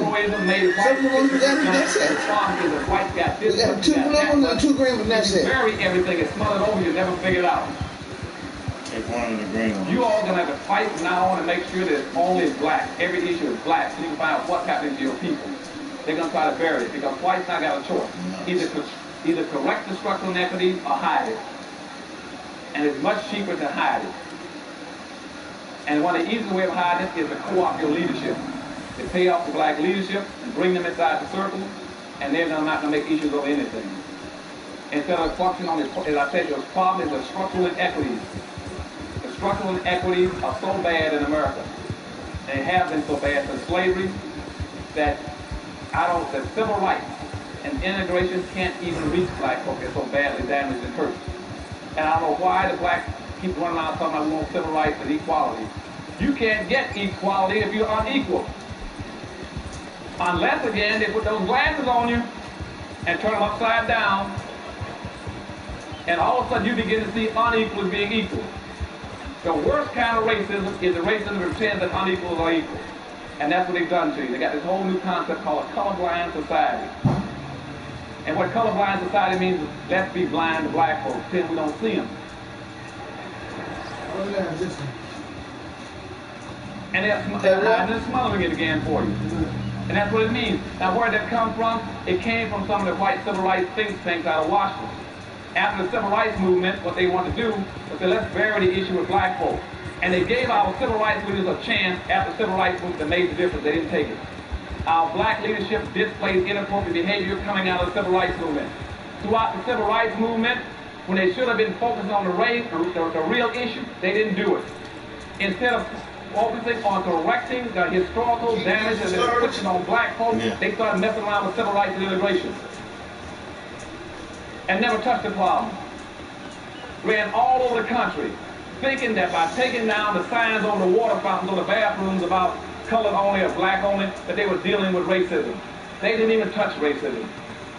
Racism was 3 stories down. Getting a black folk to sit in a white restaurant or sit on the front of a bus has no meaning at all. The second thing they did was they never had a plan. They ran all over the country from one demonstration, one march to the next one, never had a national plan about what they're going to do when they get there, and what the next generation of blacks are going to do. And thirdly, they never built an institution to carry out a national plan. And when they did that, whites then changed their policy on blacks. They figured out black folk that displayed inappropriate behavior and missed the vote. So what they did then, they said, let's put the moves on them. Johnson then wrote a law saying you got to correct the conditions of black folks in 1965, what's called the Affirmative Action Bill. When that came out, they put the moves on it. Smother the issue again. Affirmative action was supposed to have been intended to correct those structural inequities between blacks and whites that had occurred as a direct result of all those years of things I'm talking about. As soon as the bill came out, whites immediately started changing it and black leadership followed. The issue was supposed to be going this way. Watch how they flipped the glasses upside down. The issue was supposed to be correcting historical discrimination, what has happened to blacks historically about racism and discrimination. They switched and said, let's not talk about historical, let's talk about present day and the future. You're supposed to have been dealing with racism, which means group-based. They said, no, forget about that, let's deal with individual discrimination. The issue was supposed to be focusing on dealing with things that have happened to black folk. They changed it, no, let's deal with issues pertaining to everybody. Women, gays, handicapped, everything else. And when they did that, they destroyed affirmative action. Don't even waste your time even chasing affirmative action anymore. It's been destroyed. It was supposed to be helping black folks. Now what the other groups did, they said now that somebody put out a law to help black folks, how do we become equal to blacks? And that's when the Hispanics jumped up this thing called Hispanic, the concept. Before that, we didn't have anything called Hispanic. But they thought in the early 60s that black folks might get some out of the civil rights movement. So what they did, they went to the table and came up with a whole term called Hispanic. They said, let's go all over the world and find everybody that speaks Spanish and pretend they're equal to black folks. And let's pretend that the Spanish language has been handicapped, Jim Crow, enslaved, hung, lynched, decapitated, and everything else, and therefore is entitled to be treated like a black person. And they fabricated a new race called Hispanic. So now that means any person coming from Spain, Portugal, Philippines, any place, I'm a Hispanic, I'm equal to black folks. And the worst part about it, and then every time you hear a report about poverty, they'll go compare Hispanic poverty with black poverty. Nobody ever stopped to hold a second. You got to quit playing that game. You're smothering the issue. The poverty on black folk is poverty that's been there for 400 years. That's the same old poverty they've been dealing with for 400 years. And you got rolling poverty. You keep having Hispanics coming into the country and comparing the poverty they're bringing into this country with the poverty with black folk for 400 years.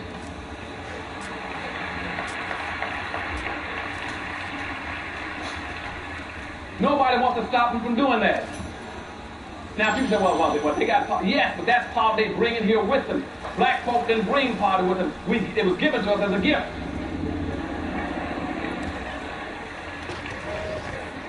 If you were to go back to 1840s, where I was earlier talking about Uncut, back at that point in time, you did not have one single solitary Hispanic in the entire United States, but you had almost 5.5 million black folk that were enslaved, who had been enslaved for 250 years. You didn't have any Hispanics. By 1900, you had 100,000 Hispanics in the United States, but you got 11 million black folk. Now they got the same identical birth rate in 1900, up until today. Same identical birth rate. You got 100,000 Hispanics and 11 million black folk, and now they're going to pass black folk. Now somebody who can count past 3 should say, hold a second. How can you only have 100,000 of them in 1900 at the same birth rate? You got 11 million blacks and now passing blacks, because 2 million every year walking across the border. It is not this country's responsibility to be correcting all that poverty. It is the country's responsibility to correct the poverty they put on people.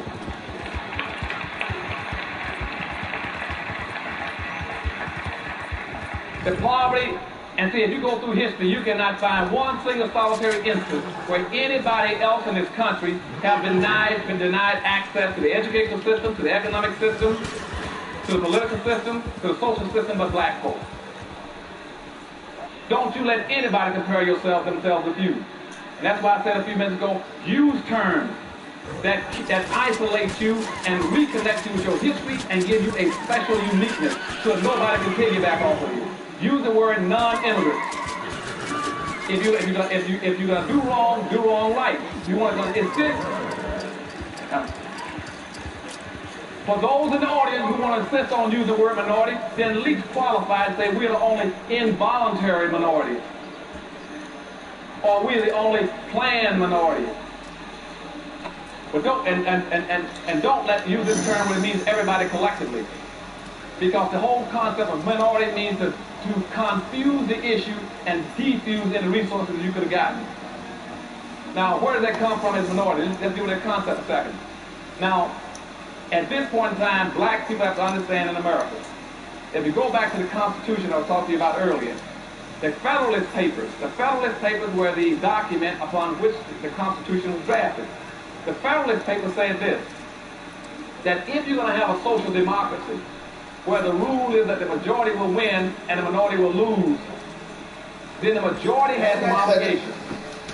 First of all, if you use that social democracy that we're currently using, the majority have these obligations. One, it is the majority's responsibility to protect the rights of the minority. It is not your right as a minority to keep going here marching and demonstrating. It is the dominant white society to make sure you got everything you need. That's their obligation. Point 2 in the Federalist Papers that gave the structure for the Constitution, it also says that if you use a social democracy like we have in the United States, that you cannot do anything to stop the minority from becoming the majority. And immediately after the Constitution went into effect, within 2 years, 1 year, they enacted the immigration law to put a zero for blacks to make sure they stay a minority. They violated the Constitution in 1 year to make sure that you become a permanent minority. And I have not heard one black legal scholar in the United States make that an issue. None of them made it an issue. That's inappropriate behavior on the part of our legal scholars in this country.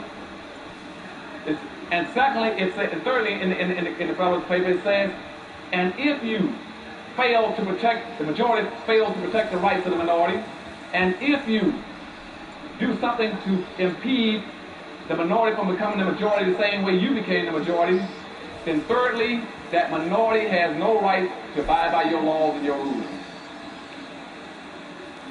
Now think about that. Now I don't know where all my black scholars and my black legal minds, why aren't you displaying appropriate behavior and investigating that and find out why it is that you got the minority running around trying to protect itself when you know good and well it doesn't have the power to do it. That's like trying to have a baby to look out for himself and you know he cannot go out and work a job and fix his own food. It's your obligation to take care of him. But nobody raised that as an issue in this country. Where are all my black legal scholars should be raising issues over the fact that in this country, that the 13th Amendment that was given to black folk, that was supposed to free black folk, was never enforced. Mm-hmm. The Emancipation Proclamation was supposed to free blacks. That's what they say in the myth. But it wasn't. The Emancipation Proclamation by Lincoln was only to free those blacks that he had no authority over in the first place. He was talking about the blacks who are any black who's in a state that broke away from the United States, you're free. He doesn't have that authority, he just broke away. Now the blacks he could have freed that was still in slavery on the north side, he didn't do anything about them. To this day, they never corrected that. So legitimately, they are still enslaved. Secondly, if you put out the 13th Amendment, freeing people, or let's go to the 14th Amendment. If you go to the 14th Amendment, the 14th Amendment said they hereby, forbade any kind of involuntary servitude. Then they stuck a clause in there, except when duly have been prosecuted and charged. You know what that means? What that meant was then that any white in the South who wanted to re-enslave black folk, all they do is come up with a charge and then you re-enslave them. And what the South did immediately after the 14th Amendment went into process, they passed what's called a black code in 1865, 66. The black code then said that any black person who used to be a slave who's now free, he must be able to show me he has a contract for employment in his hand by the 1st of January. Or therefore I can arrest you and charge you with vagrancy and put you back into the plantation and slave you again. Now all the people knew that. They didn't raise any cane about it. Today that's still a part of our Constitution. I don't get my black scholars where's the appropriate behavior. Now why is it important now when I talk about appropriate behavior? Because now there's a bill on the Hill where the white conservatives now want to lay claim to the 14th Amendment and say they're going to write a law saying called Equal Employment, Equal Opportunity Act. What they're going to say now is that bill can be used for whites too, but you can now not infringe on their rights. And what black folks should have done is gone back to the slaughterhouse case in 1872, which said that the 14th Amendment was strictly written for black people. That's what, in other words, whites will use the 14th Amendment for reverse discrimination charges against black folks. Now, you all follow me through on this. How can you allow somebody, if something is written on this side to help save you from this guy, how can you let it take the same law and knock your brains out on the other side with it? Am I losing you all this? That's good, Pennywise. But so how can whites come around now and claim use of the 14th Amendment because it's meant to protect black folks from whites? And now whites are taking and using it to hit blacks with it.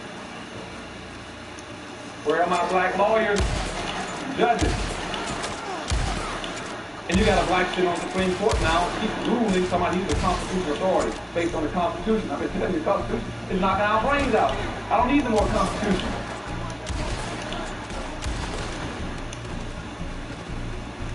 So, but all these questions need to be raised in our court system about what's happening to us. Educating motherfuckers like I and always nobody's do, doing that. Pennywise. So the bottom line, what I'm saying to you is that we got major problems in society, but we keep doing all these things wrong. We are poor and impoverished because we don't build communities, as I told you a few minutes ago.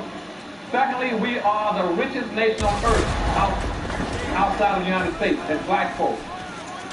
In the world, we are the ninth richest nation on earth. We got an annual disposable income of $382 billion. But we violate all the norms of economics as black folks. That's inappropriate behavior. Your money is supposed to bounce 8 to 12 times before it leaves your community. Say that again. Black money is supposed to bounce 8 to 12 times, and it must go through at least 8 to 12 black hands before it gets out of the Crenshaw neighborhood. 8 to 12 times. And it doesn't. Black money does not bounce one time. As soon as a black person gets paid, he's got this inexcusable denial in his mind saying that as soon as I get paid, I'm going to run over every other black get into the suburbs to spend it in a white store, in a white mall. And the Jews, on the other hand, their money bounced 18 times before it leaves their community. Damn. You look at the discrepancy between one bouncing not once and one bouncing 18 times.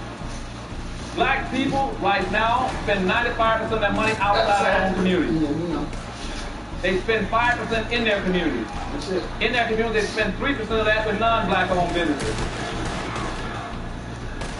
Black people try to live off of 2% of their disposable income. They keep 2% every year. When they take that 2% and put it in a straight account of bank, and they can't get along with the bank they put it into. Now, anybody's white mind knows that it's humanly impossible for you to live off of 2% of your income. It can't be done, but we keep trying to do the impossible. Why do we keep trying to live off of 2%? You know it can't be done. So what happens is every night, every black community in America goes bankrupt. When the last non-black in a black community closes up the store, sends out the cash register and goes home. We go bankrupt from that night until the next morning. And the reason we're doing that, the reason we're so impoverished, is because other groups are also boycotting us. We don't have any business structures in our neighborhoods because others are boycotting you.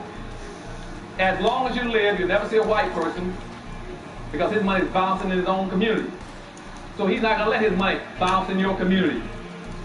So when he gets money, he keeps it. You don't see him getting in his car on a Saturday morning, like this morning, driving down to a black neighborhood, getting out of his car, going to a black store, buying a black-made product. He doesn't do that. If he does do that, I told y'all before, take a picture of it, you see it. Worth some money. It might be very valuable one day. Every black I know tries to get into Chinatown every Friday, Saturday evening. Have you ever seen Chinese trying to get into a black neighborhood to buy anything? Then why do you keep doing it? Inappropriate behavior. You keep doing everything inappropriately, backwards. You got to quit doing it. I'm not telling you to be mean against anybody. I'm not telling you to be against them. I'm saying take care of your own people. Don't do what they do in slavery.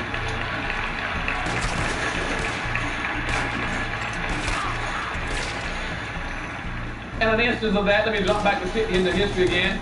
On the eve of the Civil War, we had over 6,200 blacks in America that owned other slaves. 6,200 blacks were slave owners. Now, let me break that down a little more specifically if you don't understand what I'm talking about, not looking out for your own people, inappropriate behavior. Same thing out of Africa. They never changed all these things, still doing the same thing, and it's brainwashing, seeing things upside down. In New Orleans, for instance, in New Orleans, I only had 842 blacks in the city this time. And out of the 842, 612 of them owned slaves. Because they thought they were of a different color. They called themselves Creoles and mulattoes, so they couldn't enslave the rest of their people. And when blacks tried to break free in New Orleans, out of the parish, in Jefferson Parish, blacks went and joined the whites to put down a black revolt. And not only did they put it down, they helped slaughter the blacks. They chopped our heads off and put a head on a pole or something like every 100 yards, all leading all the way into New Orleans. That's inappropriate behavior of our people. Keep doing it in your own people. Then trying to find justifiable reasons. When the day you do the same thing, it's inappropriate behavior, same kind of behavior pattern, you're still killing your people. When I ask, why don't you go to a black store and spend your money at a black store? It's a man, I'm going to go to the store. Why? I say, well, he sells just in case. It costs too much. He charges more than the guy 3 doors down. I said, who's the guy 3 doors down? Well, he's Chinese. I said, who's the guy? Well, he's black. See, that's inappropriate behavior. Because they don't understand what's called cost-benefit analysis. Which means where are you getting the greatest benefit? Where do you get the greatest benefit for your race and your people and your money? If you go spend $1 with a black here and you go spend $1 with a white, and the white or the Chinese takes it out of the community and uses it against you. At some point, somebody's got to be home upstairs. You got to say, yes, it might cost me a few pennies more to buy from a black. Yeah, so you don't but I get more in return. Particularly if I can get him to keep that money in his neighborhood and spend it with another black person. I said, what is this merchandise is saying? You go down there and tell him. You go down there and tell him, let me tell you something. You got 6 months to clean up this place. You got 6 months to put in a better quality product. You got 6 months to start to put that better security and lighting in here. You got 6 months to change your negative attitude.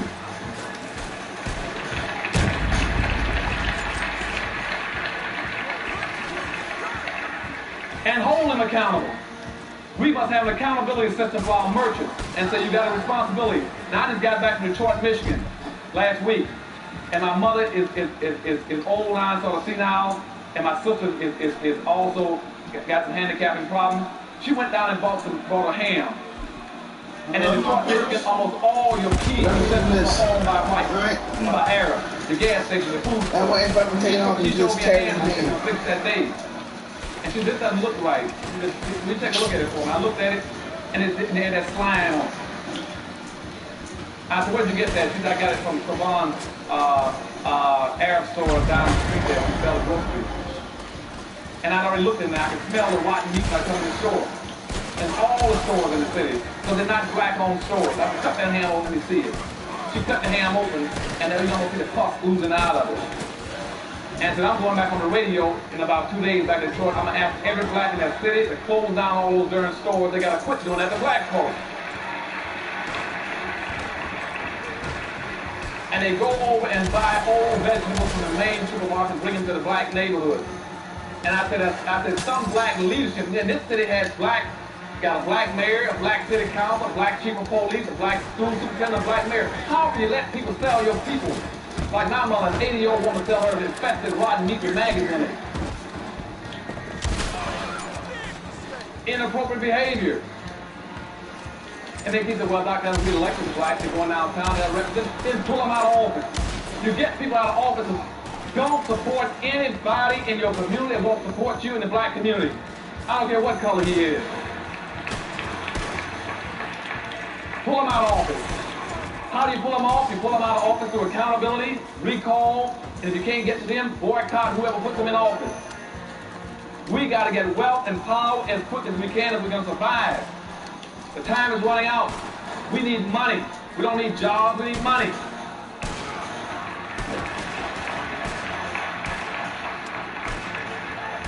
And in conclusion, there's one lady told me, Dr. Anderson, she said, I love everything you say, but you got to quit talking about money all the time.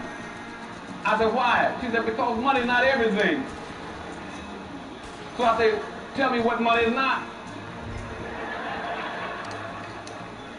She said, well, money can't buy you love. I said, I'll tell you what. I said, without finance, won't be any romance.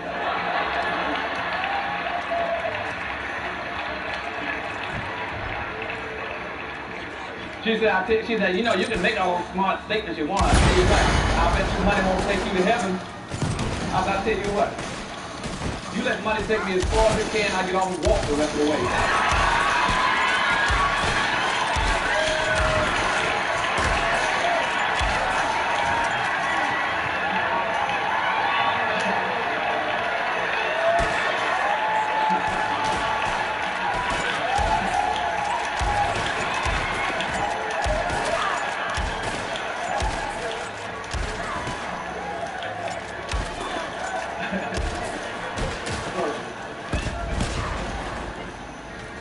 In my last thing, she said, well, I'll tell you what. She said, I don't care what you say, Dr. Anderson. As far as I'm concerned, money is the root of all evil. I said, you're right. I said, because I don't have any money and my people don't have anything, I am evil. So I thank you and I love you.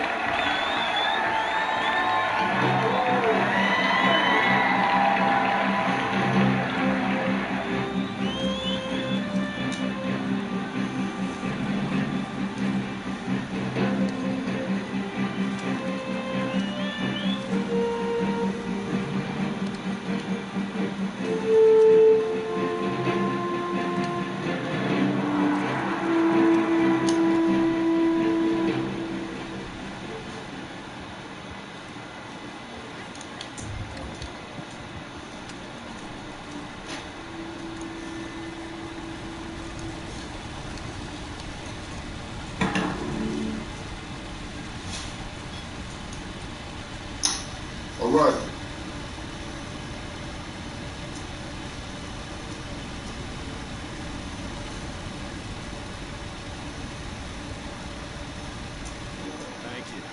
Thank you very much. Here's a cash keep going. Bastard's death makes my life much easier. Now we don't have the army going after the same banks as we are. We can have to get the planning right. I'll be in touch if I can. And I'll be in Blackwater. Your bounty being any sheriff's office. I said away with you, old bastard. Oh, you'll hear me in your sleep, Benson. It was like my wife cut my Johnson off with a butcher's knife. That night when I picked up the receiver of the phone in our house, and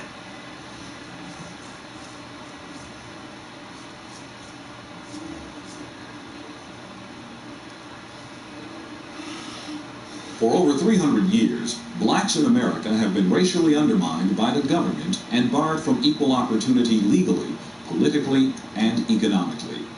History shows blacks were the labor force responsible for the vast fortunes amassed in the United States and Europe in the 16th and 17th centuries. However, blacks control only 2% of the wealth in the United States. Good evening and welcome to Detroit Black Journal. I'm your host, Daryl Wood. Coming up on this edition of the Journal, we will engage in a revealing interview with Dr. Claude Anderson, author of Black Labor, White Wealth. In part one of a two-part discussion, we will find out why American public policy, by design, has created a permanent black underclass. That's straight ahead on Detroit Black Journal.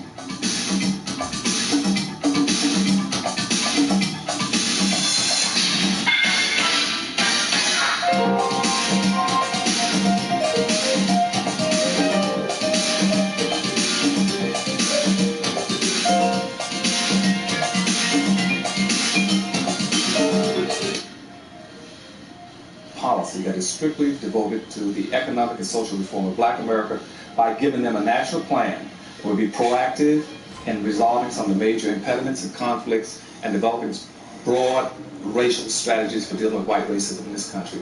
A major thrust in that direction is the release of your new text, Black Labor, White Wealth.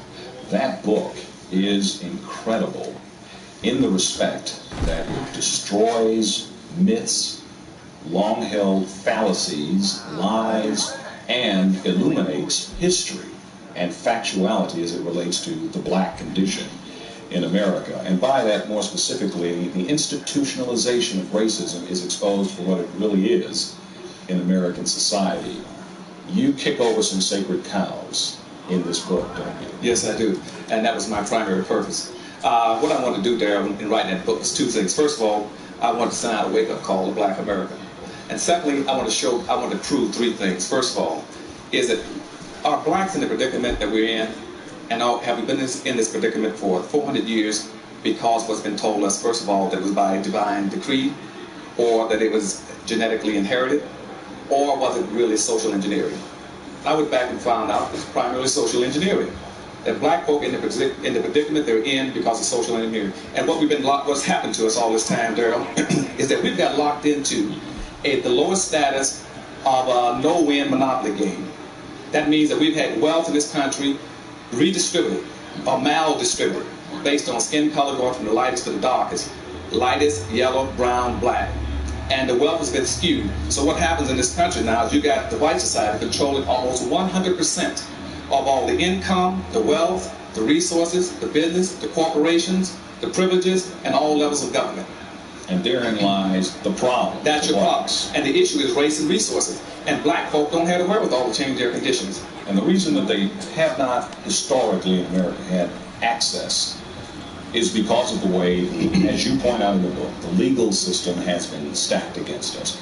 The political system has been stacked against us. The access to real property, wealth, money, land has been prohibited by law. The Supreme Court has been used as an instrument against us. And it's still being used as an instrument against you. Explain that.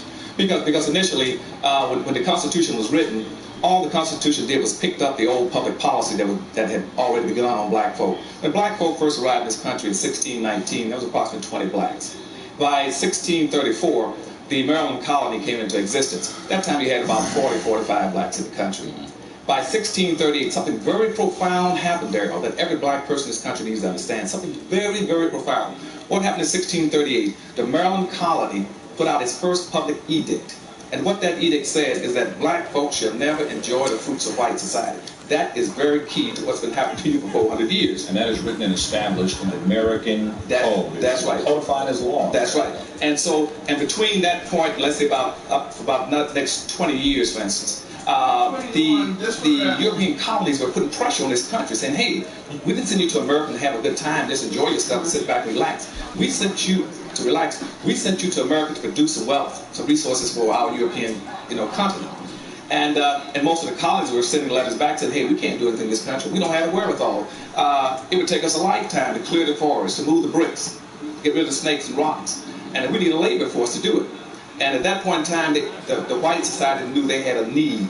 So what happened, they brought together a very strong sense of community around that need and said, we got to find a way of resolving that problem. And they looked back at that public edict was put out in Maryland in 1638, which says black folks should never enjoy the fruits of white society, and they expanded it. Right. So by 1664 or 1665, every colony in the United States enacted a slave law that says black folks shall now constitute a subordinated, excluded, uncompensated, non-competitive, managed workforce for the personal comfort and wealth building of white society. And that became your public policy that remained in existence up until recent time. Why isn't that taught in public education now? Why don't we know that? Because what happened immediately after that, all the institutions jumped in and all the nations in this country jumped in to justify slavery, enslaving the black folk. And so the religious institutions said, well, we have to base it on something. So they said, let's base it on Bible, on biblical principles. Saying in the Bible that the blacks were offshoot Ham, so therefore God had decreed that black folks should be enslaved. That stayed in effect for about maybe a couple hundred years, about 100-some years, and all of a sudden they moved over to the biological and said, well, blacks are just basically biologically inferior. So that's what the bell curve is telling you about now. And the bell curve, of course, is the controversial book assaulting black intelligence as genetically inferior. That's right. As the author alleges. That's right. Is the case. That's an extension of the original public policy that was put into place back in the 16th century. As an extension of that public policy, I think the key here is public policy. What you've talked about and outlined in very brief form is how public policy has been designed in this country around the suppression of a singular racial group. That's right. I want to deal with some definitions. Okay. Public policy was used to the extent that black people would be suppressed. Coming forward in time, blacks thought that the great salvation of the race could be summed up in one word: integration. Is that true? Yes. Let me go pick up that public policy, bring you up to that. That public policy stayed in effect until, let's say, 1705, for instance. In 1705, it was codified in what we call slave codes. And the slave code said at that time defined how in the future all whites would behave and how blacks would behave.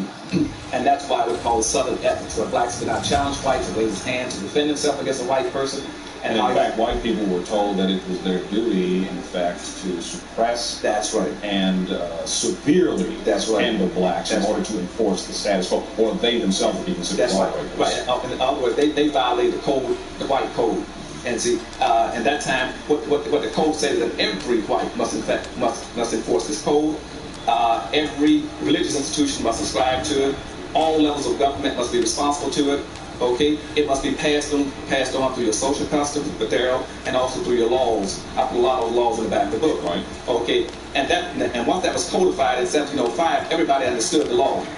Then by 1710, for instance, Virginia then said now that we have a unified white community, they then broke up the black community by passing what they call meritorious manumission in 1710. And what that says now is to make sure that blacks never have a strong sense of community and unify itself, we will grant meritorious manumission. That's why all these southern states had meritorious manumission laws to any black who goes against his own people. Which in effect said that black would be free. That's right. To enjoy rights and privileges in the society for becoming traitors to their own race. Right, as a free black. But it would never be comfortable to a white. Right. So when that law was passed, and we found that a black could be rewarded for squealing another black, what we call crabbing. And out of possible 150 so-called insurrections or revolts, slave revolts, a black person squealed in every one of them. Okay? And he was rewarded for squealing on blacks. That's why you get the crabbing in the black society. There was virtually never a successful black That's right. revolt. But see, and that kind of a system was never used against any other group in this country. No other group, Chinese, Hispanics, or any other group. Well, you make a strong case in the text for the singular selection, the purposeful separating out of people of the black race for this kind of treatment on this topic. To make sure there was never a strong sense of community, because a strong sense of community was a threat to the white society. I mean, at public politics, they should be non-competitive. And as a matter of fact, the only monument right now in this country that I'm aware of that even recognize and honor the black for being that kind of a black, still in existence up in Harper's Ferry. You know where John Brown had his raid that night? Sure. If you ever go up there right outside the hotel, there's a big brown box there. There's a big monument carving to the black slave who jumped off the porch the night John Brown's troops entered the town, and John Brown killed him. The town erected a monument to the Sambo, saying this is the kind of black we like. Going from the historical codifying of suppression of blacks to the point where we had a civil rights movement in this country. The first civil rights movement is not the one that gets talked about very often. In the book, you talk about the first time blacks were free, and you talk about how that freedom was really an illusion. What do you mean by that? Why weren't blacks free after they were emancipated? Well, because first of all, what they gave blacks was three things. First, they set him free. And secondly, they gave him supposedly due 14th Amendment due process and the right to vote. And but those things had no power attached to them. Blacks could not protect themselves with that, because see, everything in society was based on your ability to be able to take care of yourself. And so blacks were set free at that time, naked, penniless, ignorant, defenseless, without clothing, animals, livestock, land. And so they were abandoned. And you gave him civil rights and the 14th Amendment. He couldn't use them. See, first of all, let's take the 14th Amendment, which now we hear a lot about. Between 1866 and let's say 1900, that 14th Amendment was used 319 times. Okay, out of that, 314 times was by corporations, not blacks. Blacks used it about 4 or 5 times, and guess what happened? They lost every time. Blacks never used the 14th Amendment until 1954. But all major corporations use it. That's when you hear about corporation now being an entity, a person. They used that 14th Amendment was given to blacks. They gave it to corporations. And what they did, and immediately in 1870, they took blacks' rights from them. Okay? Because they didn't have any power. Once again, the rights were basically suppressed. They were just suppressed. That which had been written into law was now effectively thrown out. Because blacks couldn't protect themselves. They had no power. And also, what had happened at that point in time is that between 1619, when blacks first came in the country, and until the emancipation, all the wealth in this country and all the power was built around the black slave himself. That's where your money and power came from. Contrary to what people keep talking about, well, land is most important. Land was never important. Land there was totally useless without blacks. As a matter of fact, then President Jackson said blacks brought 75% of the value to land. You can come in this country and immigrate, go any place you want to find all the land free. You can just drive a stake in the ground, say, "I want here at that next street." Nobody cared. They had no value. It only had value you put black slaves on. And that's why all the wealth was concentrated in the South. As a matter of fact, in 1860, out of 66% of all the persons in this country had over $100,000 worth were in the South. As a matter of fact, and out of the 5 million blacks who were enslaved, they had a net investment value of over $8 billion. That $8 billion was more wealth than all the other corporations and federal government put together. True. As a white man in the South who had 2 black slaves was richer than any person in the North. But if you look at the average person in the North, I threw his house, his business, his land, his clothes, his net worth, and his bank account. Well, primarily because it was free labor. It was free labor. It was free labor. You would work them until they died. That's right. And the thing with black is you had to work him until death, but you could not let him grow old. Right. Because you had no way of taking care of him. Economic liability. That's right. He became a liability. You had to work him to death early. Seeing then that the policy was set to keep blacks in a place of servitude, cheap or free labor, the country set about to make a set of rules, enforce them through institutions, government, the courts, and basically ensure that blacks through the immigration process would not go to equal or majority status in the population. In the book, you outline that we're built in as a, quote, minority, unquote, never to exceed a certain statistical level. Right. In the early part of the 1700s, black slaves became such a good thing. Everybody was hauling black slaves into the country, and from Africa they shipped approximately, from most research I get, somewhere between 35 and 50 million blacks out of Africa. Over 2/3 of them died in looting and capture. But in this country, the black slave population, let's say, hit its peak about 1750s. We had over 34% of the general population of this country was black at that time. That scared this country to death. They found out that the number reached that high. And in the southern states like Mississippi, Alabama, South Carolina, and Georgia, the population of blacks is up somewhere between 55 and 60%. And they said, and so what the colonies started doing then, started saying to England, and remember now, England was franchising slavery. They set up a franchising system for slavery. They were making all the money and the wealth. Most of the wealth of this country was going to England, because England passed laws saying this country could not produce anything except cash crops, and send it to England. England would manufacture it, and send it back, sell it back to them. And that's what the Revolutionary War was over. The Revolutionary War was over black people. The wealth that black people were producing in this country, in cotton, textile, rice, indigo, tobacco, and molasses, syrup, sugar. That's what the fight was over. But the black population hit somewhere around 34%. And after the Revolutionary War, they said the first thing we're going to do is to make sure we get that black population down, because it's a threat to us. So in 1790s, right after the Revolutionary War, the first act of the new Congress was to pass the enact what we call the first naturalization and immigration law, which said this is a white country, white man's country, period. And we set a zero quota on blacks in this country. No other group had the kind of quotas or limits in terms of immigration to this country placed on it. The blacks did. That's right, because they did not want blacks to be a threat. That's why they also passed manumission laws to stop, anti-manumission laws, saying that we do not want more than 2% of the blacks in this country to be free slaves at any particular time. And that's why a lot of people could not free their slaves, because they were threatened by the free slaves. But the worst thing in the white society's mind is an uncontrolled, unmanaged black person, because they violated the public policy on blacks. And so they stopped a lot of people from freeing the slaves.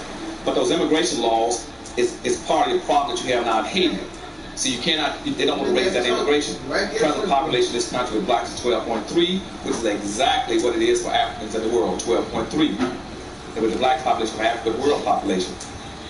But also it's important to know that that's why integration won't work, for the same reason. Now, you come forward in time to the question. Now, the book spends a lot of time outlining the historical problems facing blacks. It spends a lot of time talking about what's wrong for blacks in America, as well as what's wrong with blacks in America. Lest people think that this is strictly a history lesson, let me rush in to say that the book is filled with exposition on solution-oriented plans and strategies for turning the situation around. It doesn't necessarily call for violent overthrow of the government either. It is not, and let me ask you this question, it is not an assertion of socialistic or communistic principles, is it? No. See, the primary part, the basis of the book is saying that black people's future is in their past. You have to understand. And secondly, from my perspective, see, I've never had any inclinations towards socialism, nationalism, any other ism. My only ism is blackism, and this perspective, that I want black folk. I see myself as an empowerment pragmatist, saying how do we get to where we need to go as quickly as possible to save ourselves from becoming a permanent underclass in this country by the year 2013. And one of the ways that you say will not work is integration. Okay, integration. Well, black people think that integration is the way to go, and white folk have thought forever. Liberal white folk have thought that integration is the way to go. Oh, sure. If I was white too, because I really got you boxed in now. See, because that public policy, let me go back to that public policy again. At the turn of the century, that public policy was picked up by our organization, NAACP and Urban League. They saw it and they said, now we're going to come into existence to try to help black folk. What can we do? They were only permitted to help black folk in the context of the public policy. The public policy said black should be a managed labor force. So the precepts of the Urban League and the NAACP was to help black folks find equal employment opportunity. See what I'm saying? And by the mid-1920s, Garvey and somebody said, hey, hold a second, how about some economic? And they said, no, that's out. And so we could never move blacks into starting their own businesses as a national public policy. So in the mid-1990s... law stipulated that blacks cannot have businesses compete with whites. They couldn't do anything that would bring profitability to blacks and take it away from whites. They utilize legal and extra legal means to keep blacks out. In many cases where blacks, you see, nobody in this country is more qualified, for instance, raising tobacco, raising pot than black folk, okay, and taking care of livestock. In many instances, they would even poison blacks' livestock. They would burn his pot, burn his wheat. So blacks cannot, and that's why if you look in the back of the book, you see all kind of laws that says blacks should not compete with blacks and all, compete with whites and a whole number of things. But by the mid-60s, what happened in the middle of the civil rights movement there was that, contrary to what's popularly taught, black folk didn't get free in the mid-60s. What happened at that point in time was that that technology finally caught up with that labor need for blacks. And for the first time, the public policy said, hey, we no longer need blacks to open doors, shine shoes, and wash dishes and mop floors. We got technology to do it. And when that happened, something very profound happened again to the public policy. And what they had to do then was say, the white society said, aha, now we got to change this public policy. So what they said is that now that we no longer need blacks, what we have to do is go into a new period called benign neglect, okay, or callous indifference, or out of sight, out of mind. So then they said, so Monahan came up with a policy by the late 60s saying, or early 70s saying, it's time for us to move from focusing on black folk to focus on Indians, Hispanics, and women. But they also said what we must do in our new public policy is, first of all, make sure that all of our public policies at every level express no guilt for what has happened to black folk. Point one is pivotally important. Point two is that we show no responsibility or obligation to help blacks in any manner. Okay? Which means affirmative action and anything else. Point three is to make sure nothing is done to transfer that wealth. And I told you that 100% wealth on one side of the sheet over to blacks, that never occurs. And that is what we've been locked into from the mid-60s up to today. But once again, the civil rights movement focused on integration. The civil rights movement said to move into their neighborhoods, go schools with them, that's karma you gotta pay. Then we'll make the breakthroughs we need to make to end this codified evil called racism. Because we have been pursuing, since that original mandate in 1638 excluded us, saying black folks should never enjoy the fruits of white society, that's been locked in our mind to enjoy the fruits of white society. We want to integrate. But nobody else in this country ever wanted to integrate. What they want to do is assimilate. They've always had the option to assimilate by the second generation. The difference being? The difference being that they can move in and blend in. They can intermarry and blend in, and by the second generation you can't tell who's who. Or they can have the option of setting up a little Haiti, or a little Havana, or a little Cuba, or a little whatever you want, a little Italy. But black folks want to integrate, and integrate kills us for a number of reasons. I'm trying to get these points in very quickly. One, first of all, integration is nothing but a new modified form of segregation. Only thing now, you've broken your people down to a smaller unit, and you've defied the first premise of power, which is you no longer have numerical power. Now you're in little small groups all around large urban areas. That's point one that's going to knock our brains out. Point two is that white society maintains what we call a racial balance, or what we call a tipping point, which says that I will accept black folk primarily at zero, but I will tolerate them anywhere from up to 5 to 8% of any given population. But the minute they cross that 5 to 8% population, it is no longer integration, it's now invasion, and I must take action against it. So I'll either take my kids out of school, put my house up for sale, move my business to the suburbs, or I will resign from the organization, okay? Because I'm not going to let them get that dominance over me. Third thing that integration is done for you, it destroyed all your major businesses, because they use the highway system to drive expressways right down the center of every black community in this country. And where blacks used to have major business opportunities in the country, they were all destroyed. 4, we find that also we got a major capital drain. There's a basic rule in economics which says you must spend your money in your community and make it bounce between 8 to 12 times before it leaves. Black money never bounced one time. Black folk have approximately $300 billion passing through our hands annually. That money doesn't even bounce in our communities. There are other things that you mentioned in the book that are evils to black empowerment. We don't have a lot of time left, but in the closing moments, I just want to throw out some key terms that you express in the book and get your very brief reaction to. First of all, black empowerment is not the same as empowerment, is it? No. Why? Because empowerment, in my definition, means giving people the psychological feeling of competence and ability to compete.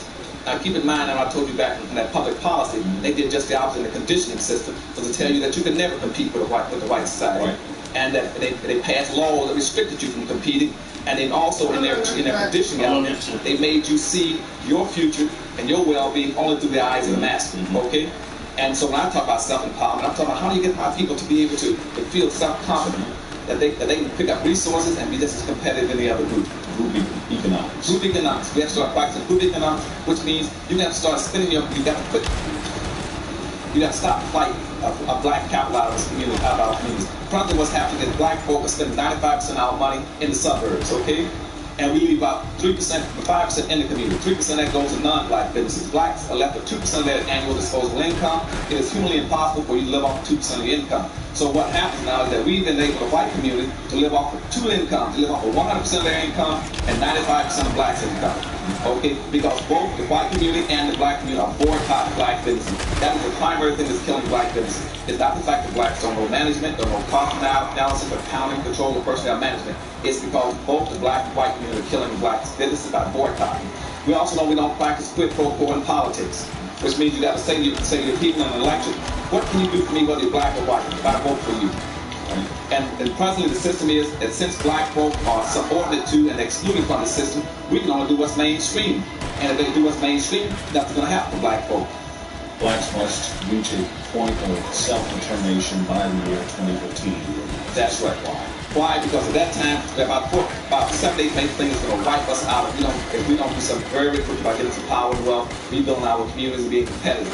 One, we anticipate in the next by the year 2013, approximately 8 to 6 million Hispanics in this country and 41 million Asians. We have been the number 2 population in this country now for approximately 400 years. We're going to be pushed from number 2 down to number 4, okay? Now, if you didn't get anything for 400 years, you're number 2, you think what you're going to get to become number 4. You're not going to be, you're going to have to now speak through 2 other groups. Secondly, crime is going to be a cold word for blacks. Blacks are going to be further criminalized than they are now. Next thing that's going to happen to black folk is going to be forced to go to a new world order. We've got to compete with groups all over the world that we're totally ill-equipped to compete with. But let me get one other point very quickly. Let me skip off that second. So, because one of the things I want blacks to also focus on is civil rights. You missed that question about civil rights. We got to get away from civil rights because that's not the major issue. Civil rights won't give you any power. Neither will integration, because black folk have been so psychologically, so politically, and so economically damaged, Daryl, by 400 years of deprivation and exploitation, that civil rights and integration won't even reach us. We can't be reached by it, and we can't do nothing for us. As a matter of fact, even if you're going to talk about civil rights, then switch it. Instead of talking about, look, gays talk about gay rights, handicaps, handicap rights, females, feminist rights, veterans, veteran rights. And you get to black folk, why do you talk about civil rights? I don't know any blacks named civil. Talk about black rights. Instead of talking about social integration, talk about economic integration. The book is Black Labor, White Wealth, The Search for Power and Economic Justice. Claude Anderson, thank you for joining us.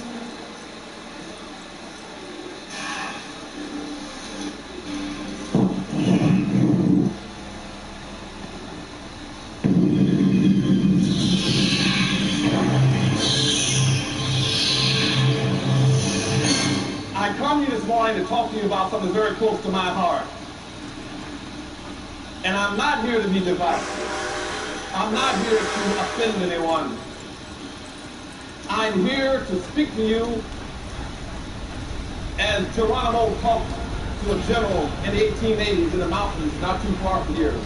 We met with him at a feast conference, a powwow, and said to him, he said, this morning, I'm going to speak to you the truth.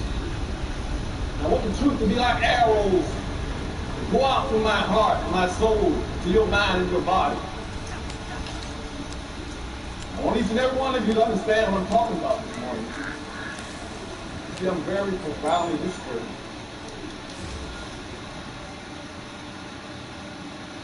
I just left Tuskegee. The black folk are suffering. I'm very disturbed by going across this country, and I cannot find the sensitivities and concerns about black folk in America that I want to see.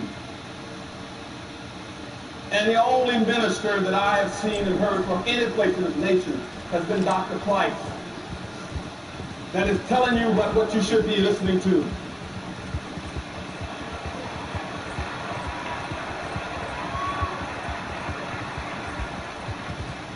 And I've spoken all over this country and all over the world, representing presidents and governors. And And he is the only minister I've run into so far that violates all the social norms that were exacted on black folk back in the 1790s as this country began to move into the evangelical movement. And they decided in the 1790s that it is now permissible to have a black preacher or to have black folk invest themselves into religious experience. And the establishment in this country said, yes, we'll let blacks have their own separate services. But we must pick the minister. We must pick a minister that is controllable. And we must tell him exactly what he's supposed to do. We will license the ministers. So by the 1720s, the entire establishment in this country has set up a system saying that any black minister in this country, he has an admonishment. He must teach black folks three things so that religion will become a control device to help us maintain the status quo of black folk in this country. He said every black minister who we select or we license, they must teach black folk. First of all, when you talk about the Bible, you talk about the master and the slave, you are talking about the white master on earth and the black slave. You must secondly teach black folk to be humble and obedient and accept their life lot, and to be respectful and loyal to the white servant, to the white master. And lastly, you must teach black folk. You must teach black folk that they will get theirs in the hereafter, in pie in the sky. And that went into effect in the 1820s, and every black minister fell in line and did it. And it stayed like that until after the Civil War, when 119 blacks on October 19th walked into St. Paul's Church, Baptist Church in Raleigh, North Carolina, and said, we can't take it anymore, as black folk, the suffering is too acute. And said we must at least have 40 acres and a mule or something. You cannot just turn us loose free and say we're free and give us non-economic emancipation where we are pennilessly poor, impoverished, sick, broken, busted, uneducated, ignorant, homeless, nothing, and say we're now free. And that is the only minister, Dr. Price, that I've heard that understands that. That you got an obligation in the ministry to go above and beyond that punishment put on black folk over 150 years ago.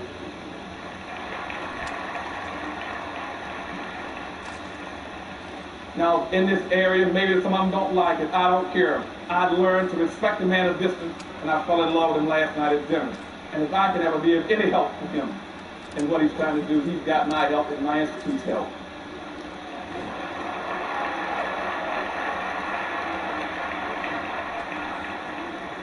And so this morning, and the time has been allotted to me, I want to talk to you, as I said, like Geronimo, but I want to be like the great European philosopher Diogenes, who walked through life with a lantern in his hand, saying, I want to lighten the darkness, because I'm in search of an honest man. But like Diogenes, I want to walk through this company, through Black America, the new movement I'm trying to create. I want to find not necessarily an honest man. I want to find some black people and some white people that understand the problems in America. I want to find somebody that understands in America that contrary to popular myths, black folk are not progressing in America. Black people are going backwards. In comparative proportional terms, black people in America, where you were in 1850 in this country, you have not progressed. You're still in your same dilemma, contrary to anybody tells you. And you see, if I want to find, like Diogenes, I want to find a black person that understands that black folk are not progressing. But more importantly, I want to find somebody, black or white, that don't mind being black and want to talk about the racial problem in society. I can't even find that with my lantern in life. We got 3 or 4 major black organizations in America. 3. The Urban League, NAACP, the Rainbow Coalition, and one other one.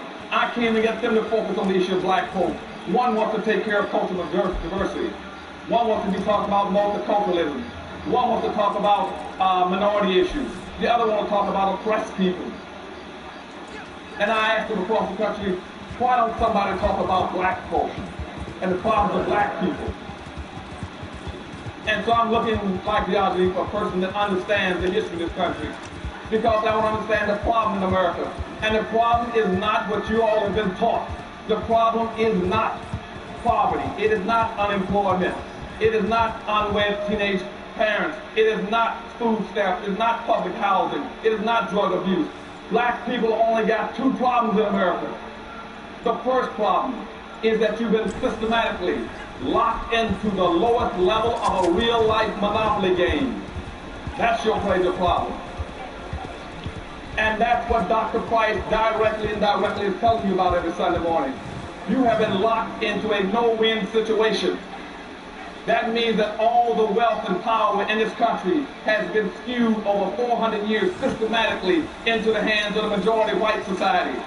Black people don't own a significant amount of anything to be able to control their lives. Whites in America right now control almost 100% of all the income, the wealth, the power, the resources, the businesses, the privileges, and all levels of government. You cannot compete. And I'm tired of hearing people tell black folks, why don't you compete? Compete with what? What are you going to compete with? They keep saying, well, black folks can run fast and jump higher. That won't make it. It won't make it. And let me tell you what monopoly is. Monopoly means that all the wealth and power has been skewed based on skin color. One white, yellow, brown, black. And if you've never played the game of Monopoly, let me show you how it's played. I play it every year. It's my family. It means that everybody, when you sit down, you're given a certain amount of money and wealth. Black people never got their 40 acres of mules.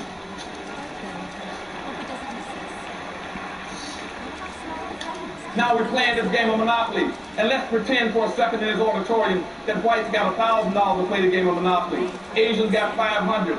Hispanics got $300. Indians got $100. And blacks got $50 to play the game of Monopoly. Now, never having gotten your 40 acres of mule, you don't own any land. You don't own any land. And if you don't have the money, you can't put in the houses and the hotels on the land. You got lucky and had some. Now when you roll the dice in our hypothetical game of Monopoly, and you roll the dice and your number comes up with the wrong piece of property, what happens to you? You must either go bankrupt or go to jail.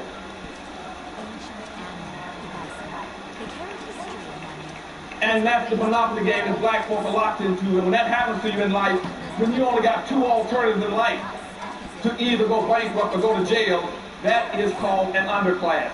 And black people in America are systematically being forced into a permanent underclass. We will be a permanent underclass by the year 2013. And you got about a 2.5-year window left. If we don't do some very specific things and start to come up with some very cogent strategies, comprehensive strategies of doing some things that focus on that number one problem of redistributing the wealth and power back into the hands of black folk, you can hang it up. Don't worry anymore about retiring. After the next 2 or 3 years, don't worry anymore about going to college. It ain't going to work. The doors are going to slam shut on black folk. And what I'm telling you right now is we're going to have to get it together fast. And to do it, you must first understand what I'm going to be telling you this morning. And my speech is going to be divided into 3 parts. I'm first going to tell you about the problems of black America realistically. As Cochise and Geronimo said, I'm going to give you the truth about the current state of black America, point 1. 2, I'm going to analyze it for you. And 3, I'm going to give you the solutions that we can do together to come out of it. Okay? Now, we got a very serious problem in that monopoly game. We're going to have a converging forces, social forces coming across this country, about 8 major forces that will push us into that understructure, and that underclass position. And let me talk about 3 or 4 of them right quick. First thing, across this country, you're going to have an increasing amount of conservatism. Now, I want you all to understand up front what conservatism means. So I don't care whoever uses that word, you know what it means. Conservatism is a new code word for anti-blackism. Okay? Except now, a conservative can stand right in your face and tell you and confess that he's conservative, which means he is a racist and not tell you he's a racist. Racism, right now, we got racism all over America, and I can't find one racist. And what I'm telling you right now, before my book even hit the market, I'd already predicted in my book that you're going to have a cutback in welfare. I predicted in my book they're going to catch people like in Texaco. And they just caught Avis discriminating against blacks in North Carolina and South Carolina. And they just caught Circuit City, Sam's, Walmart. I knew they were going to try to cut out the single mammoth district. I knew they were going to go after affirmative action. I knew there were going to be riots all over this country that's coming. I talked about this a long time ago in the book, because that's what conservatism means. Conservatism comes from the root word to conserve. To conserve means to hold on to what you've got, or those who ain't got, as my mother said in the third grade education, you ain't gonna get. That's what conservatism means. And it means nothing else. It means maintain the status quo. It means use every device that you have to give the pretense that what you see is normal. And right now there's a conservative move in this country going from the white.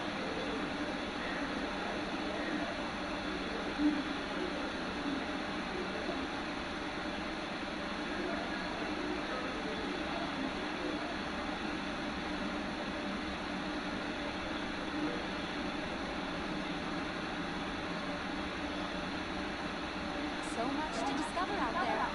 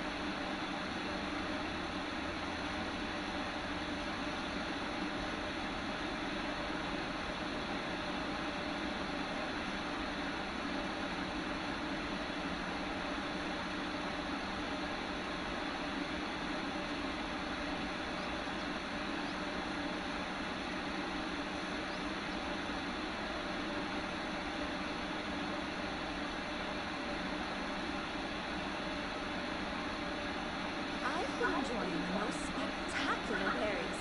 There's so much food out here if you're willing to forage.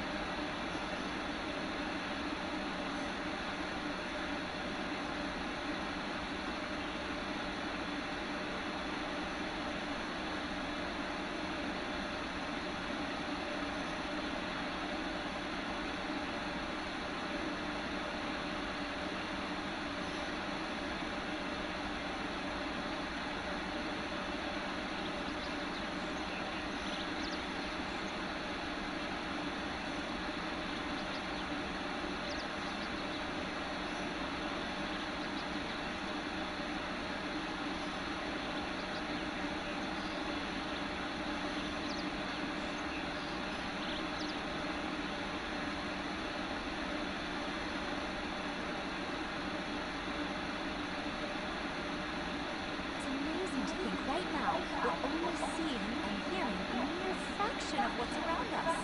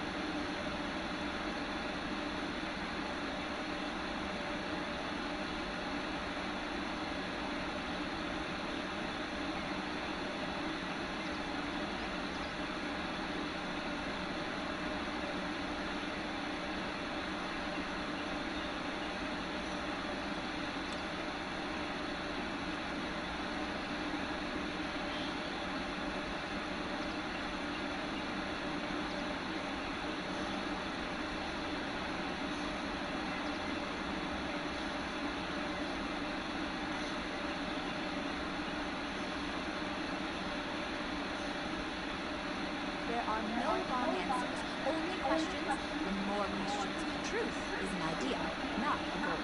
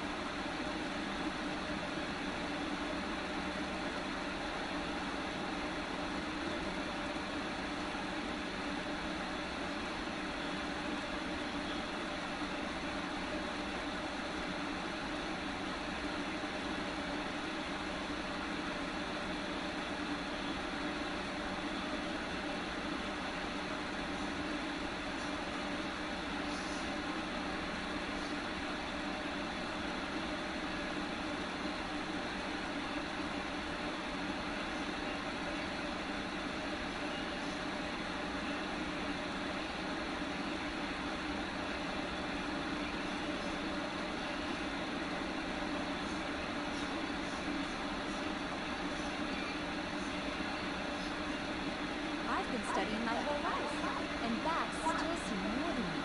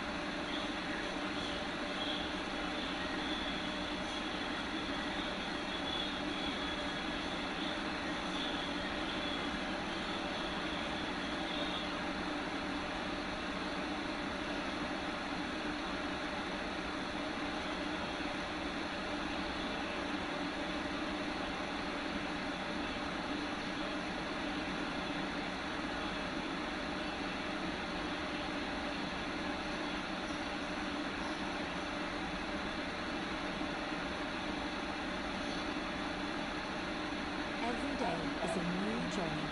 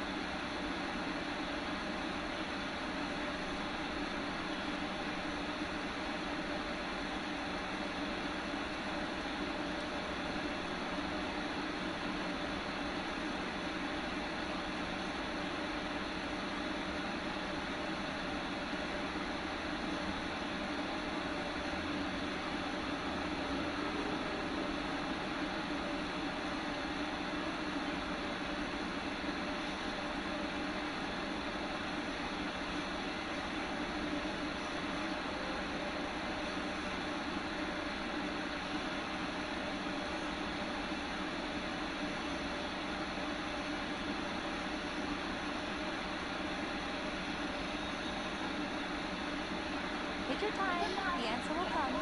It always does.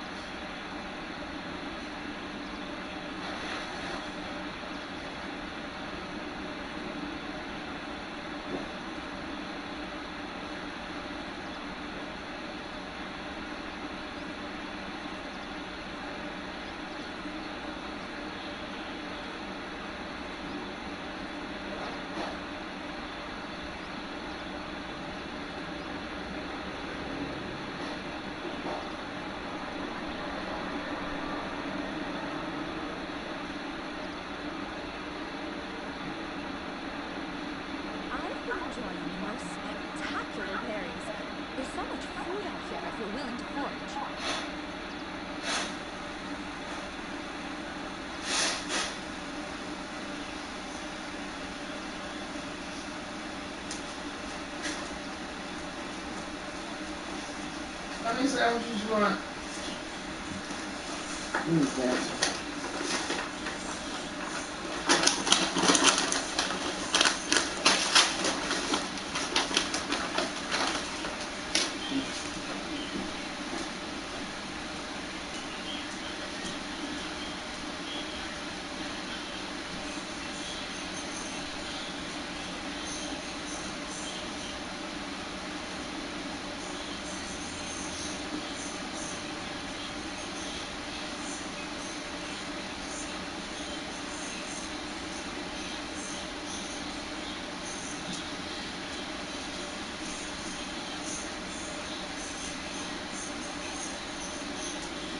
You're conflicted. I see the lashes around you, everyone pulling you in another direction.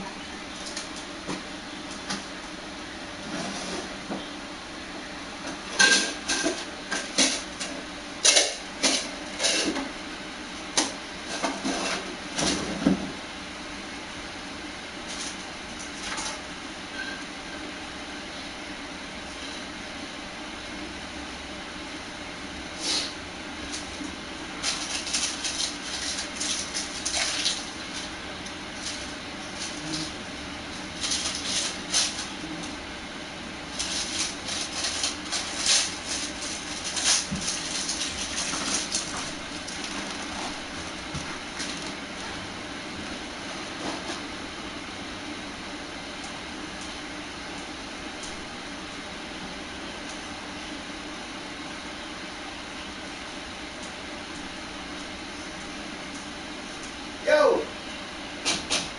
How many sandwiches you want? I've been spending my whole life. Turkey? And that's still sitting near you.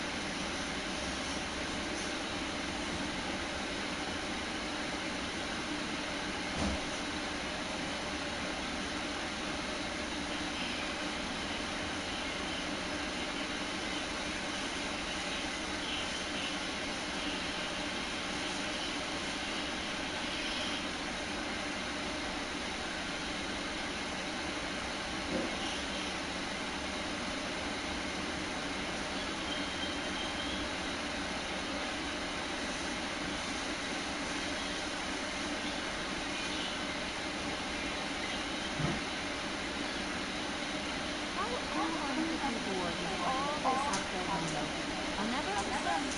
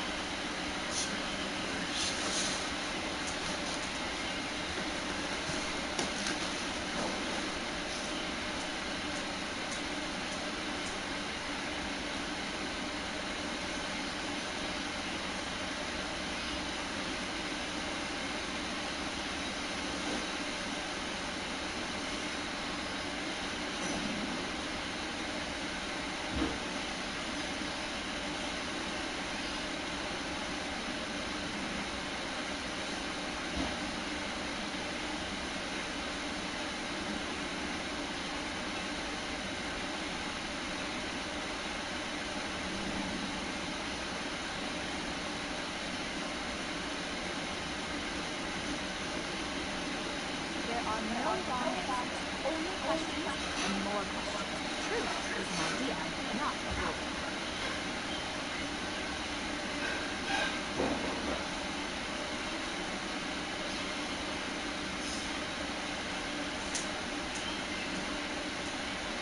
You want mustard, mayonnaise, or ketchup? Mustard, mayonnaise, or ketchup?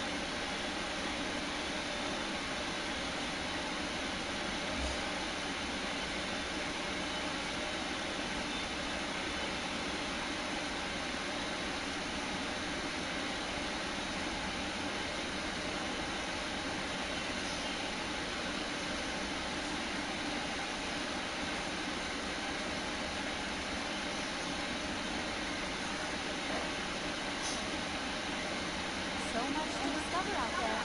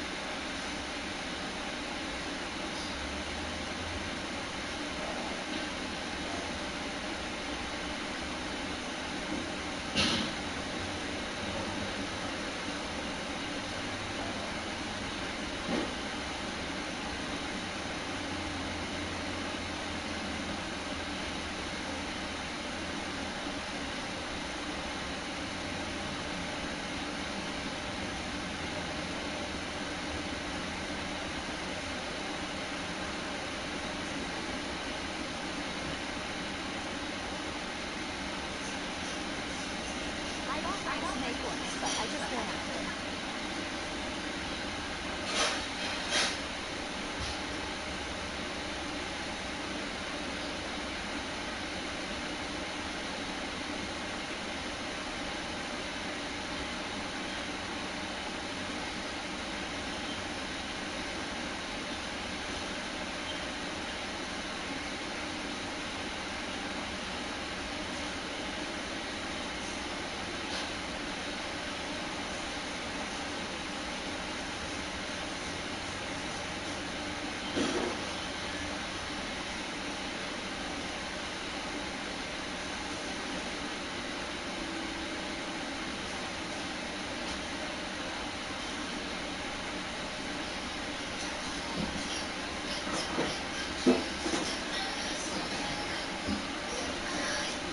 Huh?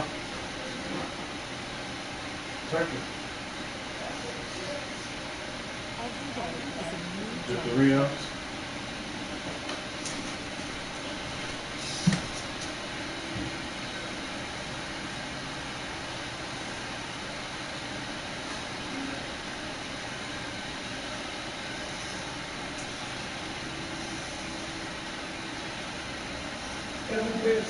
I got to go without that new car, but it's really chill. And the reason I'm doing this is I can't wait until we have the freshest level.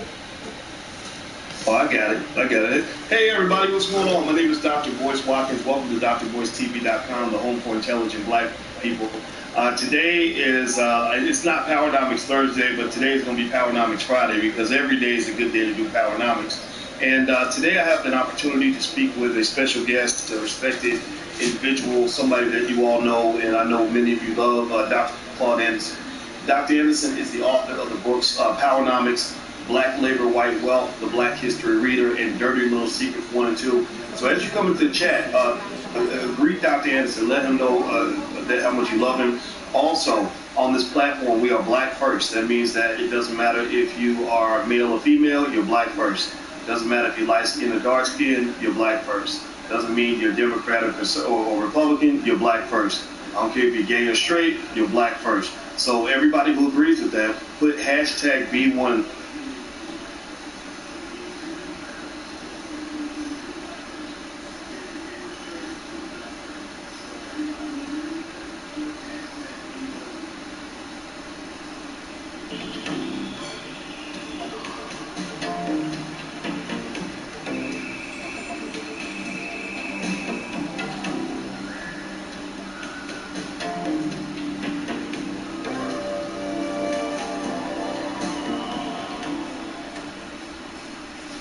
So this morning what we're going to talk about, I guess I can call it shampoo. Battery low. Now all of you know that when you're going to go down and clean your carpet, you go down to the store and you get the machine and you go in and buy a little thing called shampoo to clean the carpet. What shampoo does is really, it takes the sham out and leaves the poo in. Okay? And that's what's been going on through history with black folk. They keep taking the sham out and then leaving the poo in. So this morning we're going to do a little shampooing, okay? And we're going to start off and we'll show you, take you right through history again, through a second segment of history, and we're going to start dealing with some of the issues about reparations. And everything I tell you must be taken in that context if you really, truly are going to understand the nature of reparations. That's the only way you're going to do it. You must understand the nature of it. And what it's saying is this. what I'm saying to you is that reparation is not a nicety. It's not something nice to have for black folk. It is now an absolute necessity. If you do not get reparations soon, black folk will have Battery low. Reparation is not a nicety, it's a necessity. And I first wrote my book, Black Labor, White Wealth. That's what I was telling you then. That's been 7 years ago. When I wrote the first affirmative action plan in the United States in 1971 that Bush just killed in Florida, if you all been reading about in the paper. I wrote that plan in 1971 as reparations for black folk. And nobody was giving anything to black folk for reparations at the time. It was killed off within 6 months. It was converted to things for minority, women, children, gay, handicapped, midgets, humpbacks, everybody else. Everybody but black folk. It was diluted down and black folk got nothing out of it. So affirmative action was dead 6 months after I put it on the floor. But now they've been given the pretense that somehow they've had affirmative action all these years. And they haven't had anything with black folk. Black folk haven't gotten anything out of affirmative action. And so in a way, I'm glad that affirmative action is now dead. I want them to bury it, profile, commemorate, let it go. Now I want black folks to go to reparations.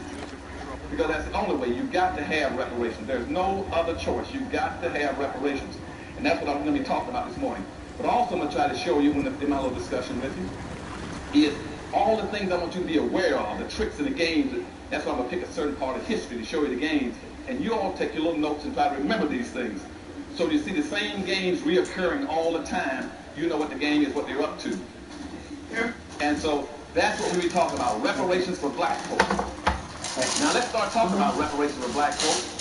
And let's pick a point. Let's take Juneteenth, since this is Juneteenth weekend, the Juneteenth celebration. Now, I talked to you earlier about the importance of culture.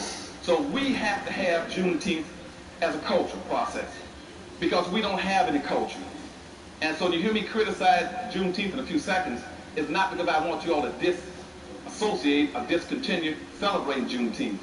It's just I want you to do it in the right light, in the right tone, so you understand what the games are. It's just like if I were to start talking about Kwanzaa right now. I don't want you all not to celebrate Kwanzaa because we have to have culture. We don't have any culture. The culture we used to have, white stole it from you. All your culture has been stolen and exploited by everybody else. See, right now, your culture in this country, your major contribution would have been your genius. See, black folk have a genius for creating music, dance, language, slang. You see, art. And even the way we wear our clothes, that was our culture. But everybody has taken the exploit and gotten rich off it. Every time you come up with anything, they take it from you because you integrate. You see, one time, Dixieland music was black. See, jazz was black. Gospel was black. Blues was black. Rhythm was black. Now they got your music. That is a $103 billion a year industry, and black folk get less than 1% out of it. You see, even the Hispanics got your music now. They take African music and mix it with black music and call it Latin beat. See, everybody makes money off of black folk. Because when you're integrated, you open yourself up. Integration means filleting yourself, saying, come get whatever you want. When you integrate, they went inside and took everything out and left you with nothing. And that's why you cannot make it under the integration process. Nobody else opens themselves up like I said, come get what you want, take it and make a living off of it. That's why now they have a rock and roll, museum for whites. And call Elvis Presley the king of rock, or rock and roll. Because it used to be rhythm and blues until white folks discovered it. See, they discovered black music like they discovered America. Then what